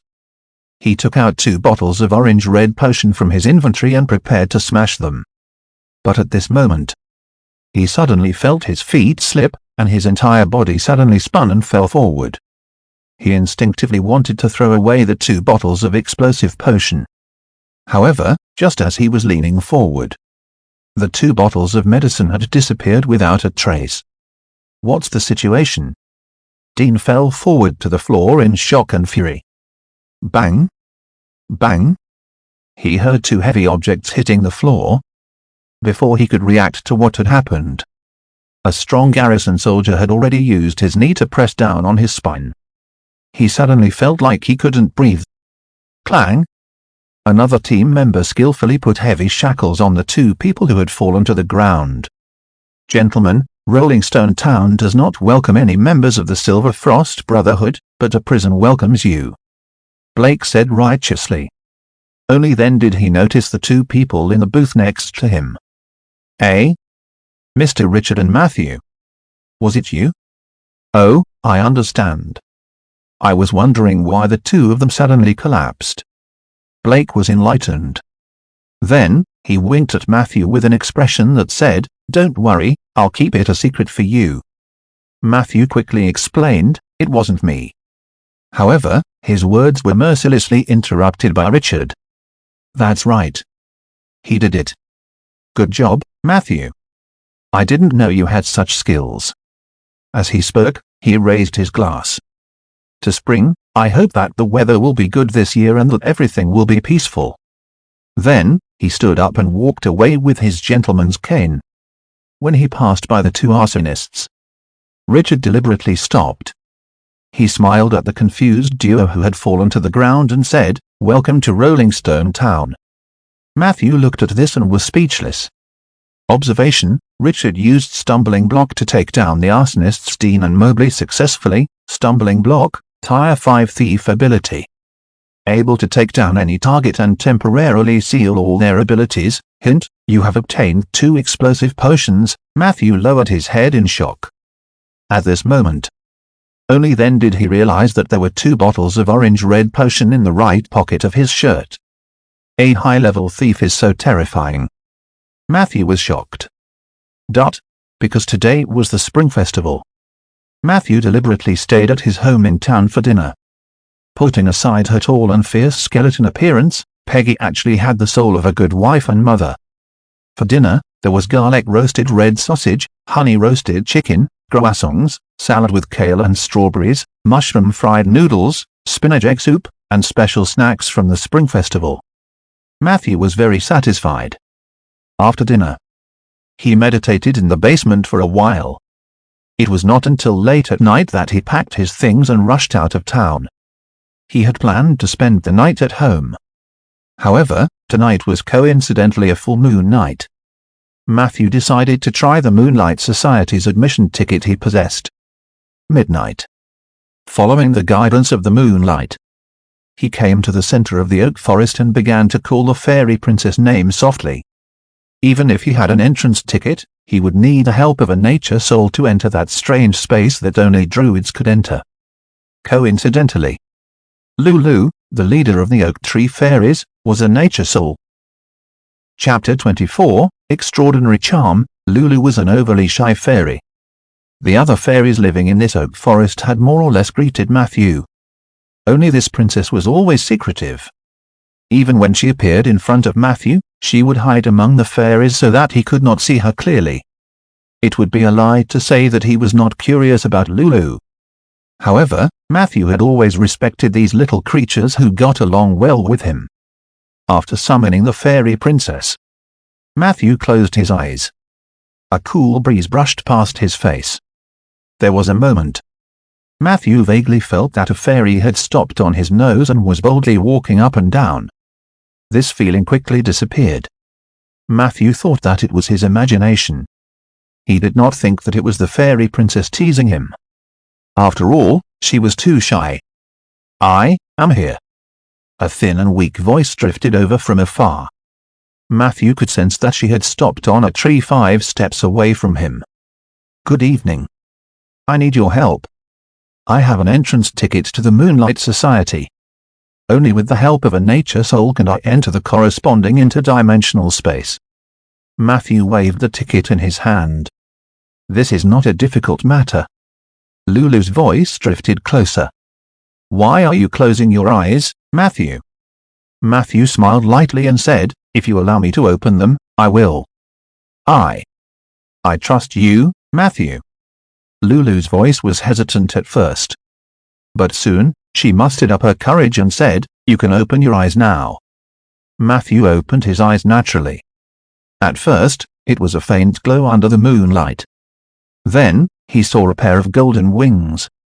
Finally, there was that a fairy that was slightly larger than ordinary fairies and that inconceivably exquisite face. At that moment, Matthew felt his head buzzing. His eyes widened subconsciously. Whoosh! Lulu flew back 20 feet nervously. Then, she hesitantly inched closer to Matthew. "Who?" Matthew let out a long breath and woke up from his loss of composure. "I'm sorry. I didn't expect you to be so beautiful." He laughed at himself and said, "Did my eyes pop out just now?" Lulu patted her fair chest with her small hand. "You did well, but that gaze just now did scare me." Matthew nodded. He finally understood why Lulu didn't easily appear in front of others. Perhaps it was not because she was shy. It was because of her unmatched beauty. "What is your charm?" Matthew asked. 20 points? Or perhaps more? I don't know either. Lulu counted with her fingers. 20 points meant extraordinary charm. This was the limit of charm that ordinary creatures could reach. That was not counting the charm bonus unique to fairies. Almost all creatures would be tempted to get close to Lulu, grab her, or even toy with her. Even Matthew could not help but have evil thoughts when he stared at those small wings for a long time. "You resisted the enchantment of the fairy princess, passive, willpower +1, then can we start?" Matthew tried hard to look away and asked. "Of course." Lulu circled Matthew excitedly. "This is the first time I've come into such close contact with a creature other than my clansman. This feeling is so exciting." "Ah yes, right, you were talking about the Moonlight Society?" "No problem. Come with me, Matthew." As she spoke, her shadow danced in the moonlight. Matthew strolled along. After a while, the admission ticket in his hand suddenly disappeared. The singing of nature's soul awakened the young oak forest. Matthew felt as if there were friendly gazes on him. Lulu stopped on the trunk of a tall oak tree. Matthew walked closer to take a look. There was a pale green secret door on the tree wall. He pushed the door open and entered. The majestic greenery greeted them. Hint, you have entered the kingdom of the goddess of moon, Asia, the half-domain moonlight woodland. This was the home of the spirits of nature. They hated evil and rejected outsiders. They were willing to maintain a friendly relationship with the druids. This is also the shelter of the moonlight's blessed. Every traveler who walks under the moonlight can pray to Asia. If they receive a response, they can temporarily stay here to avoid the monsters hidden in the long night. The air was good. This was Matthew's first impression of Moonlight Woodland. He looked around. He found himself in an open space that was similar to the oak forest in the real world. Not far away, there was an altar of the goddess of the moon. A proud owl rested on the stone tablet of the altar. The other party's gaze was not very friendly. Matthew felt a little strange. According to the instructions on the admission ticket, even if he was a necromancer, there should be many nature souls and spiritual creatures nearby. He should be able to gain the recognition of the locals through various performances. Only then could he become a member of the Moonlight Society and obtain some additional blessings. Did something change? Matthew tried to ask about it. However, before he could get close to the altar, a rude voice was heard. "Evil necromancer, if I were you, I would turn around and leave without hesitation. People should at least have a sense of shame. I don't know how you got the ticket or how you coerced a kind nature soul to hold a ritual for you, but if you think that you can become a Moonlight's blessed just like that, then you are gravely mistaken." It was that owl. Its voice was like a little girl's voice. Matthew explained, "I am indeed a necromancer, but I am not a bad person." The owl flapped its wings, and its voice became sharper. "Bad people never say they are bad people. Get out of here, necromancer. I hate you." Matthew frowned. He had expected that the old-fashioned and conservative nature soul would have a bad attitude toward him because of his profession. However, he didn't expect that the owl wouldn't even give him a chance to explain. "Miss Owl." He held his breath and patiently tried to persuade the other party. "I think I've done things fairly and honestly. Wouldn't it be unfair if I were to be rejected just because of my profession?" The owl flew up with a plop. "Don't call me Miss Owl. I have a name. My name is Ella. Ella wouldn't trust a necromancer. Please leave immediately." As she spoke, she flew to Matthew's head, pretending to pounce on him. "All right then." Matthew shrugged helplessly. Fortunately, he was already mentally prepared. The natives of the Moonlight Woodland were different from the newly ascended nature souls like Lulu. Although they still looked like small animals, they might have lived there for hundreds or thousands of years. The passage of time had made their thinking more stubborn. It would be euphemistic to describe them as inflexible. Not being able to join the Moonlight Society was not a big deal. It was just a spell sect. Matthew was about to leave. However, at this moment, a thin white light suddenly lit up on the altar. "Hey, what are you looking at?" The owl Ella bared her fangs and shouted, "This is the grace of the goddess of moon, not something a necromancer like you can covet." Matthew shrugged. He didn't like the owl, but he couldn't be bothered to argue with her. Hence, he turned around and left. "I dare you to take another look. If you anger the goddess of moon, I'm afraid she will punish you with lightning punishment," said Ella haughtily. Matthew ignored her and stepped into the secret door. However, at that moment, he heard thunder behind him. Rumble. Matthew was shocked. The goddess of moonlight couldn't be really that angry, right? He subconsciously turned around and saw a bolt of lightning fly out from the altar and strike the owl, Ella. In the next second, he appeared safe and sound in the oak forest. Lulu was nowhere to be seen. Did the goddess of moonlight's lightning strike the wrong target? Forget it, just treat it as a small interlude. Matthew adjusted his mood. He returned to the cottage and began his homework for the night. Outside the wooden house, Soldier was wearing a cloak of darkness, silently carrying out his patrol mission. The forest was quiet and peaceful. The night was silent. At daybreak, Matthew yawned and pushed open the wooden door. However, he was shocked to find a strange bird with black wings and cramped limbs resting on the oak tree 30 meters away from the door of the wooden house. "Good morning, Mr. Matthew." The strange bird greeted him uneasily. Matthew looked at her in hesitation. If it weren't for the fact that the voice hadn't changed, he wouldn't have been able to associate the strange, charred bird with the arrogant owl from last night. "Ella?" He sized up the other party with interest. "I'm sorry, Mr. Matthew. I only wanted to joke with you last night, but I didn't expect it to go too far.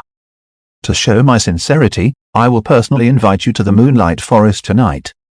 If nothing goes wrong, you will successfully join the Moonlight Society and become a member of our harmonious and loving family." Matthew chuckled. He ignored Ella and went in to look for the sapling bag and tools. Then, he walked towards the pit he had chosen 2 days ago. "Mr. Matthew, Mr. Matthew." Ella hurriedly followed him up. "I'm busy, Miss Owl." Matthew waved the shovel and said, "I didn't think you were joking yesterday, and I didn't feel the sincerity of your apology today, so I don't think I should join the Moonlight Society." He started digging. The flying mud scared Ella so much that she screamed and flew away. But not long after, she flew back eagerly. "I apologize to you, Mr. Matthew. I know I was wrong. It was my ignorance that blocked my vision. I thought that necromancers were all bad people, but that's clearly not the case. Are you planting trees? Wow, what a great feat. You are the kindest necromancer I have ever seen." "Mr. Matthew, it was all my fault last night. I thought you were a necromancer who had mastered the nature domain, and I felt disgusted. However, I thought it through later. I believe you are actually a druid who has mastered the domain of necromancy. Isn't that much more pleasing? I can feel the natural affinity from you. How refreshing. Wow, Mr. Matthew, are you even so handsome when you wipe your sweat?" Ella tried to please Matthew. Matthew did not speak. He was just minding his own business. He worked from morning to dusk. In the evening, Matthew returned to the wooden house. A strange fluctuation surged in his heart. "Your ability Nature's Gift is in effect. You have gained new abilities: heat resistance, tenacity and sprint.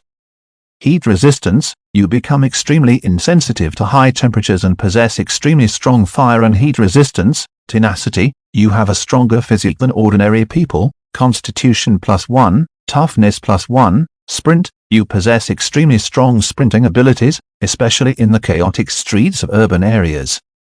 You can burst out with twice the usual speed."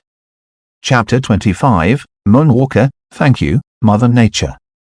Matthew placed one hand on his chest and saluted in the direction where he buried Heis. The 3 new abilities obviously came from the arsonist. And they were all very practical.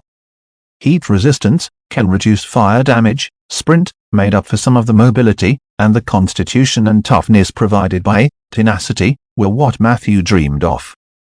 Matthew remembered how Heis managed to run hundreds of meters after being stabbed in the back that day. This arsonist clearly had more than one ability that could increase his toughness. Matthew was already content to get one. At present, it seems that Nature's Gift has no negative effects. From my senses, I've figured out that one oak tree corresponds to one burial. Matthew's mind started to work. Although he did not intend to turn the oak forest into a new cemetery, if he encountered a suitable corpse in the future, he would definitely not let it go. The only regrettable thing was, choosing Nature's Gift was equivalent to giving up the body of an undead creature. In a sense, Matthew sensed that this ability seemed to be trying to lead him to the right path, even though the method was somewhat strange.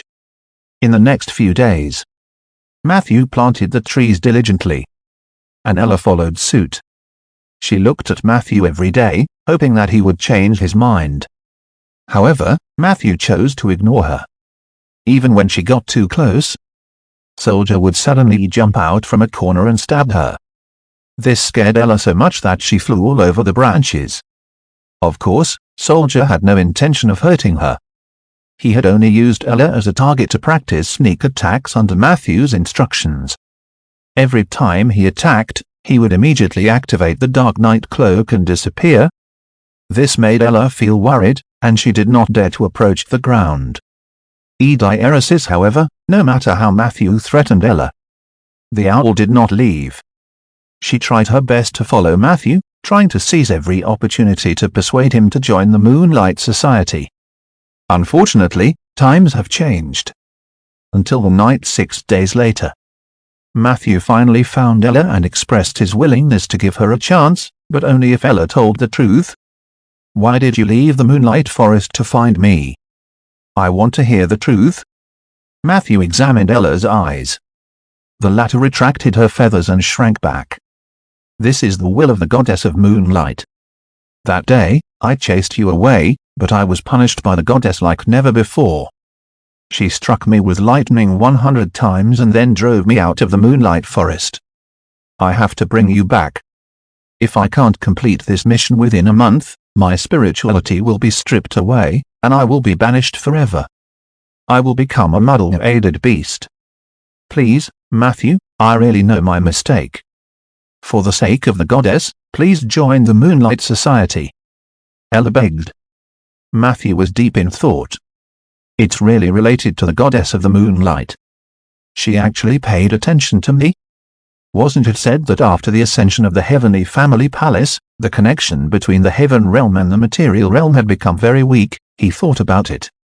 In the end, he decided to return to Moonlight Woodland to take a look. He knew very little about the gods of this world, and the goddess of the moonlight did not seem to exist in the game in his previous life.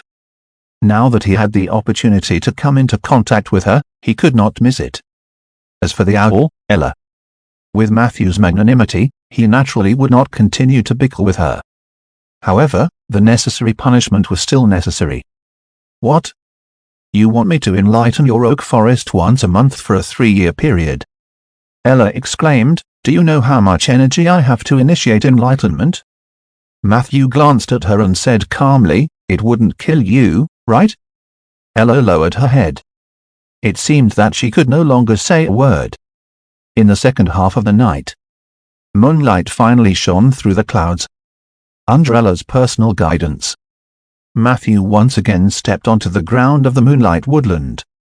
The moment he entered, 3 beams of moonlight flew up from the altar. It landed on Matthew. At that moment, it was as if he was bathing in a hot spring. All the pores on his body were relaxing. Hint: you have received the blessing of the goddess of moonlight, Moonwalker. Moonwalker, when you walk under the moonlight, your intelligence and intuition increase by 1 point. You have received the blessing of the goddess of moonlight, the Forest Guardian. Forest Guardian, you have a full amount of reputation and legendary points in the Moonlight Woodland.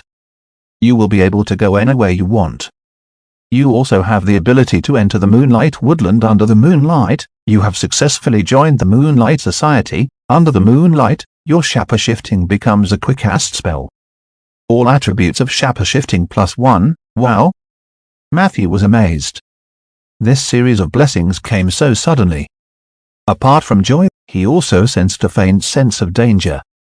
What does the goddess of moonlight need me to do? He knew very well that there was no free benefit in this world. Ella, on the other hand, looked overjoyed. Congratulations, Mr. Matthew, you have become the first and only Necromancer in the Moonlight Society. Although you are not an official member yet, thanks to the grace of the goddess of moonlight, you can enter and leave the Moonlight Woodland as you wish. Most importantly, my mission is completed.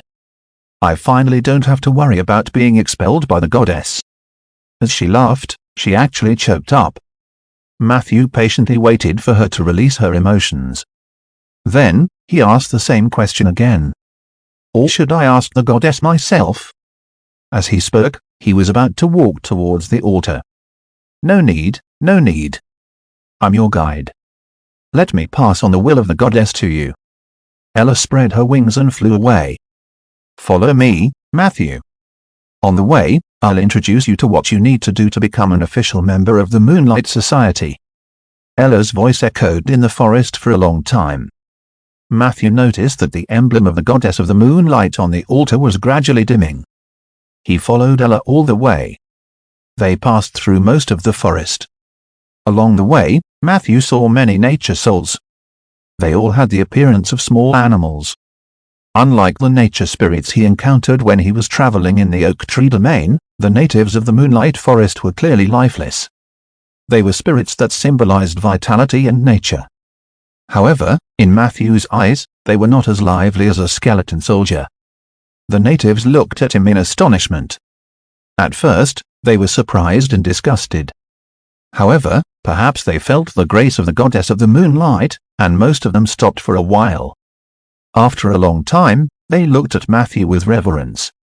Their expressions and eyes were very stiff, as if they were forced to admire Matthew. The situation in the moonlight woodland doesn't seem good. Matthew noticed a detail. Along the way, he did not encounter a single druid. After all, even if humans or elven druids were busy in the material plane, there was a chance that druids would be born among the natives of Nature's Soul. However, he did not see any of them. This was very unusual. He quickly followed the cheerful Ella and told her all his questions. Ella lowered her altitude slightly. "You're very sharp. There aren't many druids in the moonlight woodland. It wasn't like this before. I still remember when I was young, and when I was just born, the nature souls in the forest were full of vitality. Every forest was inhabited by druids. They would take the initiative to repair the scars caused by the passage of time. But then a disaster happened, and the forest suffered a huge blow. Many druids died, and no new druids were born in Nature's Soul. Didn't you ask for help from the outside world?" Matthew asked curiously. "Yes," Ella said with a sigh. "We've asked for help from the Guardian Highlands, the Arctic Tundra, and the Azure Sea, but they rejected us without exception. Only a few young druids who were traveling outside were willing to help us, but their power was not enough to change the situation, so this place became what you see now." As they continued to go deeper, Matthew noticed that the trees on both sides of the forest were dying. This meant that Moonlight Woodland was being attacked by evil forces. Why did the Guardian Watchers refuse to help? Matthew found it strange. Ella flew down. She stopped on a dead pine tree and looked around. "Times have changed, Matthew. Humans are getting worse, and the druids are no exception. Although their reason for rejecting us is that they have also been attacked by evil and are unable to provide support. But I know the real reason. It's because we are moonwalkers, and they are the favored ones of the earth." Matthew didn't expect that the druids would refuse to help because of their different factions. From the information he had so far, the Moonlight Society was an organization under the command of the goddess of moonlight, Asia. She might only have a very small amount of authority related to nature. Ever since the disaster that Ella mentioned, the druids who followed moonlight had almost gone extinct. The remaining druids on this continent were all members of the Earth Society, which should be an organization founded by a god who controlled the power of the earth. There was no doubt that the divine power of the god of earth was much higher than that of the goddess of moonlight. The authority he held would also occupy more weight in the field of nature. This was what led to the current situation. To put it in layman's terms, the Moonlight Society might have been glorious once, but it had fallen. Matthew could basically understand why the goddess of moonlight had punished Ella and treated him so generously. The situation in the moonlight woodland was so bad that the moonlight goddess was desperate. Only Ella, this idiot, dared to chase away the people who might be able to help. She chased Matthew away. It was little surprise that she was punished. However, I would probably be rejected by the Earth Society, Matthew thought again. We're here. 15 minutes later, Ella stopped in front of a dark cave. She rushed forward and said, "Your job is to deal with those disgusting bugs here. If you can kill a mad Zerg, you will become an official member of the Moonlight Society, and the goddess will bestow more grace on you." At the same time, the mission panel was also updated. Submission, kill Zerg, description, the Moonlight Forest is being invaded by the Zergs.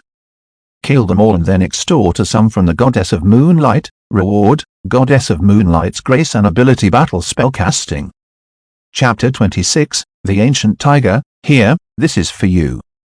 Ella flew in front of Matthew with a badge the size of a bottle cap in her mouth. Matthew reached out and took it. He realized that it was a disciple badge of the Goddess of the Moonlight. "Can I use it too?" Matthew asked in surprise. Ella's tone was somewhat embarrassed. "The goddess is magnanimous." Matthew could hear the sadness in the other party's words. "I've already given you the badge in advance, just believe in it." He looked down at the badge. In front of it was a bright moon that broke through the clouds. On the other side was a forest under the moonlight. There were also the outlines of many small animals in the forest. It was a very conventional badge design. Asia's smile, divine spell badge, plus 30% movement speed under the moonlight. Description: can cast moonlight 5 times per day. Even in a dark space, this badge can bring you moonlight. If the badge only provided the moonlight spell, it would undoubtedly be of little value. However, the buff of increasing movement speed was still very good. Now that Matthew had sprint, coupled with the effect of the divine badge, he wondered how fast he could run. Praise the moonlight. Matthew quickly put the badge on his chest and sang loudly from the bottom of his heart.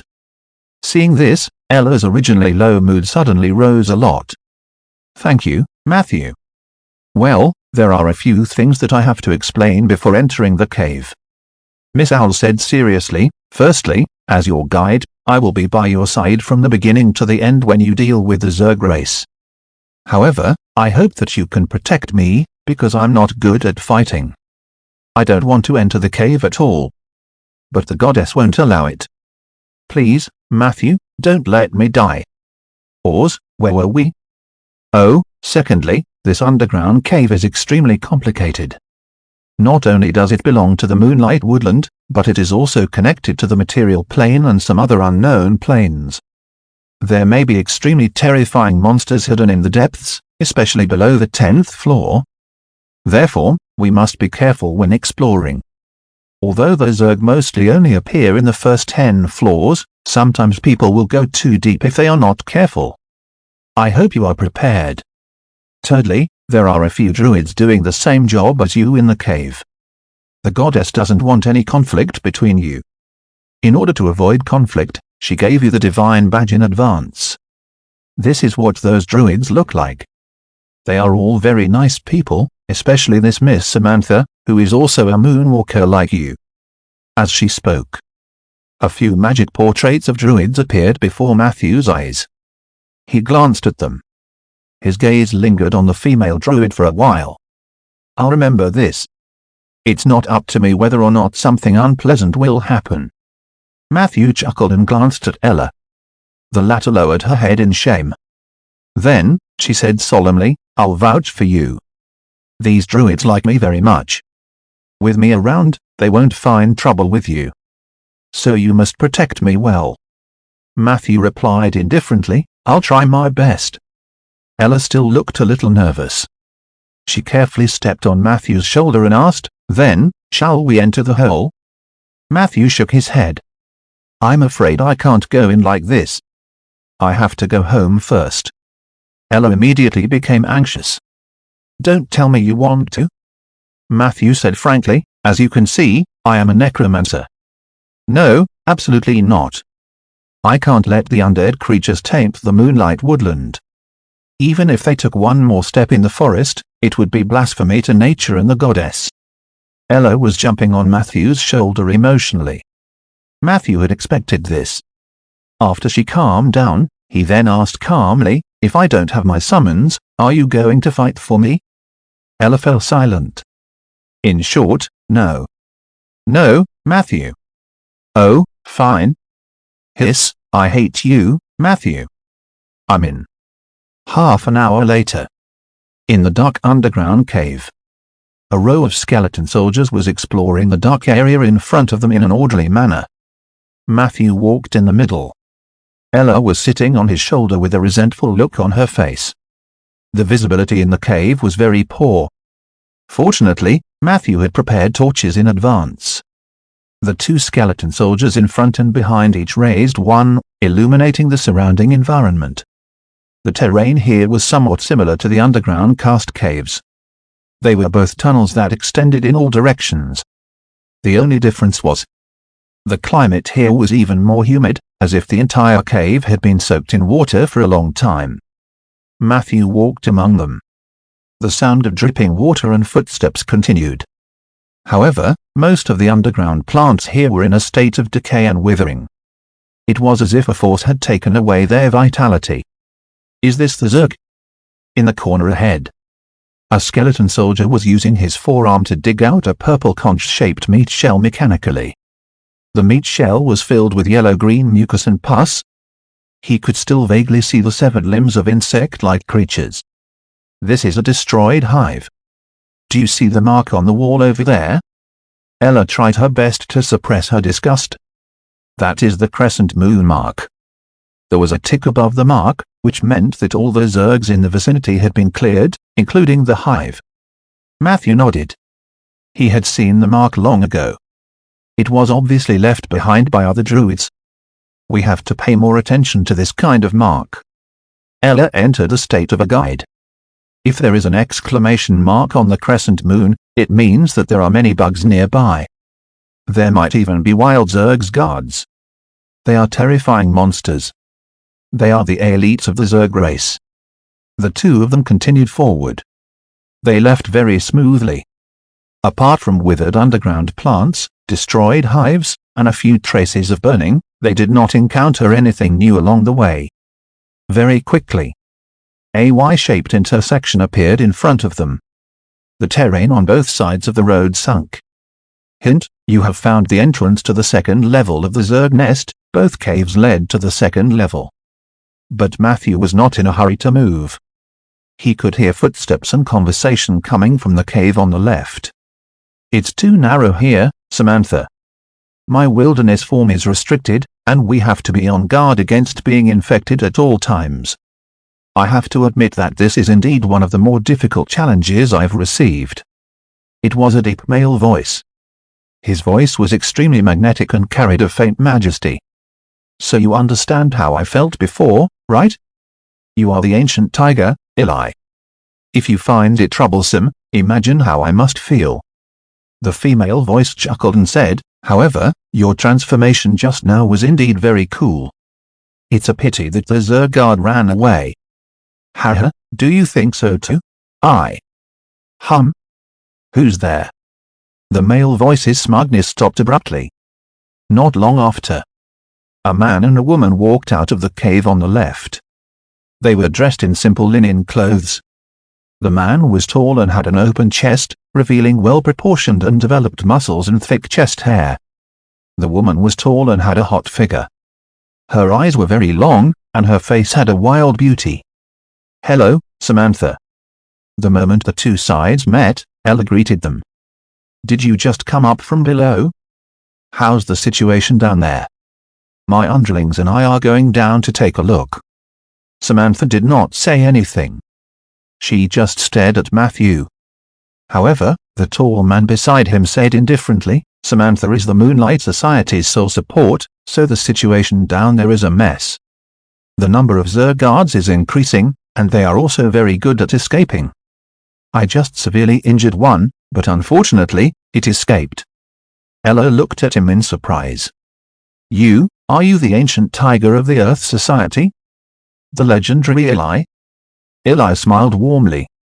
I'm only a third-rank shapeshifter. I'm not worthy of the title of ancient tiger. You should wait until I complete my final hunting mission and demolish that evil dragon in the ice river will I be fit to use the title. Then, he turned to Matthew like Samantha. A necromancer? Samantha asked. Matthew nodded. It's not what you think. Ella said hurriedly. Samantha, Matthew is a good man. He's here to help us. You have to believe me, I will never compromise with evil. Matthew felt sad and amused when he saw her like that. He simply opened his mouth to help explain, not every necromancer is evil. On the contrary, I came here to get rid of the evil in this place. Truly an eye-opener. Eli sneered, his gaze sweeping over the skeleton soldiers. He seemed to want to do something, but Samantha stopped him. Let's go. Ella urged Matthew into the cave. Matthew shrugged and ordered a few skeleton soldiers to scout ahead before he followed. He watched as the group of figures disappeared into the cave. Eli frowned and said, You should have let me take action. At least, you should have destroyed those skeleton soldiers. How could we allow those undead creatures to taint the nature-sacred land? Samantha shook her head. Leave it be. The situation in the Moonlight Woodland Forest is indeed terrible. Is that why they're colluding with the necromancers? Samantha looked a little pained. You're right, Eli. I'll consider your previous proposal. Eli's eyes lit up. You want to leave the Moonlight Society? This is great. With your strength and potential, our Earth Society has always reserved a seat for you. When are you coming with me to see the Great Elder? Samantha said seriously. Calm down, Eli. I once swore under the moon that I must help the forest eradicate the Zerg race. Even if I wanted to leave the Moonlight Society, this oath would not change. If I could not do this, I would never leave. Eli was stunned. Then, he revealed a satisfied expression. Very good, such is the will of a woman I like. The Earth God will protect you, Samantha. When I go back and make my preparations, we will join forces and kill Queen Zerg. It's a pity that the situation at the Highlands isn't looking good either. Otherwise, I could have applied to the church to mobilize the sacred object. Sigh, as you know, the scar of the dead is getting worse. Chapter 27, Myjald, the male druid who was hostile to me just now, he's not from the Moonlight Society, right? The tunnel was filled with water. Matthew asked as he lifted his pants. Of course, he's from the Earth Society. I've never seen him before, so I guess Samantha asked him to help. Ella said happily. Fortunately, Samantha held him back. Matthew smiled. Indeed. Ella obviously didn't understand what Matthew meant. She chatted about the story of the ancient tiger, Eli's an orphan. A long time ago, his parents had provoked an enemy and were chased to the west of the Guardian Highland near Storm Valley. In order to buy time, Eli's father died. Meanwhile, Eli's mother carried him in his swaddling clothes and crawled into the tiger cave to avoid the pursuit of his enemies. Unfortunately, his mother was injured, and she died after climbing into the cave. Before she died, she saw an aggressive but exhausted tiger. Eli's mother said to the tiger, "Eating me is enough for you to fill your stomach. Please let my child go," and so, the tiger silently ate her. The entire process, she didn't make a sound. Perhaps she fainted from the pain, or perhaps she was already dead. In short, Eli, who had memories of his childhood, witnessed this process. It was hard to imagine how he felt when he recalled this matter. After eating Eli's mother, the tiger took Eli to the depths of the cave. There, Eli found 2 tiger cubs that had their eyes closed. That's right. The tigress had just given birth.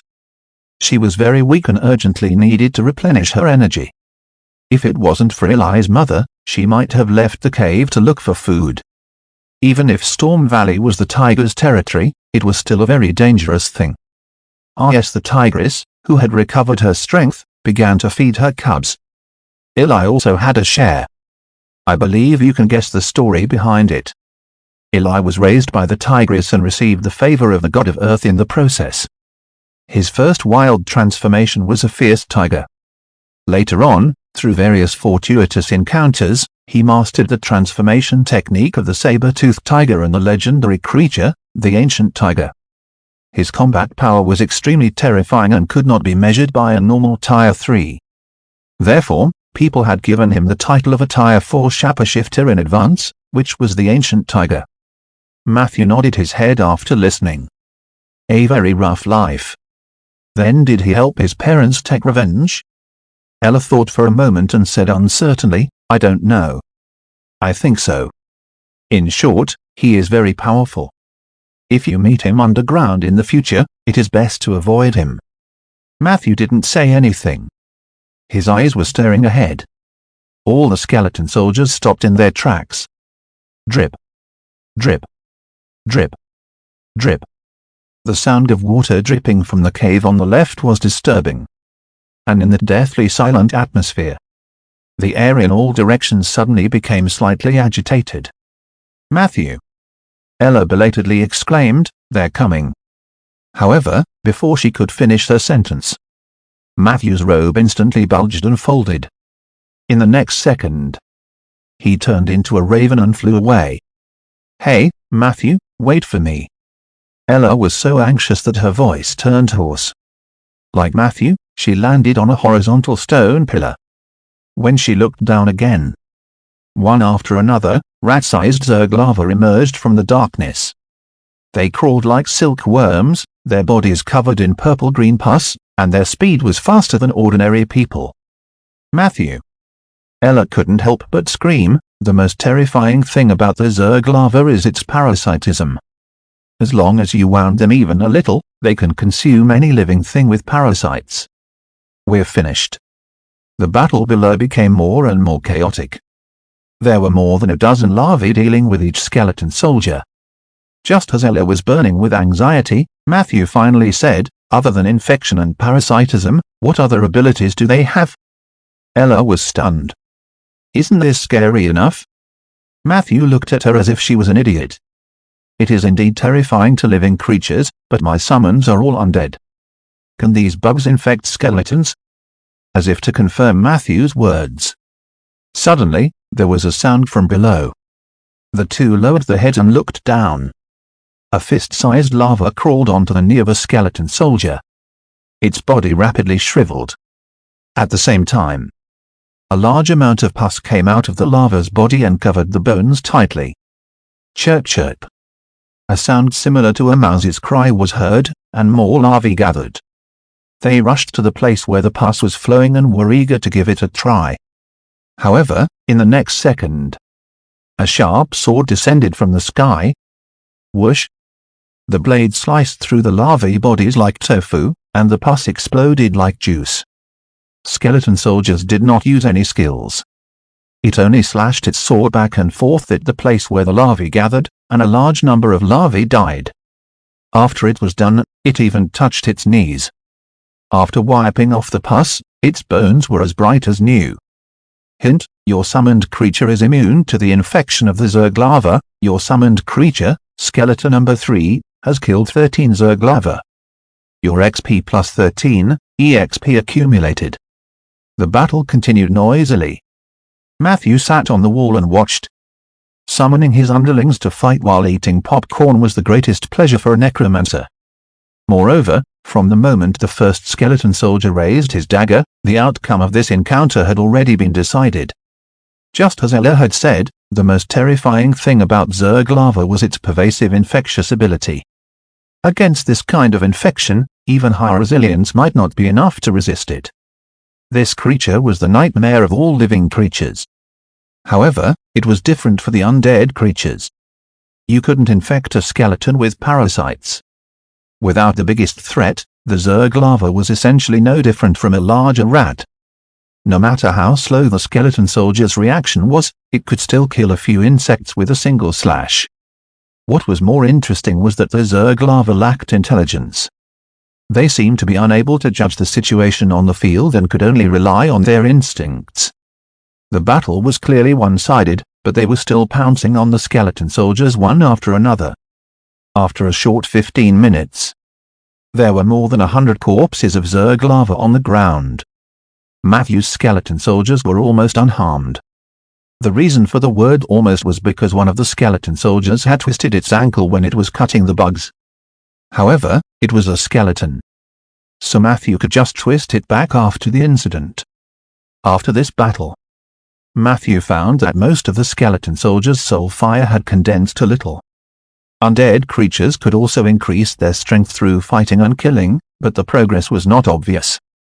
Matthew was busy planting trees every day, so the skeleton soldiers had been ignored. Now that he finally had a chance to show off his skills, Matthew was quite satisfied with the result. So is this the goddess scheme? The undead creatures seemed to have a natural counter to the Zerg race that caused this place to wither and decay, Matthew thought. He didn't stay here for too long. After resting for a while, he ordered Soldier to continue leading the team deeper. Matthew and Ella were flying above, observing and commanding. The road was smooth. Other than the 2 infected humans on the 3rd level, they smooth sailing. The skeleton soldiers killed all the enemies without any injuries and emptied all the hives along the way.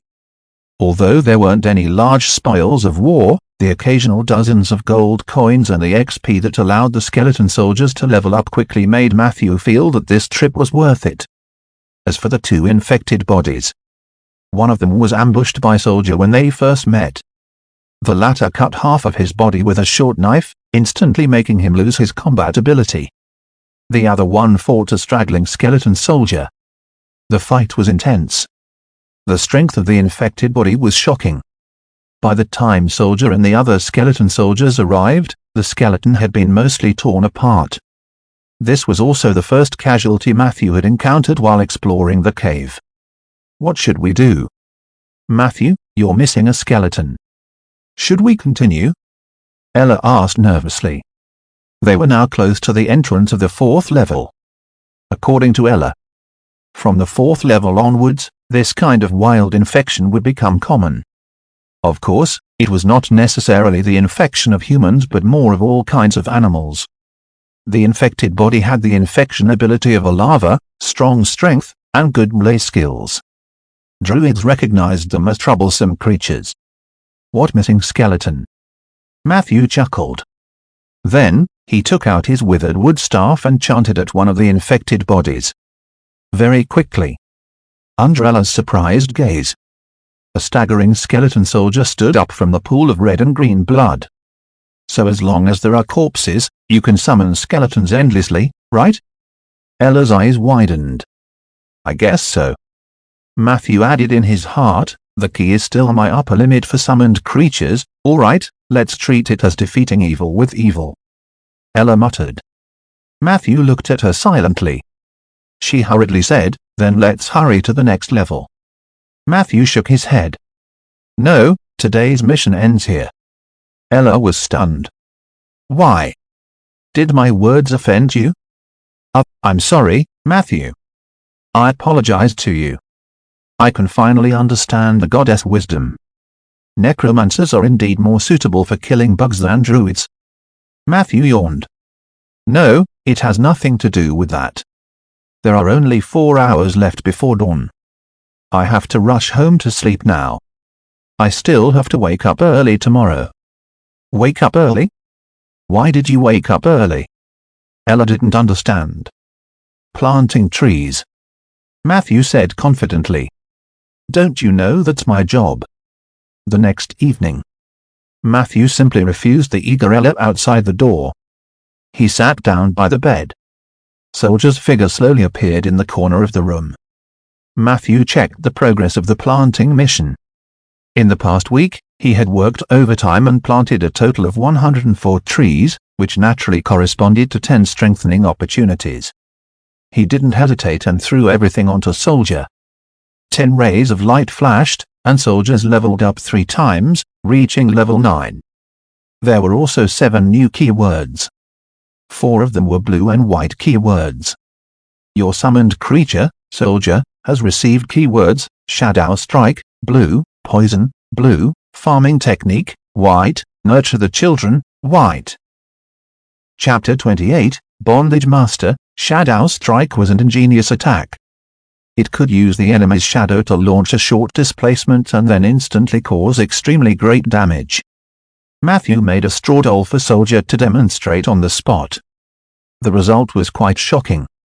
If Soldier's Shadow Strike hits you, not to mention fragile skin, even a close combat unit around tier 3 and below medium armor will have to shed a layer of skin. What was worse was that Shadow Strike was only the beginning of a series of combos for rogues after they got close. Take Soldier's Sword Dancer as an example. After Shadow Strike, it could immediately follow up with Burial Dance, a killer move with extremely high damage. It was very difficult for low-level adventurers to resist such sudden and continuous explosive attacks. As expected, when fighting with rogues, not letting them get close is the first rule. Matthew didn't think that Garcia's armor could last long when he was entangled by an elite rogue. In his opinion, magic armor was the last layer. When you were forced to reveal your last layer, your life was not far from being controlled by others. Of course, this did not mean that the last layer was not important. The other blue keyword was poison.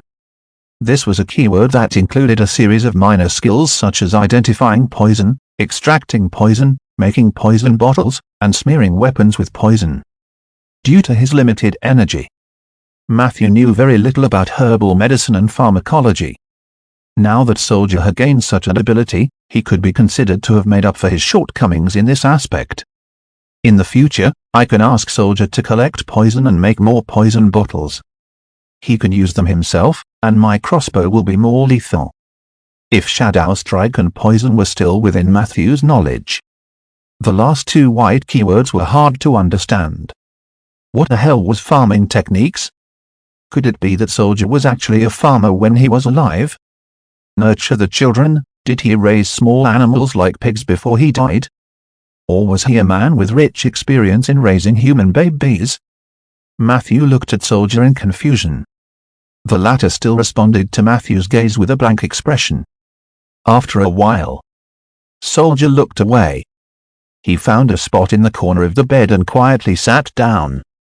Matthew felt a little helpless. I didn't expect that the grey keyword that had just appeared would take effect so soon. Slacking off, Grey, your skeleton has learned to slack off in non-combat mode. Fortunately, it was limited to non-combat states.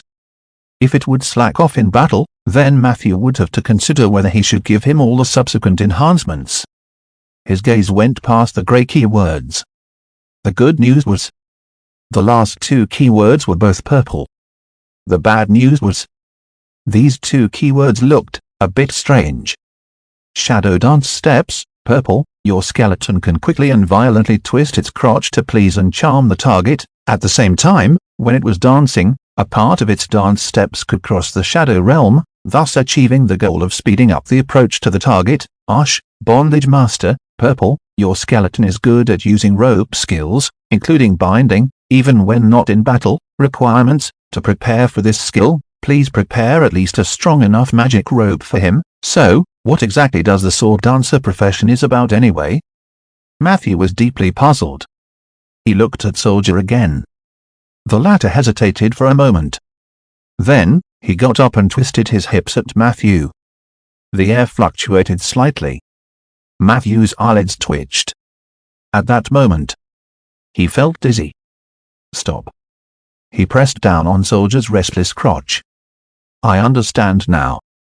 The dance steps are indeed powerful. This should be infused with some kind of ritual spell. Matthew rubbed his temples in an attempt to wake himself up. If this continued, he would probably feel that the skeleton in front of him had become more beautiful. This was the effect of charm. His willpower wasn't low, and he was Soldier's master, but he was still affected. If it was someone else. Matthew suddenly felt a little more expectant. He sized up Soldier. He realized that this skeleton was very different from the others. His bones were full and strong, and there were a lot of silver light spots inside. Compared to other skeletons, he was cleaner, so clean that he was almost unstained. His entire body was covered with bones that were as white as jade and had silver edges. Have you bathed yourself? Matthew asked thoughtfully. Soldier was stunned. 10 seconds later, he nodded uncertainly. Matthew looked helpless. Soldier was good at everything. He had great potential, but his intelligence was too low. This was also a common problem with undead creatures. Even the powerful bone dragon filly only had 4 points of intelligence. Of course, intelligence did not completely represent IQ, but those with low intelligence usually did not have much of an IQ. Soldier's current mental state was equivalent to a 5-year-old child. It was fine with Matthew's command. However, if Matthew let Soldier go alone, it would be 100% likely to cause trouble. It seems that Peggy is indeed extraordinary. As expected of someone I risked my life to find in the land of gold. Matthew's eyes were filled with nostalgia. However, very quickly, his memories were interrupted. Saber, Saber, I, me, Saber. A thought came intermittently from Soldier's soul fire through the undying contract. Matthew nodded thoughtfully. You want a good saber? A short one? 10 seconds later. 2, 2, 2. Soldier replied. I understand. I will forge 2 suitable daggers for you as soon as possible. Thank you, Master. This time, the response only took 3 seconds. Due to your promise, Soldier, skeleton, loyalty to you has increased to 99, those you nurture will be more loyal to you, after all. Matthew sighed. After having a simple dinner in the small wooden house, it was already dark outside. Matthew pushed the door open and walked out. A faint white light flickered in the oak forest not far away. The oak fairies that had been hiding in the dark during the day came out in full force. Except for Princess Lulu, almost all the fairies were dancing around Ella the owl. Ella was standing on the crown of an oak tree. Her eyes were tightly shut as she muttered something. Faint divine spells spread out like ripples. Matthew walked in the forest. The feeling of being watched by pairs of kind eyes came back. She was enlightening the oak forest. As a nature soul favored by the goddess of moonlight, Ella's attainments in the nature domain were much higher than Lulu's. Through the ritual of enlightenment, she could inject more wisdom and vitality into the oak forest. The oak trees became healthier as a result. And in the long process of growth, if there were someone to enlighten them, then there would be a higher probability of a tree spirit being born among them, which was what people often called the tree guardian. If they were lucky, they might even give birth to 1 or 2 tree shepherds. This was extremely beneficial to the development of the forest. However, it also meant a great consumption for the creature casting the enlightenment. Matthew's actions had been unpredictable. Ella was afraid that he wouldn't go to get rid of the Zerg tonight, so she fulfilled the promise Matthew had asked her to fulfill in advance. Hint, your nature partner, Ella, has completed an enlightenment ritual for your oak forest. Your domain, oak tree, has received a slight upgrade. There was such a benefit, Matthew was overjoyed. Enlightenment could not only benefit the oak trees but also strengthen his domain power. Looks like I have to think of a way to get Ella to come over more after the 3 years are up. Matthew thought. The only uncertain factor was actually Lulu. As a nature soul, Lulu had obviously regarded the oak forest as her habitat. She could tolerate Ella coming here to cast enlightenment in the short term. But as time passed, she definitely couldn't take it. Because this would be stepping on her territory. Lulu should have a similar ability in the future, right? In his thoughts, the white light in the forest had already faded. The oak fairies vanished. Ella dragged her exhausted body to Matthew. Hey Matthew, I did pretty well, didn't I? Ella asked with her head down. Matthew nodded. He could feel the joy of the oak trees. Ella was obviously not slacking. Matthew's attitude naturally softened. You've worked hard, Ella. You did well. Ella said happily, then can we remove the Zergs now? Matthew shook his head. Under Ella's puzzled gaze, he asked, can you germinate? Ella seemed to have guessed something, so she nodded hard. No, I know, Matthew. That is the basic skill of nature's soul. I know what you want me to do. You said that your job is to plant trees, and I see you carrying saplings around every day. So, have you used up all the saplings? Matthew said approvingly, you're very smart. I don't have enough saplings, but I have a small greenhouse where I am cultivating some oak seeds. However, if I follow the normal process, their germinating speed will be too slow, so I want you to help me germinate them. You don't have to ripen them all. Just a small portion will do. We can do it in batches. As for the specifics, it depends on your physical condition. After all, you have just completed a round of enlightenment. You must have consumed a lot of energy. Ella said impatiently, take me there. We don't need to do it in batches. I'll germinate all of them tonight. Matthew hesitated. Is this okay? Your body. Ella was full of confidence. Don't underestimate the perseverance of the nature soul, Matthew. Isn't it just a small greenhouse? I can still withstand it. 20 minutes later. At Matthew's house in Rolling Stone Town. In the greenhouse on the east side. Peggy looked at the shocked Ella with interest. Is this the little greenhouse you were talking about? Miss Owl said in a trembling voice. She looked at the endless mini greenhouses in front of her. Her vision turned black, and she almost fainted. The previous owner of this house left behind a ritual field with folded space here, but my magic power is insufficient, so I can only activate a small portion. Currently, it only has an area of less than 15 acres. Matthew said pleasantly, "Do you need me to introduce you to your future working environment in detail?" Chapter 29, You have my blessing. No, there's no need, Ella said. Matthew could only continue regretfully, "Maybe I was wrong with my wording, but for me, this greenhouse is far smaller than the one I have in mind. And I don't mind if you do it in batches. There's no need to rush." However, Ella showed unprecedented stubbornness. "No," she said seriously. "Matthew, nature souls will never go back on their words. Just you wait. After tonight, all the seeds will sprout." She flapped her wings and flew to the first seed shed. A faint natural aura spread out, and Ella began to work energetically. "Is she the arrogant nature's soul that you told me about before?" "She doesn't look like a bad person," Peggy asked with interest.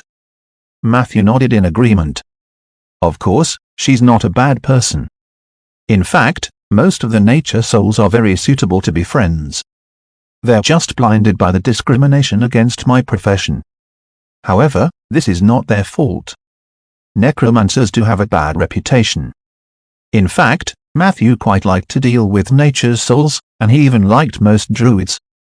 Their emotions were all written on their faces. They were straightforward folks. One wouldn't need to worry about betraying around them. "So now that you have this child laborer, does this mean that I don't have to be responsible for the greenhouse in the future?" Peggy asked expectantly. Matthew smiled. "Ella is only here to help.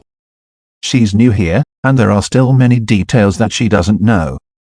She needs you to teach her." Peggy pursed her lips. "All right, I knew that you damn necromancers wouldn't let a free labor like me go so easily." Matthew smiled and handed over an irregular crystal that was emitting white light. "This month's salary." Peggy's soul fire instantly turned into the shape of a smiling face. "Oh, Matthew, you are the kindest necromancer I have ever seen. I bet other necromancers won't pay their salaries on time like you. When I was still in the Golden Pit, I had a friend who was a contract creature of an eccentric old man. He told me that the damned necromancer not only wanted him to be at the forefront of the battle, but he also wanted him to help take care of his everyday life, liking bathing him and so on. I also suspected that the necromancer had molested him. However, I had no evidence. Plus, my friend had no ability to resist because he had signed a contract. Every time we met, he would look for me to discuss how to get rid of that necromancer. Unfortunately, he did not succeed in the end.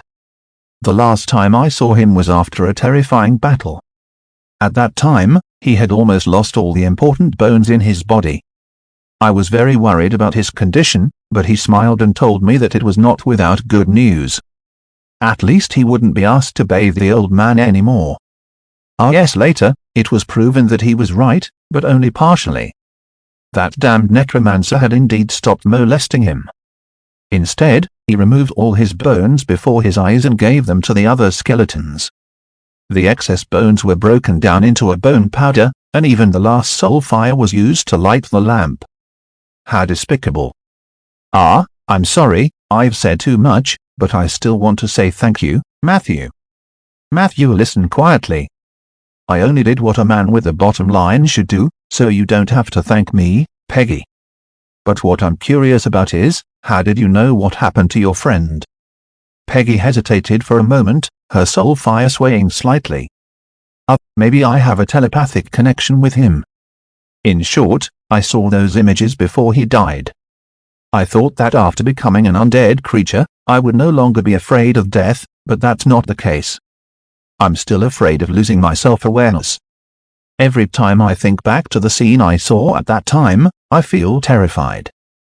At this point, Peggy's soul fire suddenly flickered intensely. Her voice was trembling. Matthew's expression changed. He quickly put one hand on Peggy's back. Hey, Peggy, stop reminiscing about those unpleasant things. Do you still remember what I told you when I brought you out of the Golden Pit? We can do it. I've already established a good relationship with nature's soul, and even the goddess of moonlight has blessed me. I think I'm on the right path. We only need time to solve the mystery that has been bothering you. But before that, you have to be strong. You can't be defeated by yourself," Matthew said as he tried to calm Peggy's surging emotions. He gently hugged Peggy's cold skeleton. A wave of intense sadness surged into Matthew's mind. He gritted his teeth and supported Peggy with determination. This scene should have been beautiful. Unfortunately, there was a difference in height between the two of them. After a long time, Peggy was finally freed from that intense, sorrowful mood. "Thank you, Matthew. You've helped me again." Peggy's soul fire gradually stabilized, and her tone also returned to calmness.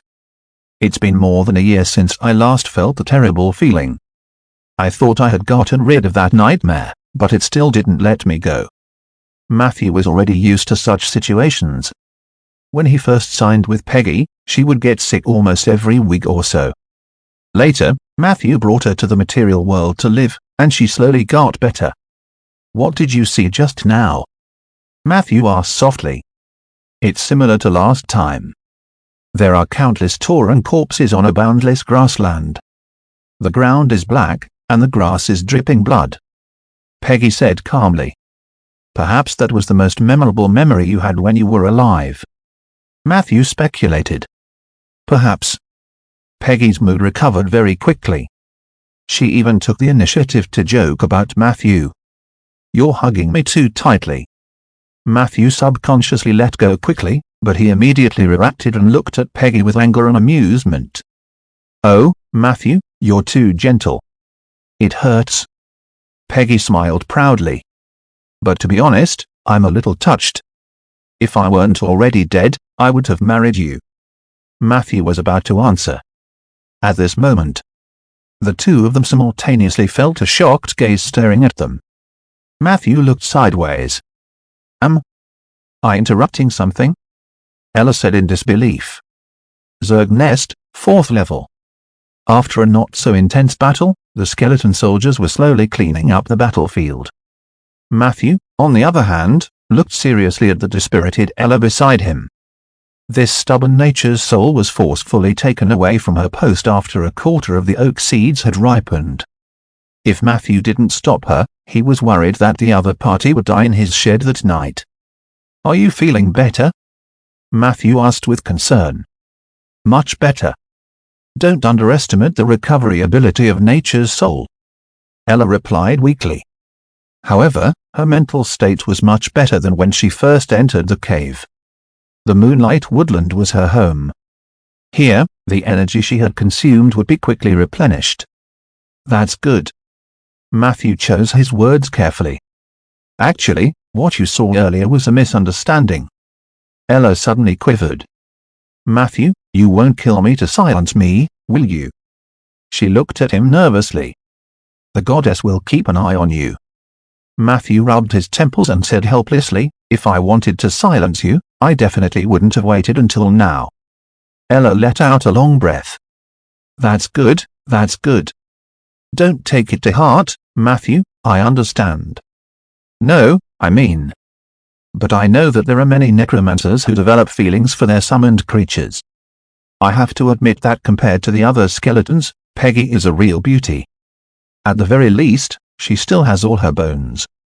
At this point, she paused for a long time before she suppressed some emotions and said, "You two have my blessing." "Congratulations." Matthew slapped his forehead. Now how was he going to explain himself? Master, there's a hardcover book." Soldier suddenly transmitted intermittent thoughts. Matthew's heart skipped a beat. He avoided the pile of corpses of the infected on the left side of the road. He came to the other side where Soldier was. There was a corpse of an infected human whose stomach had been cut open. Judging from the injuries, Soldier had done it himself. There was a hardcover notebook on the body, probably from the infected person's pocket. There were hundreds of gold coins scattered around the book, which meant that the infected person was once very rich. Matthew did not approach. In the hierarchy of the Zerg, An ordinary infected person was only stronger than a new larva, but an infected corpse was the breeding ground for more than a dozen larvae. After killing them, they had to be dealt with properly to prevent future troubles. "Soldier, bring the book over," Matthew ordered. Soldier did as he was told without hesitation. Puff!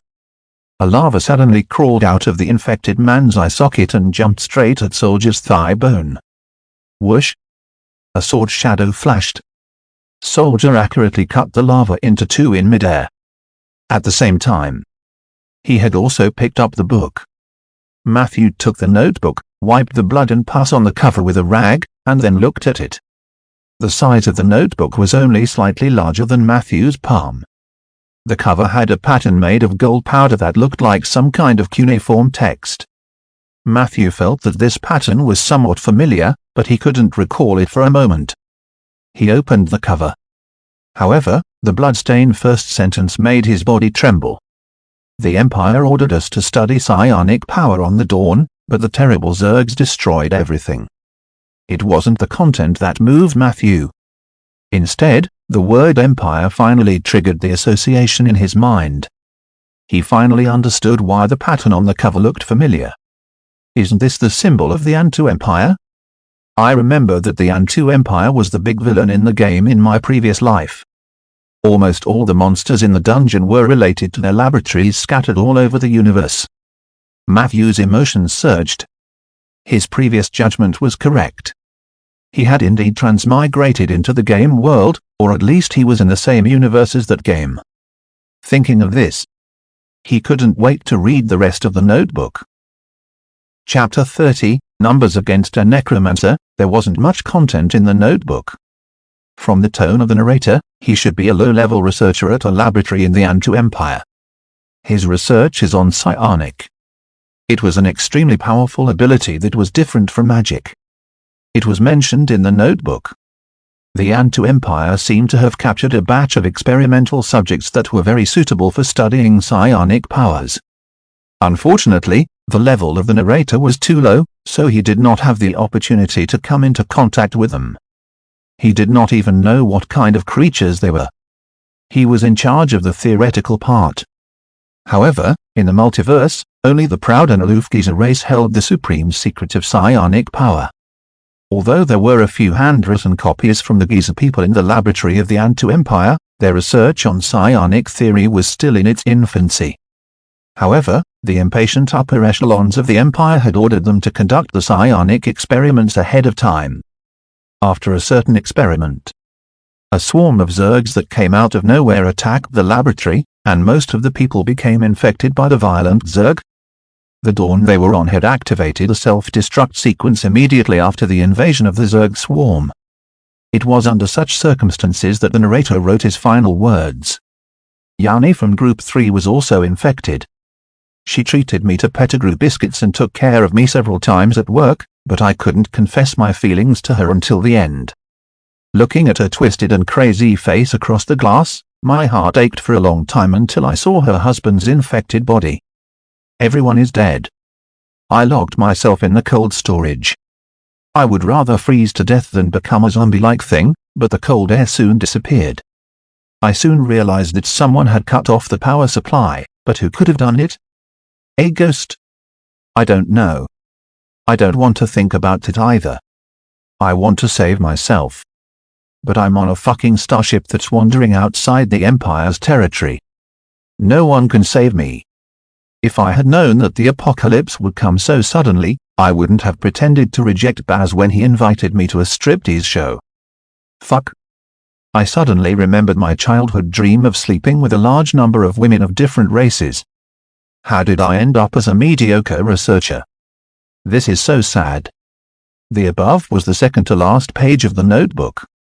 The last page of the book made one's heart tremble. I have a woman now, haha. She is very voluptuous and beautiful. Her charm is not inferior to Yanni's. The key was that it felt very comfortable to be with her. For her, I should pull myself together. We will definitely be able to escape and be together forever. This is my promise. My queen. The notebook stopped abruptly. Matthew's heart was creeped out. At the last moment of his life, was this researcher hallucinating, or did something shocking happen? Matthew did not know. He only knew that the other party would not be able to escape the fate of being infected. So, the Dawn is a starship. After becoming a hive, the starship crashed here for various reasons.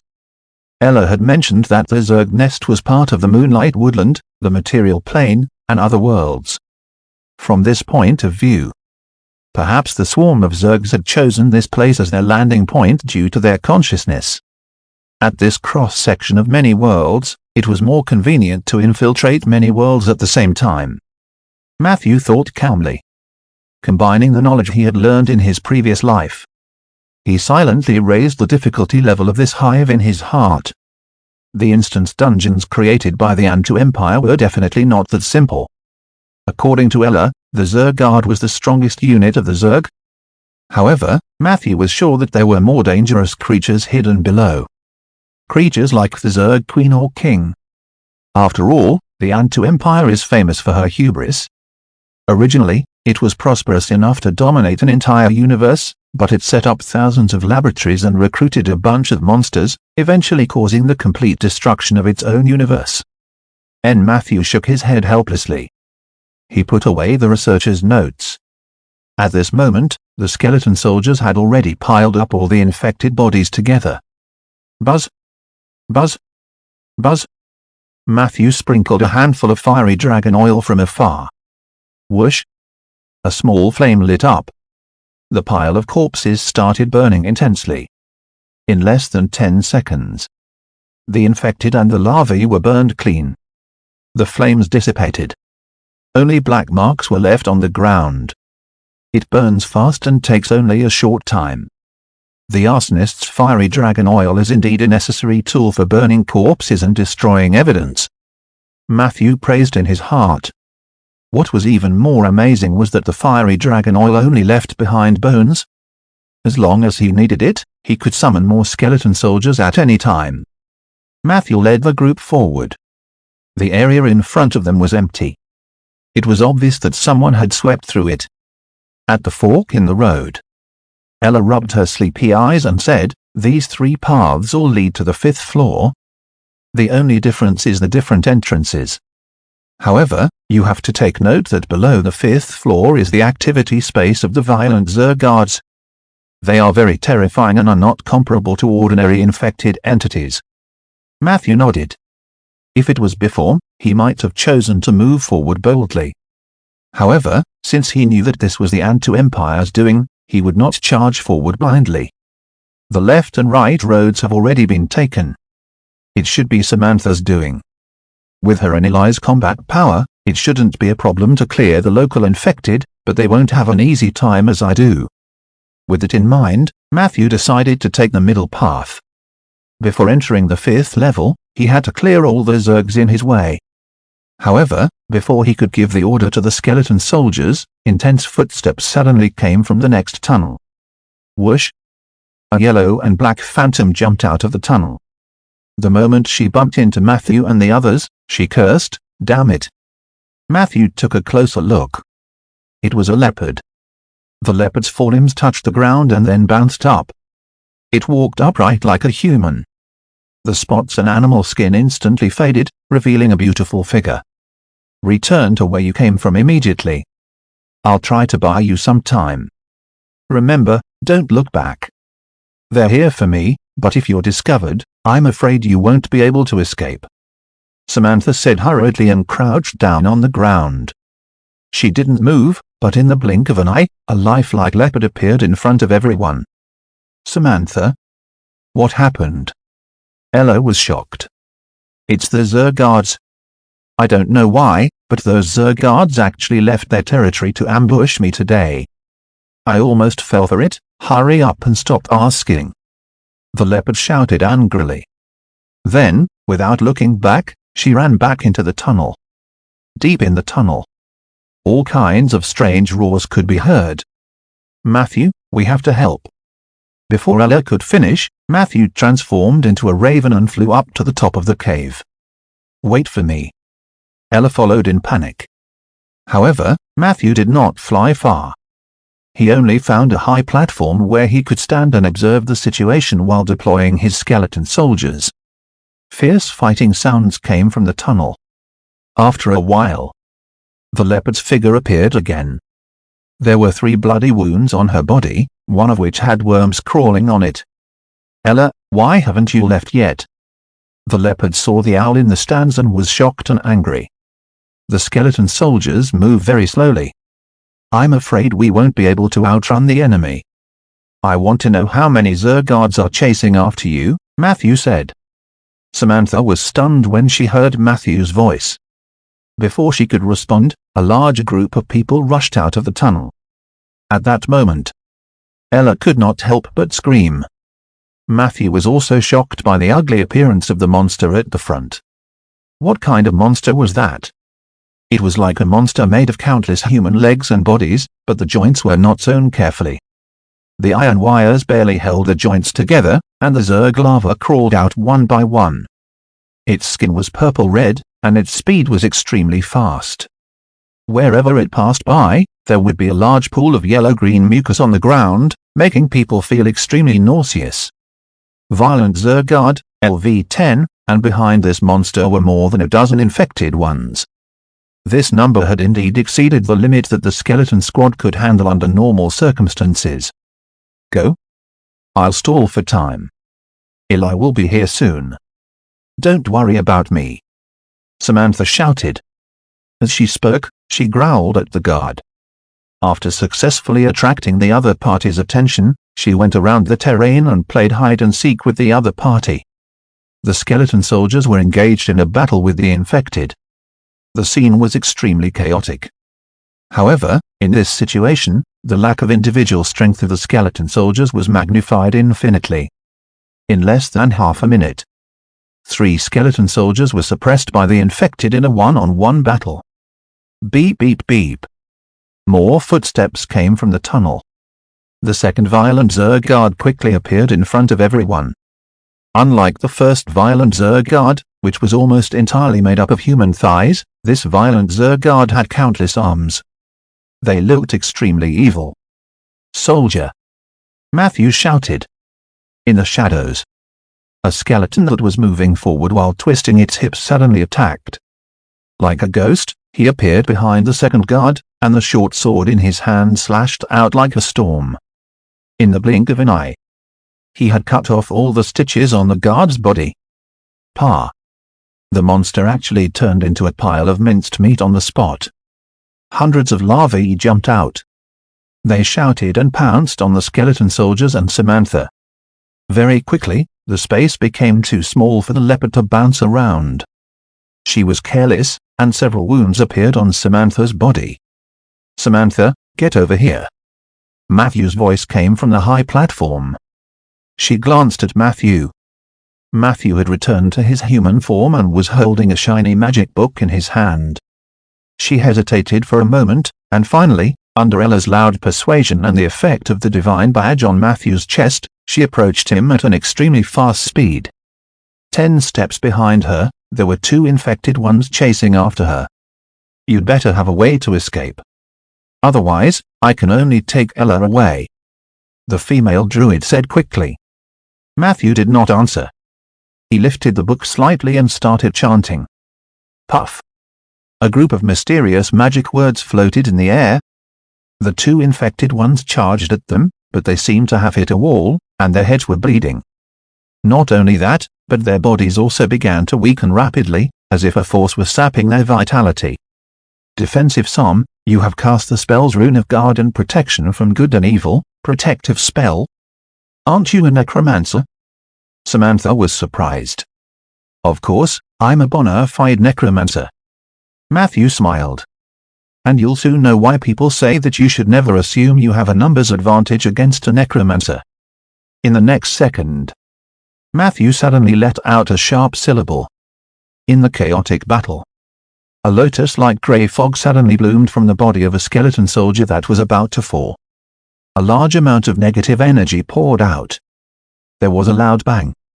The skeleton soldier exploded. It directly killed several infected ones and even more larvae around it. However, The real explosion had just begun.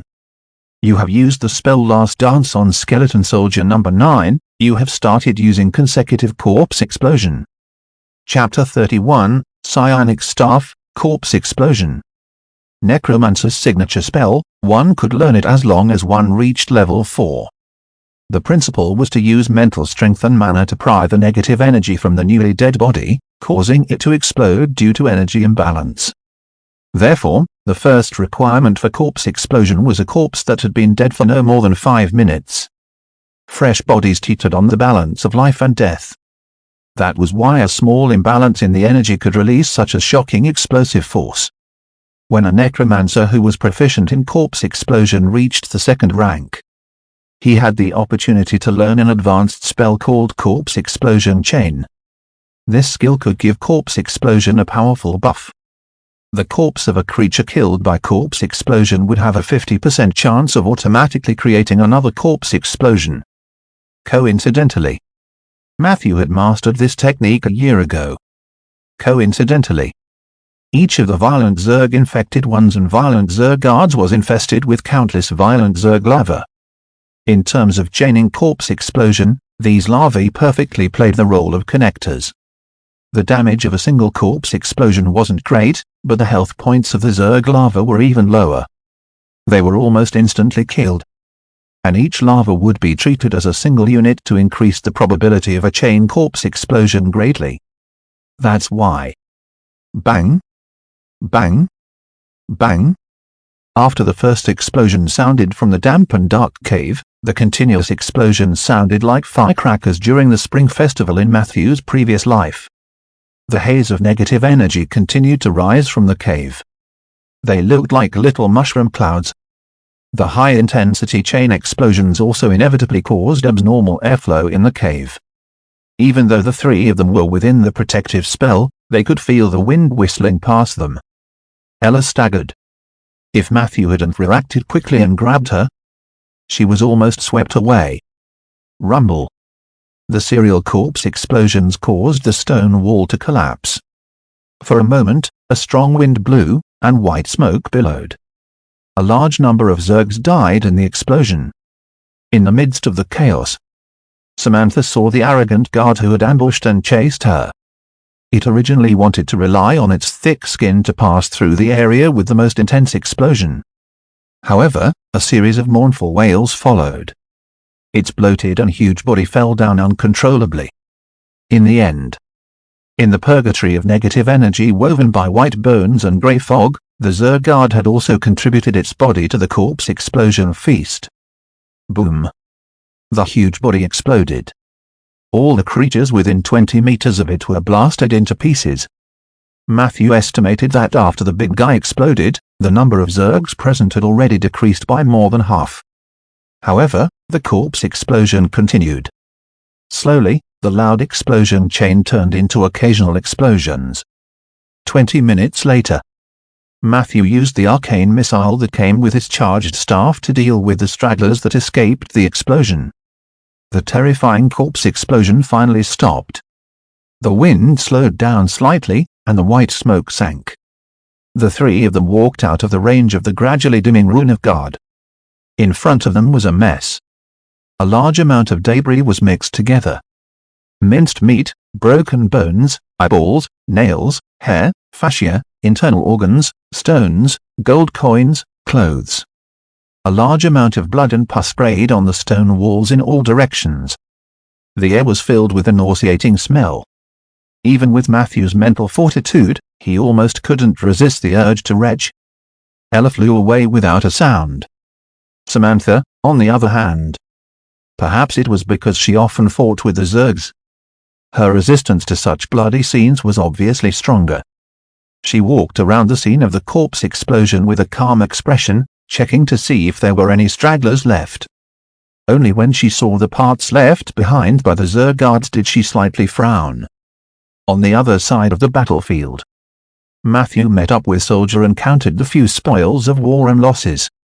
In terms of losses, except for Soldier, all 11 skeleton soldiers became triggers for the explosion.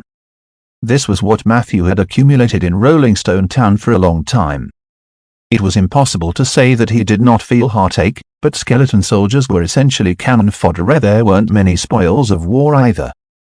There weren't many good items on the Zerg race, and they were bombarded repeatedly by the corpse explosion spell indiscriminately. The items that survived the explosions were of high quality. Matthew found a sapphire ring, a card that looked like an access card, and a psionic staff the length of an arm. The sapphire ring was not only beautiful but it was also enchanted with a spiderweb spell. Unfortunately, it was not of a high grade and could only be cast once a day. There was no clue as to the origin of the card, but Matthew noticed that the emblem of the Antu Empire was engraved on the lower right corner of one of the cards. This could be a certificate to enter an important laboratory. As for the last psionic staff, because it was in an unappraised state, Matthew habitually activated an identification skill on it after he obtained it. Appraisal failed. You are unable to learn the attributes and usage of the psionic staff. Hint, you need high knowledge. See, I failed. Matthew raised his eyebrows, and then he felt a headache. Most items related to psionic power could only be used after being appraised. In order to appraise such items, the user of the identification skill had to have a high level of psionic knowledge. However, psionic knowledge usually came from items related to psionic power. It could be said to be a perfect closed loop. However, Matthew was not discouraged. He still had an advanced identification scroll gifted by Master Ronan at home, which should be able to identify this staff. The only thing he needed to consider was whether this staff was worthy of the advanced identification scroll. Matthew gently stroked the amber stone embellished with light blue on the psionic staff. For a moment, he could not make up his mind. What an impressive explosion! Your strength has exceeded my expectations. To be honest, you've helped me a lot. Under normal circumstances, it would have taken me a lot of effort to get away. Samantha's voice sounded. Matthew put away his staff and said calmly, "This is nothing. They are also my targets." Samantha stared at Matthew with her bright eyes. "But I made you lose a team of skeleton soldiers. I owe you this." Matthew waved his hand. "It's just a team of skeleton soldiers. Don't worry about it." "No, this is very important. I'm thinking of a way to make it up to you." Samantha's eyes were bright. "Or you can try to make some requests, but I might not be able to satisfy all of them." Matthew thought about it. "Maybe we can work together. This hive is huge, and we haven't even explored a third of its surface. As moonwalkers, we have the same goal." Samantha shook her head without hesitation. "No, I won't cooperate with you." Before Matthew could say anything, she spoke first. "How about this? I might not be able to accept your request, so I've decided to return a team of skeleton soldiers to you. Eli and I killed a lot of infected people, and their bodies were buried in specific locations on each floor after being processed. I think those materials should be enough for you." That was fine too. Matthew was not unhappy about being rejected. He looked at Samantha curiously and asked, "Why did you reject me?" "Just because I'm a necromancer."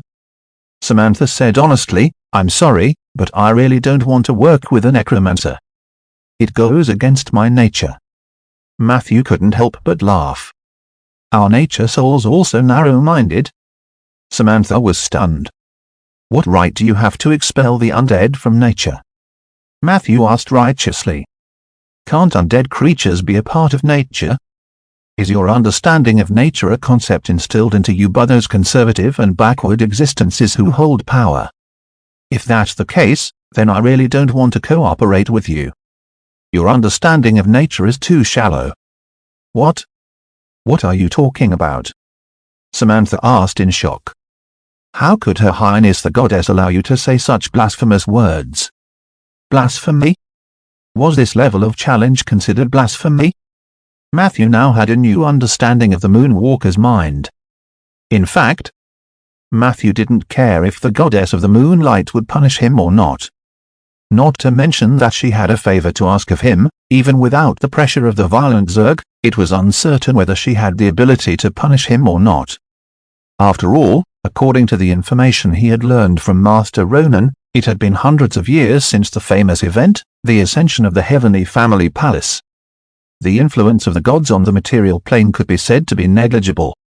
Not to mention the human countries, even the elves who were relatively devout in their beliefs, had already gone against the will of the gods. Only conservative and backward groups like the Druids still maintained a relatively fixed belief. Since there's no room for cooperation, I'll leave first. Matthew yawned and prepared to go home. Remember to bring me to the skeleton material the next time we meet. Finally, let me share my own understanding. For me, nature is all-inclusive. It doesn't only include the narrow embodiment that humans can see but also the truth of the universe. Samantha stared at Matthew, her expression changing. Matthew didn't say anything else and disappeared. Samantha did not leave. She paced back and forth. Her gaze was erratic. Not long after, footsteps came from the cave behind her. "Sorry, I'm late. Did something happen here?" Eli asked apologetically. Samantha hesitated for a moment and repeated Matthew's words. After hearing this, Eli was furious. Not only is he blaspheming God, but he is also blaspheming nature. How could dirty undead creatures be considered a part of nature? He's just waxing tales. And he's just a mere second-rank necromancer. How can he have the cheek to talk about the universe? If he were in our Earth society, a person like him would have been robbed of everything and exiled to the underground of the Far East. Eli cursed at him fiercely. Samantha was surprisingly silent. Time passed. Eli's heart skipped a beat. "Samantha, don't tell me you believe his nonsense."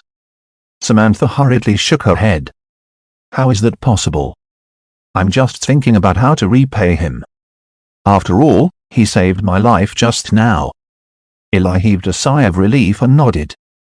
"If he really saved your life, then we should have done something to repay him. I have some leftovers. You can give them to him as compensation." Then, he said in a reproachful tone, "Next time when I'm not around, don't take risks alone." Samantha replied casually, "Got it." Eli asked excitedly, "Then let's continue." Samantha hesitated for a moment, then bit her lip and said, "No, I'm injured and a little tired. I'll call it a night. See you next time, Eli." With that, she disappeared. Only Eli was left standing there, confused. At home in Rolling Stone Town. Hint, you have consumed an advanced identification scroll. Appraisal was successful. You have obtained cough staff, psionic item.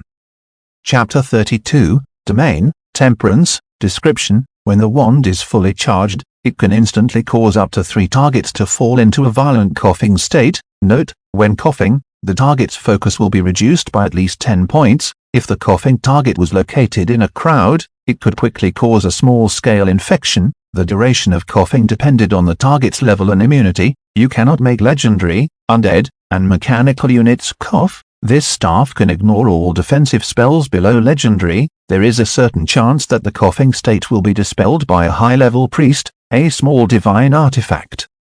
When he saw the explanation, he was stunned. Matthew knew that his usage of the advanced identification scroll was worth it. This thing is simply the bane of spellcasters. He fondly caressed the smooth side of the staff. Focus was the most important attribute of spellcasting. If one did not focus enough, it was very likely that the spellcasting would fail, and the consequences of the failure were often extremely tragic. Imagine this. A high-level mage who had carefully set up a defense was passionately chanting a high-level spell that could turn the tide of the battle. Suddenly, his throat felt itchy, and his eyes rolled back. The spell stuck and turned into a cough. Then, what happened next? While his focus was being cut off, he still had to endure the terrifying spell backlash. Mages and warlocks were not the only ones who could be affected by this wand. It could also interrupt druids, shamans, and bards spellcasting. One step further. Rogues, who needed high-precision movements to maintain their threat in battle, would also suffer setbacks. High-level warriors, monks, sword saints, and other resistant monsters could probably cough while hacking at people. The others would be affected to varying degrees. As for the priest, In this era where the gods are far away, it's not that easy to meet a priest. No wonder the Antu Empire is so crazy. Psionic energy does have its merits. Matthew held the psionic staff tightly in his hand. After a moment of excitement, he frowned slightly. Because in the next line of the description, there was another sentence. Staff charging method unknown, insufficient psionic knowledge, even an advanced identification scroll could not figure out its full appearance, which showed how rare psionic knowledge was. However, Matthew was not in a hurry. This scroll had already helped him determine the direction of the information search. Next, he just needed to find a way to collect knowledge, such as the charging method of psionic items. It seems that I have to find time to visit the Crucible House and find the Tower Spirit, who is extremely lacking in love, to inquire about Master Ronan's recent situation. He thought about it. Matthew put away the psionic staff properly. Then, according to the usual practice, he began to review tonight's encounter. In a situation where I suddenly encounter a large number of enemies, it's not a problem to abandon the ordinary skeleton soldiers. However, I could still do better in terms of distance control. My clothes were already stained with blood. If I asked Peggy to wash my clothes later, she would nag at me again. This was very embarrassing. The defensive spell in the defensive psalm is indeed impressive. The second-tier infected body can't go through the shield at all, but it can probably take a few hits from the third-tier violent Zerg guard. There were still some blank pages at the back of the spellbook, which seemed to be able to be filled with some other defensive spells. However, such spells were usually for one-time use only. I wonder how much a mage who specializes in defensive magic will charge to imbue the pages of the spellbook. The existence of the Antu Empire proves that I have indeed come to a world with a game-like worldview. Psionic items are very powerful, but I can't have too many greedy thoughts. I should first do my old job well and study other things when I have the strength. I'll set a small goal first. I'll expand the oak forest to about 1,800 trees before summer comes. The tip of the quill dipped in mineral ink flew across the cheap papyrus. Writing manuscripts was a small habit that Matthew had developed since he transmigrated. At first, he only recorded the difficulties of planting trees and some esoteric knowledge. Later, he would also use them to vent his longing for his hometown and record some thoughtful content. Anyway, he used Chinese characters, and his handwriting was so illegible that only he could barely recognize it. He saw this as a unique way to relieve stress. During this period of time, Matthew's brain was often alternating between extreme emptiness and high-speed operation. Swoosh, swoosh, swoosh. The pleasant sound of writing rang out. Matthew quickly wrote the last paragraph. As for what I said before I left, I hope it left an impression on Samantha. Maybe, she will be my first experimental subject to explore my unique path of legend. Perhaps Eli has potential too. However, I still have to be careful not to hurt them. Although these two druids are old-fashioned, they are very kind and upright. Undying in nature.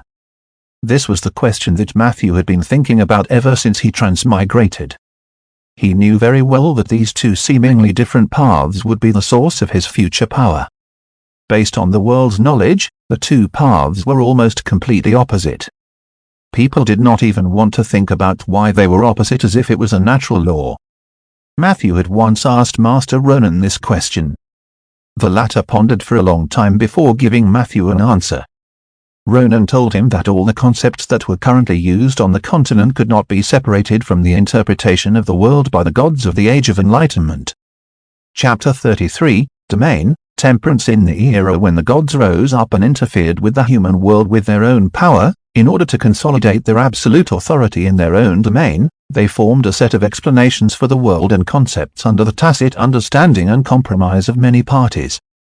This was the worldview inherited by many races on the continent. This concept had lasted for too long. As a result, no one was willing to break it for hundreds of years after the gods left. For mages, spells are low-level tools, domains are middle-level tools, and concepts are high-level tools. But to the gods of the Heavenly Family Palace, the concept was their life. For example, in the Age of Enlightenment, if one day all living beings believed that what rose at night was no longer the moon, then the next day, all the gods related to the moon were at risk of falling. Of course, the situation was very different after the ascension of the heavenly family palace. The gods were powerless to interfere with the present world. Concepts were still a source of power for them, but concepts were no longer fatal. More importantly, they became too weak.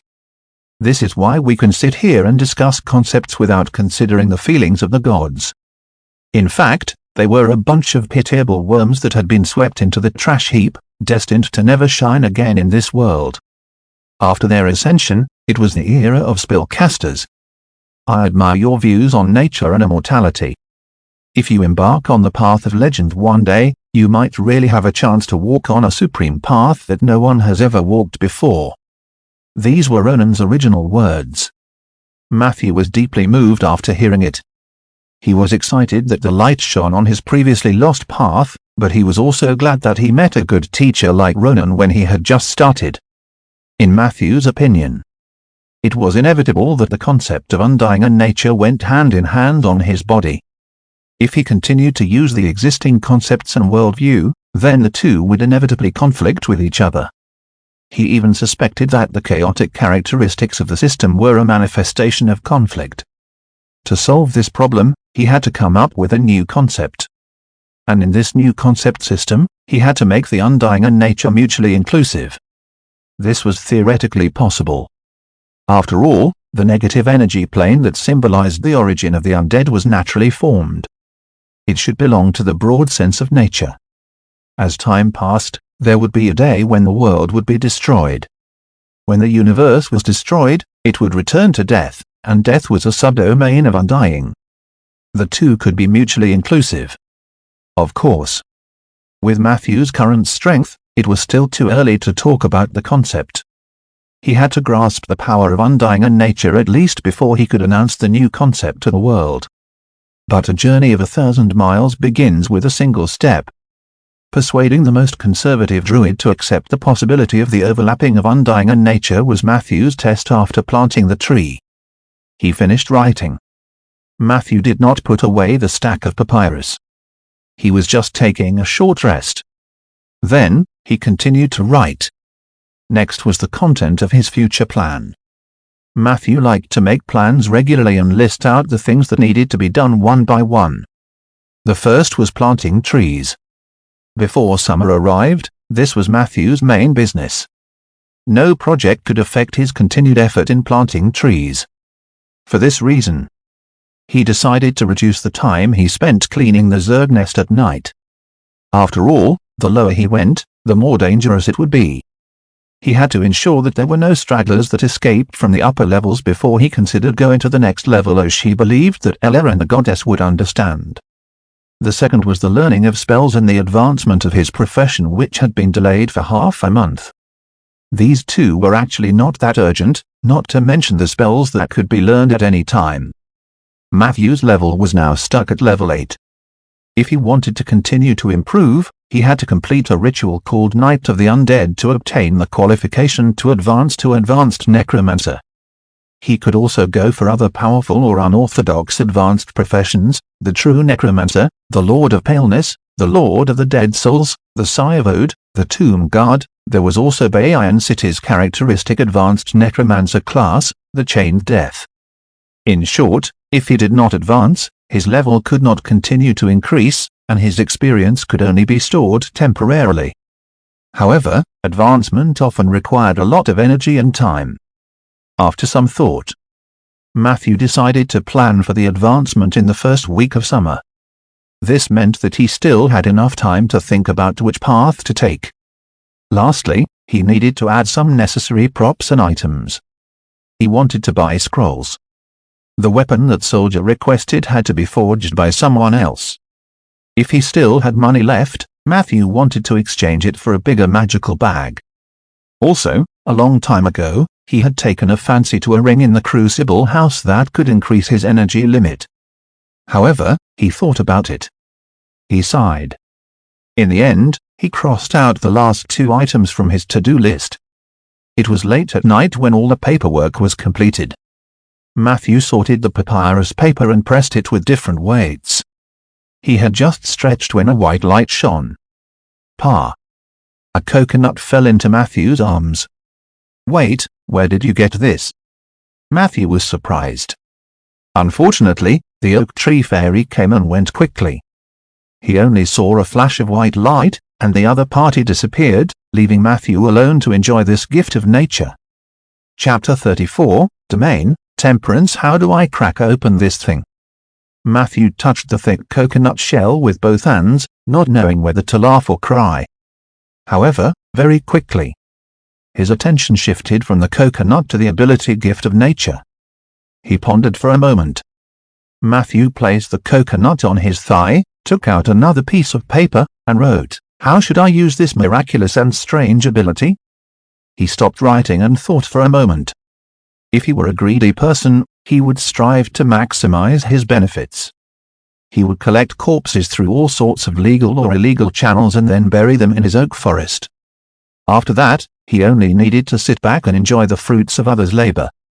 But was that really right? Matthew shook his head decisively. Boundless gifts seemed tempting, but if he did that, what difference would it make him from those people who did all kinds of evil for power? Besides, there might be hidden dangers to this ability that he had not discovered. Matthew didn't think that he could always enjoy the gifts without paying any price. His intuition told him that abusing this ability could cause a lot of problems. Therefore, he had to be cautious. Matthew decided to take the initiative to control the number of gifts. He wouldn't refuse a corpse that was delivered to him, but he wouldn't take the initiative to search for a burial object either. In addition, I should also control my thoughts in terms of perception. I can't think of burying someone when I see that they have powerful abilities. This kind of greedy thinking is very dangerous. It might gradually strip away my humanity. Os nature's gift is a gift, and I shouldn't take the initiative to demand or expect it. He wrote these. Matthew heaved a sigh of relief. At that moment, it was as if something hazy in his heart had been broken. His heart was clear and refreshed. In the next second, he suddenly noticed that everything around him had fallen into a strange distortion. In a trance, Matthew saw countless faces that seemed to be immersed in mercury. Some of them were happy, some were sad, some were greedy, and some were cold.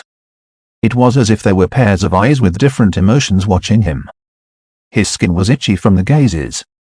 Just as Matthew was about to give in, all the images disappeared. Powerful energy was injected into his body. You have firmly rejected an incredible temptation in the depths of your heart. You have successfully stepped into the subdomain of desire, temperance. As a reward for stepping into the field, you can choose one of the following 3 abilities. 1. Heart of Tranquil Water. Your willpower is enough to resist most charms below legendary level. 2. Spare Power. After your mana or stamina is completely exhausted, a small portion of energy will be replenished. Amount of usage. 10.3. A Heart Without Regrets. You can choose whether to seal the emotion regret. After sealing it, you will never be disturbed by this emotion. After the unexpected joy, Matthew began to think. These 3 options actually had their own merits. A Heart Without Regrets could help a person permanently remove a relatively negative emotion, and it could also be unsealed at any time. It was flexible and easy to use. There was a limit to the number of times he could use Spare Power, but it could always help him in a desperate situation. However, who could refuse the Heart of Tranquil Water? Out of courtesy, Matthew glanced at the other 2 options and chose one without hesitation. You have completed the enlightenment of the temperance subdomain. Your current status, initial entry. You have received a permanent status of clear mind. Clear mind. Every day, as long as you complete the restraint of a certain desire, you will have a clear mind for at least 1 hour. In this state, your learning efficiency will be 3 times that of usual. This is very useful. If we're talking about desire, I am already restraining it every day. Matthew couldn't help but mutter. In the next second, a faint voice came from outside the basement. I knew it. Matthew, I knew that you were actually restraining the urge to violate me every day. You necromancers are all the same, aren't you? Matthew turned around. Peggy was swinging her long legs against the door frame. As she was doing that, she was still winking at Matthew. This scene. Matthew could only say in his heart, what's the matter? He asked. There are 3 big things I'm about to tell you. Peggy became serious. Chapter 35, Matthew's living room. First, when I visited our neighbor's house in the middle of the night, I happened to see the Lord's guards leaving through the eastern gate of the Mage District. They were fully armed, and there were about 20 of them. I'm guessing that they weren't there for a walk. Peggy said. Matthew nodded slightly. The Lord's guards were the absolute elites of the Suki family. They were independent of the garrison and only listened to Riga's orders. Most of the time, they would not leave the camp next to the Liege's residence. Only during wars or rebellions could they be seen in other parts of the town. Riga has been keeping quiet for half a month. It seems like he's making a big move. Matthew gently kneaded the feathers at the end of the quill, and his eyes gradually became clear. It should be about the traitor. Peggy shrugged. I don't know about that. I'm just sharing interesting or suspicious signs with you, as you asked. But if your judgment is correct, then the traitor is probably not a small figure. It is very likely that he is a knight with a fief. Otherwise, Riga would not need so many people. Matthew nodded in agreement. Although this matter is important, it has nothing to do with us. The next item is especially important. Peggy stared at Matthew seriously and said word by word, Matthew, you need to get back to work. Matthew was shocked. We don't have enough money anymore. Peggy threw a stack of bills and an account book on the table. There were all kinds of items and numbers written on them, and Matthew was dazzled. This is the account book for the last quarter and the budget for the next quarter that I just prepared. Let's talk about income first. You went out a few times recently and brought back some one-time income. These gold coins are about 700. And ever since you took a leave of absence from the Cipher Public School, Headmaster Ryan has stopped your double salary. Relying solely on the allowance from the Public Security Bureau, your monthly income is only 50 gold coins. Remember these numbers, and let's talk about expenses. In terms of food and accommodation, you have very high requirements for 3 meals a day. I prepare a variety of food for you every day, but many of the ingredients themselves are very expensive. Fortunately, the fairies would send some fresh vegetables and delicacies over every now and then. But even so, we still have to spend a lot of money in a month. Here, it's very clear. Your food expenditure is about 5 gold coins per month, and I need to buy negative energy stones to maintain my life and physical strength. Recently, I've been deliberately reducing my consumption, but it still costs around 25 gold coins per month. Look, our monthly food expenses actually cost 30 gold coins.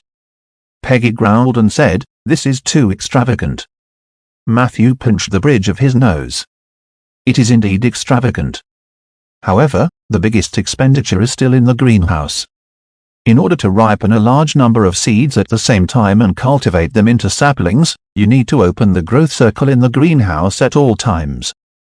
This requires a large amount of silver powder and sunstones, and the monthly expenditure is more than 100 gold coins, and as this did not include the cost of buying seeds.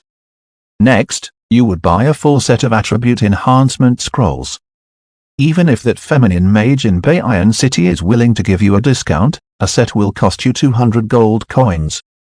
I also know that you want to buy a new magic book, a new magical bag, and that ring that increases the maximum limit of your energy. However, if this continues, your savings will be exhausted within 7 months.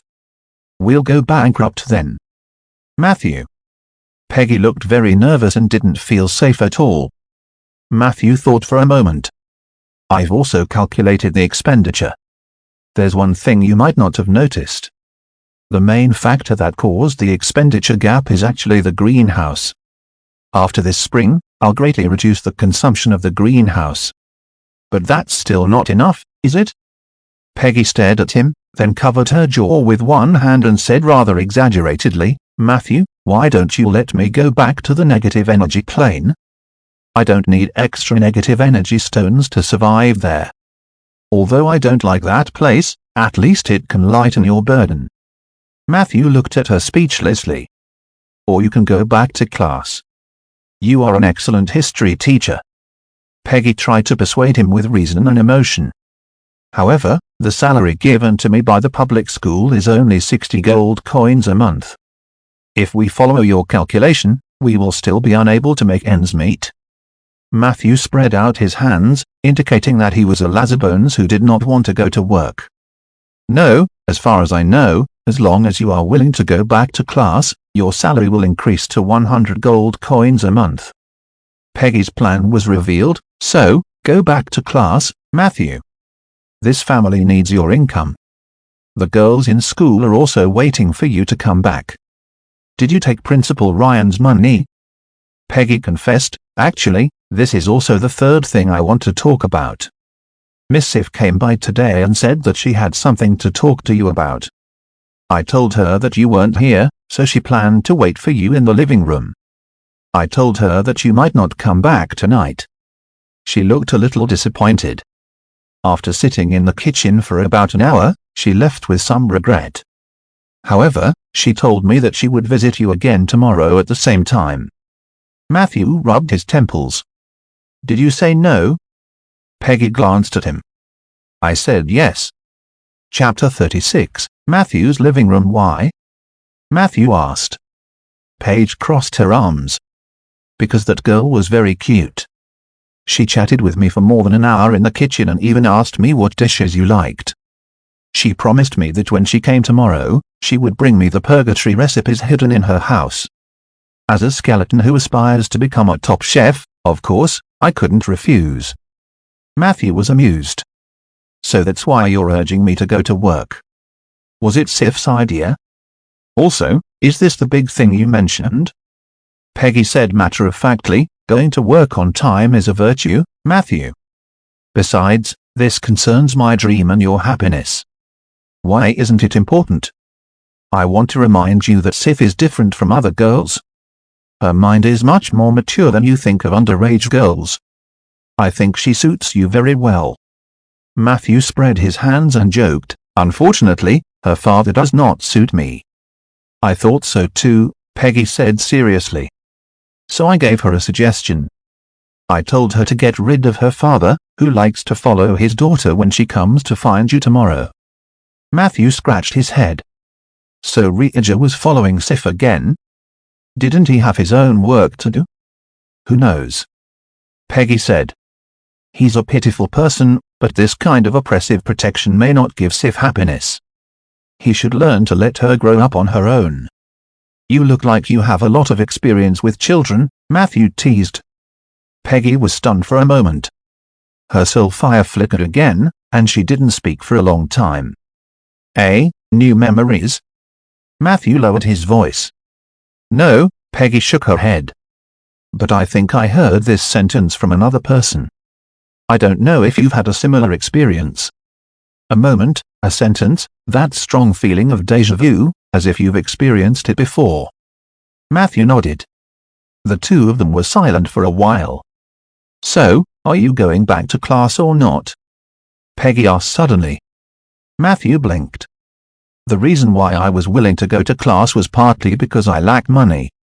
On the other hand, I hoped to use the school library and the students' books at home to catch up on knowledge. Now that I don't need it anymore, I suggest you forget the previous suggestion. He paused for a moment and thought, but I really should find myself a legal, stable, and quick job. What do you think about that, Peggy? Peggy yawned and looked disinterested. How would I know? I'm just a muddle-headed skeleton. Good night, Matthew. The next night. Matthew, who had been busy in the forest for the whole day, returned to his home in town early. After dinner, he took a shower and waited in the living room with a book. Although the content of the book wasn't boring, Matthew was a little distracted. He was mainly thinking about how to tactfully persuade Sif not to come to him every few days. He had a good impression of Sif. Therefore, he did not want to hurt her even more. 7 p.m. It was almost time for Sif's visit. A bell rang outside the house. Matthew put down his book and quickly got up to open the door. However, what he did not expect was, it was another woman standing outside the fence. Samantha? Matthew looked at her in surprise. Please forgive me for coming in uninvited, and please don't blame Ella. I was the one who begged her to tell me your address. Samantha looked a little tired. However, there was a strange look in her eyes. At this moment, she was wearing a dress that was in line with the trend of human towns, but it did not fit her well. Her chest swelled and trembled slightly. Her expression was a little awkward. I'm not used to places where humans gather. Can you let me in? Samantha asked in a low voice. Of course. However, before Matthew could open the door to welcome her in, not far away, a mournful roar erupted. No! The man roared as he walked closer. Samantha, what are you doing? Why did you go to this necromancer's house? Matthew silently watched the menacing Eli. Look, this. He looked at Samantha again. In the next second, the uneasiness on the female druid's face instantly disappeared, replaced by anger and fierceness. Eli, I'm warning you. Do not follow me. Samantha's voice was like a beast's roar, making one's heart palpitate. She turned around and stomped towards Eli. Every step she took, her body expanded. 3 steps later, a beautiful and flawless brown fur draped over her body. She had transformed from a 1.7-meter tall human woman into a brown bear that was more than 3 meters tall. Please wait a moment, Mr. Matthew. Samantha turned around and said in a gentle and apologetic tone. You've never used that tone with me. Eli was still angrily accusing her. The giant bear pounced forward and grabbed Eli's body. It was as if she was dragging a log as she rushed out of the town. In the blink of an eye, the 2 figures disappeared one after another. Only a shallow mark was left on the cobblestone floor. 10 minutes later, a black shadow appeared at the end of the mark. It was a leopard. She lightly jumped in front of Matthew. I'm sorry, but Eli won't bother us anymore. Chapter 37, Matthew's living room. Matthew thought for a moment and didn't say anything in the end. He politely led Samantha into the living room. Peggy, we have guests. Matthew shouted. Peggy reluctantly came out of the kitchen. She glanced at Samantha and snorted again. Then, she turned around and brought a cup of cold coffee from the kitchen. At this moment, the bell rang again. Sorry, excuse me. Matthew had to open the door first. This time, it was indeed Sif standing outside the fence. She was no longer wearing the dark red cloak but a white dress. She was tall and had long legs. Her legs were close together, and her hands were behind her back. Her smile was sweet and gave people a feeling of healing. Good evening, Matthew. Sif smiled and greeted him. Matthew smiled back. Good evening. Well, please come in first. As he spoke, he moved to the side. Sif took half a step forward. During this process, she suddenly turned around and looked at the alley opposite her with a helpless expression. Wait for me, Matthew. She jogged over. In the shadows of the alley, Sif poked a section of the wall, and a red blanket appeared on the wall. The blanket fell, and an embarrassed middle-aged man appeared in front of her. Father, you promised not to interfere with my freedom, said Sif angrily. Rieger's face turned red, and he quickly retorted, but you also promised me that you would pay attention to your own safety. Sif's eyes widened. But I'm going to Matthew's house. It's not a dangerous place. Rieger's face was bitter. To him, that was probably the most dangerous place in Rolling Stone Town. But he didn't dare to say this to Sif. In the many arguments and conversations with his daughter, they did have an agreement. He was the first to violate the agreement. Therefore, he tried to coax Sif out of her unhappiness. I promise you, I will leave now. Finally. Rieger patted Sif's head reluctantly. Under the latter's gaze, he turned around and left the street. However, less than 5 minutes later, He turned around and sneaked into the shadows again. Detestable necromancer. Rieger gritted his teeth in hatred, but it was really inconvenient for him to do anything to Matthew. He watched Sif's back and Matthew's smiling face disappear behind the door, and the uneasiness in his heart grew stronger. No. I can't just wait outside like this. I have to see what they are doing. The living room. They're in the living room. I have to find a place where I can look into the living room. Rieger's gaze frantically searched the surroundings. Very quickly, he found a red roof with a tall chimney. Rieger was agile and jumped up. He took 2 steps forward and revealed a happy expression. As expected, I can see Matthew's living room from here. However, the roof was tilted upward on both sides. If he wanted to see into Matthew's living room more clearly, he still had to go up. So he grabbed hold of the bricks and stepped forward, all the way to the roof. Suddenly, he bumped into a similarly sneaky and wild figure. That person's face was filled with unwillingness, and his eyes were fierce. When Rieger bumped into him, he was also staring at Matthew's living room. Rieger was stunned for a moment. Then, as if he had thought of something, he instantly became furious.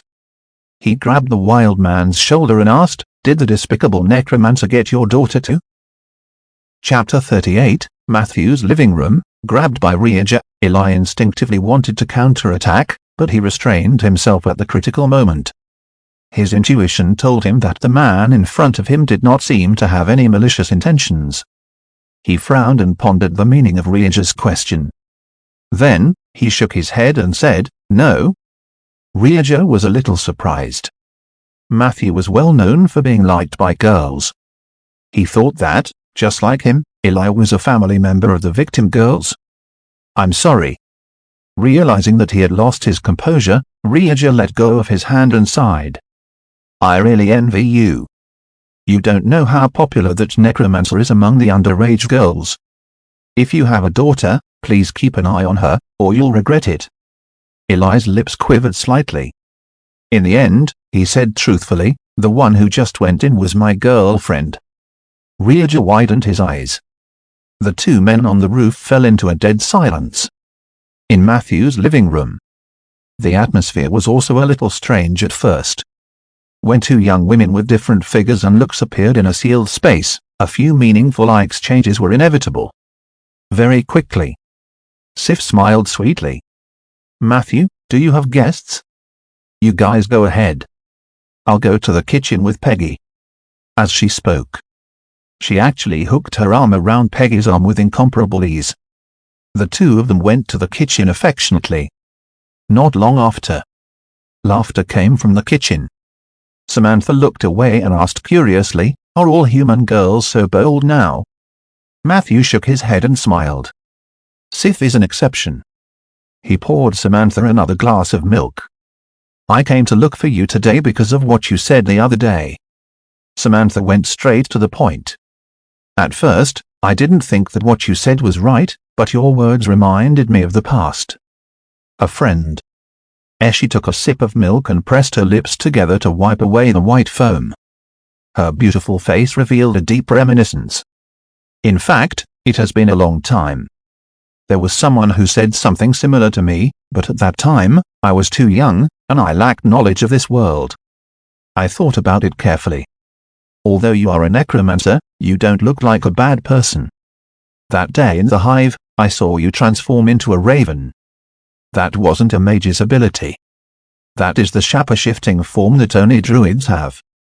No matter how bad the situation was, the goddess of moonlight would never give the title of Moonwalker to someone who had nothing to do with druids. It was these thoughts that prompted me to look for you. I want to know if you can really master the abilities of both nature and immortality at the same time." Matthew smiled. "Sorry, this is my secret." Samantha blushed. She seemed a little uneasy. "I'm sorry. I didn't mean to pry into your secrets. I just want to confirm one thing." Matthew crossed his hands and rested his chin on them. "Why don't we talk about your friend first? He's the biggest reason why you came to find me, isn't he?" He thought Samantha came to him because she was convinced by his wonderful debate. He did not expect that there was another reason. This made Matthew feel a little frustrated and curious. What kind of friend would make Samantha, an old-fashioned druid, dare to break through her shackles and come to him? Samantha was silent for a while. After a long time, she then slowly said, "All right, about my friend, I have to start from my hometown. My hometown is a village by the sea. My parents and the other adults in the village make a living by fishing. I don't have many memories of that village. I don't know why, but I was 9 or 10 years old at that time, but my memories of my hometown are so vague. I only remember that one day, all the people in the village ran out to watch some festivities. My mother pulled me along. It was on a shore with jagged reefs. We saw a huge, magnificent, majestic, and exquisite tower ship on the shore. No matter what words I used, I couldn't express the shock I felt when I saw that ship for the first time. It was like the armor of a god, making people feel awe when they saw it. On the ship, there was a flag with golden lines on it, and the patterns on it were also very beautiful. The villagers had never seen such a flag before. Many years later, I found it in Jade Court's library. That was the flag of the Sioux country. At this point, Samantha paused and stared at Matthew with a strange look. "Do you know about the Sioux country?" Matthew quickly understood the emotions in Samantha's eyes. That emotion was called anticipation. "Sorry, I don't know." Matthew only felt that the term Sioux country did not seem to conform to the common language habits of this continent. "All right then." Samantha's eyes flashed with disappointment. "Most of the people in Ainda don't know much about Sioux country. After I became a druid, I went crazy looking for traces of Sioux country. I only know that the Sioux nation is on the other side of the endless ocean. If you depart from the Gem Coast, there are 3 ways to find that legendary country.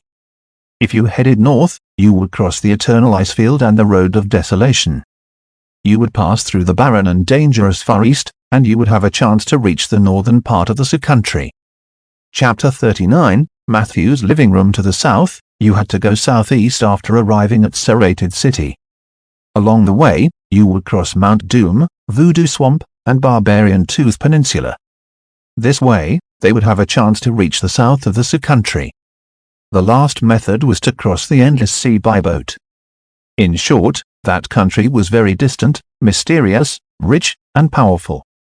Did you know? The leader of the Sioux country had a legendary profession called Emperor. They combined their own mana with the veins of the earth, and they could release invincible power with a raise of their hands. The Sioux people said that he was the embodiment of the true dragon. The emperor's wife usually received a legendary profession called Empress. Legend had it that she could communicate with the phoenix above the 9 heavens and also had powerful energy. The emperor, empress, and their officials guarded the land of the Sioux country. However, at the borders of the Sioux country, in the endless abyss, there were always demons eyeing them covetously.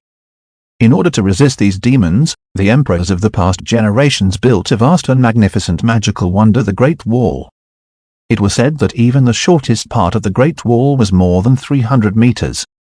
The emperor often went to the Great Wall to fight the demons in the abyss. The mages under his command were all powerful characters, and they also had a special advanced profession, the Great Wall Mage. It was said that Great Wall mages could use the power of the Great Wall to cast spells. 10 level 17 Great Wall mages working together could cast a large-scale destructive spell that was comparable to a legendary spell. Of course, the Empress also has her own group of mages, but their special advanced profession is called Jade Phoenix Mages. It is said that their power comes from the phoenix that signed a contract with the Empress. Samantha's eyes lit up as she recounted the story. Matthew listened quietly, but his heart was not calm. According to her description, why did this Sioux country seem so much like a magically modified ancient China? After Samantha finished speaking, Matthew said with a fascinated look, "That's an amazing country. So, did your friend tell you all that?" Samantha nodded. "I believe you guessed it as well. My friend came from the tower ship. He told me that their ship encountered a sea monster in the deep sea. In order to avoid the pursuit of the sea monster, they had no choice but to change their direction. In the end, because the ship was too damaged, they were forced to dock. At this point, she suddenly laughed at herself. It might be my wishful thinking to say that we were friends. Perhaps in his eyes, I was just a little girl who loved to read stories. He was the captain's son and was 3 years older than me. Their ship had countless snacks, and every one of them was an eye-opener for me. He took me to his father's room to use the starry mirror, a mirror that could see very far away, and he told me how they fought monsters that were more than 300 meters long in the deep sea. These things were like a dream to me at that time. Matthew was moved. "Do you like him?" Samantha waved her hand. "That's just an unrealistic fantasy of a young girl. He and I played together for about 2 months. Then, one day, they left quietly, just like when they arrived. I only remember the night before he left. He came down from the ship and brought me a lot of snacks. He told me that they were going out to sea to find a secret treasure left behind by a legendary master of the Sioux country in the endless ocean. As long as they find that secret treasure, they can uncover a new path that will allow the mage to control the power of life and death at the same time. He said that he would come to me once he found the treasure trove and wanted to share it with me. One winter, the village was destroyed by bandits. I joined the Moonlight Society and became a druid. Of course, he did not return. Sometimes, I can't even be sure if that magnificent black ship is a dream I had when I was young." At this point, Samantha's eyes were filled with nostalgia. The living room was silent for a long time. "So you came to me just to know if the secret treasure your friend mentioned exists?" Matthew asked. Samantha nodded, then shook her head in pain. "I'd rather it didn't exist. Otherwise, I'm afraid it'll be difficult for me to continue facing my faith." Matthew said seriously, "Your faith should be nature, not a god who holds a portion of nature's authority." As he spoke, he stood up and extended his hand to Samantha. "Give me your hand." Samantha hesitated. Finally, she placed her hand on Matthew's palm. On the roof, Rieger only heard a brutal straw. A strong wind blew. The wild man rushed into Matthew's house at an astonishing speed. "Let her go." Ilaridan wanted to break through the window. However, in the next second, a mighty power spread out from Matthew's body. A warm breeze blew from all directions. The house seemed to disappear. In its place, it was a warm and friendly oak forest. Under an oak tree, Matthew and Samantha were standing with their palms against each other. As for Eli, his attack was interrupted by the power of the domain. He looked around in a daze. Suddenly, he let out a long and unbelievable roar. 5 seconds later, the oak forest twisted and disappeared. "You have activated the oak domain. Druid Samantha has sensed the oak domain with your help. She will have the opportunity to understand the power of the domain." Chapter 40, Matthew's living room. Druid Eli has accidentally entered your oak tree domain. With his high talent, he will also have the opportunity to comprehend the power of this domain. "Ah?" Matthew turned to look at the window next to him in surprise. Outside the window, Eli's face was twisted. His eyes were filled with gratitude and pain. In short, it was very complicated. "Eli." Samantha stomped her foot angrily. Eli pushed open the window and said through gritted teeth, "Let go of your hand first." Samantha ignored him and looked at Matthew. "I didn't expect you to really control the power of life. However, you must not have shared the oak tree domain with me just to show off. What do you want me to do for you?" Eli's eyelids twitched. However, under Samantha's murderous gaze, in the end, he shut his mouth. "Sioux country." Matthew pulled out his hand. "I want to know everything about the Sioux country. If possible, I also want the information about the secret treasure." Samantha nodded. "You will get what you want the next time we meet." Eli finally couldn't hold it in anymore. "There's a next time?" Whoosh! Samantha transformed into a leopard and threw him to the ground. In an instant, She turned into a brown bear and quickly dragged Eli out of the town. "I'm sorry, Samantha. I didn't mean to break the promise. I just couldn't control myself. I was worried that you would be deceived by that necromancer." Facing the furious Samantha, Eli seemed a little submissive. "That's enough. Eli, I don't want to talk too much about this topic with you. You and I might have had a good time talking, but your possessiveness has suffocated me. I'm an independent individual. I have my own mind and judgment. I know what I'm doing." Samantha put her hands on her hips. "We're done." Eli looked at the other party in disbelief. "You're dumping me for him?" Samantha's eyes were filled with pity. "Can't I have my own will in your eyes? Do I only exist as an attachment to other men in your eyes? You disappoint me. Goodbye, ancient tiger." As she spoke, she turned back into a leopard. After taking a few steps, she turned around and warned, "If I find out that you dare to find trouble with Mr. Matthew, you know what will happen." The leopard fluttered a few times and disappeared into the night. Eli stretched out a hand desolately as if doing so could bring back that vigorous figure. There was a burning flame on his chest. He stood there for about 10 minutes. Suddenly, he roared and transformed into a ferocious tiger that ran tirelessly. Only in this way could he temporarily forget the pain. But as he ran, he came to the oak forest north of the town. He had just been to the oak tree domain, so of course, he would not feel unfamiliar with this place. This was the necromancer's domain source. Instinctively, he raised his claws, wanting to chop down an oak tree. However, at this critical moment, he retracted his claws again. "I can't vent my anger on a tree," he muttered to himself. Samantha was probably just angry. I shouldn't have mistrusted her. That necromancer actually has the power of the oak tree domain. Samantha must have her own reasons for visiting him. Maybe I almost ruined her plan. It's normal for her to be angry. If I beg her a few more times, she should forgive me. Unknowingly, he walked to the north of the oak forest. Eli suddenly stopped in his tracks. There was a dangerous aura in the air ahead. "You're still as sharp as ever, little tiger." A coquettish female voice came from behind a rock.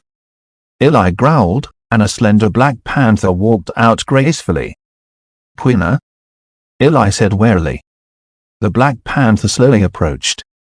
She even walked up to Eli and tried to scratch the tiger's chin with her claws. But this action was dodged by Eli. "What's wrong, little tiger? Are you not happy that your girlfriend dumped you?" The black panther giggled and said, "Then, let me take care of you. You haven't forgotten the fun we've had, right?" "Shut up, Quina." Disgust flashed in Eli's eyes. "I was young and ignorant at that time, which was why I was seduced by you. I didn't know that you had become a member of the Withering Order. We are now mortal enemies. Get lost before I kill you." The tiger growled repeatedly. The thick killing intent solidified. The black panther wanted to tease him, but when she sensed the murderous aura, she leaped away and said, "You're really a little tiger who doesn't know how to have fun." Eli stared coldly in the direction where the other party had disappeared. His mind had not become unclear because of the breakup. If Quina appeared here, there must be other members of the Withering Order nearby. What are they doing in this town? The only forest nearby is this oak forest. Eli strolled in the forest, thinking bit by bit. Do the Witherers want to attack the oak forest? No, there must be something worse. No, I can't sit by and do nothing. The oak trees are innocent. I benefited a lot from the Necromancer's domain just now. Even for that alone, I have to stop the Witherers' plot. Thinking of this, Eli made a huge decision in his heart. He wanted to stay in the oak forest to guard this place. He was not leaving. Back in Matthew's living room. End of part 1. Novels Hall Dynasty.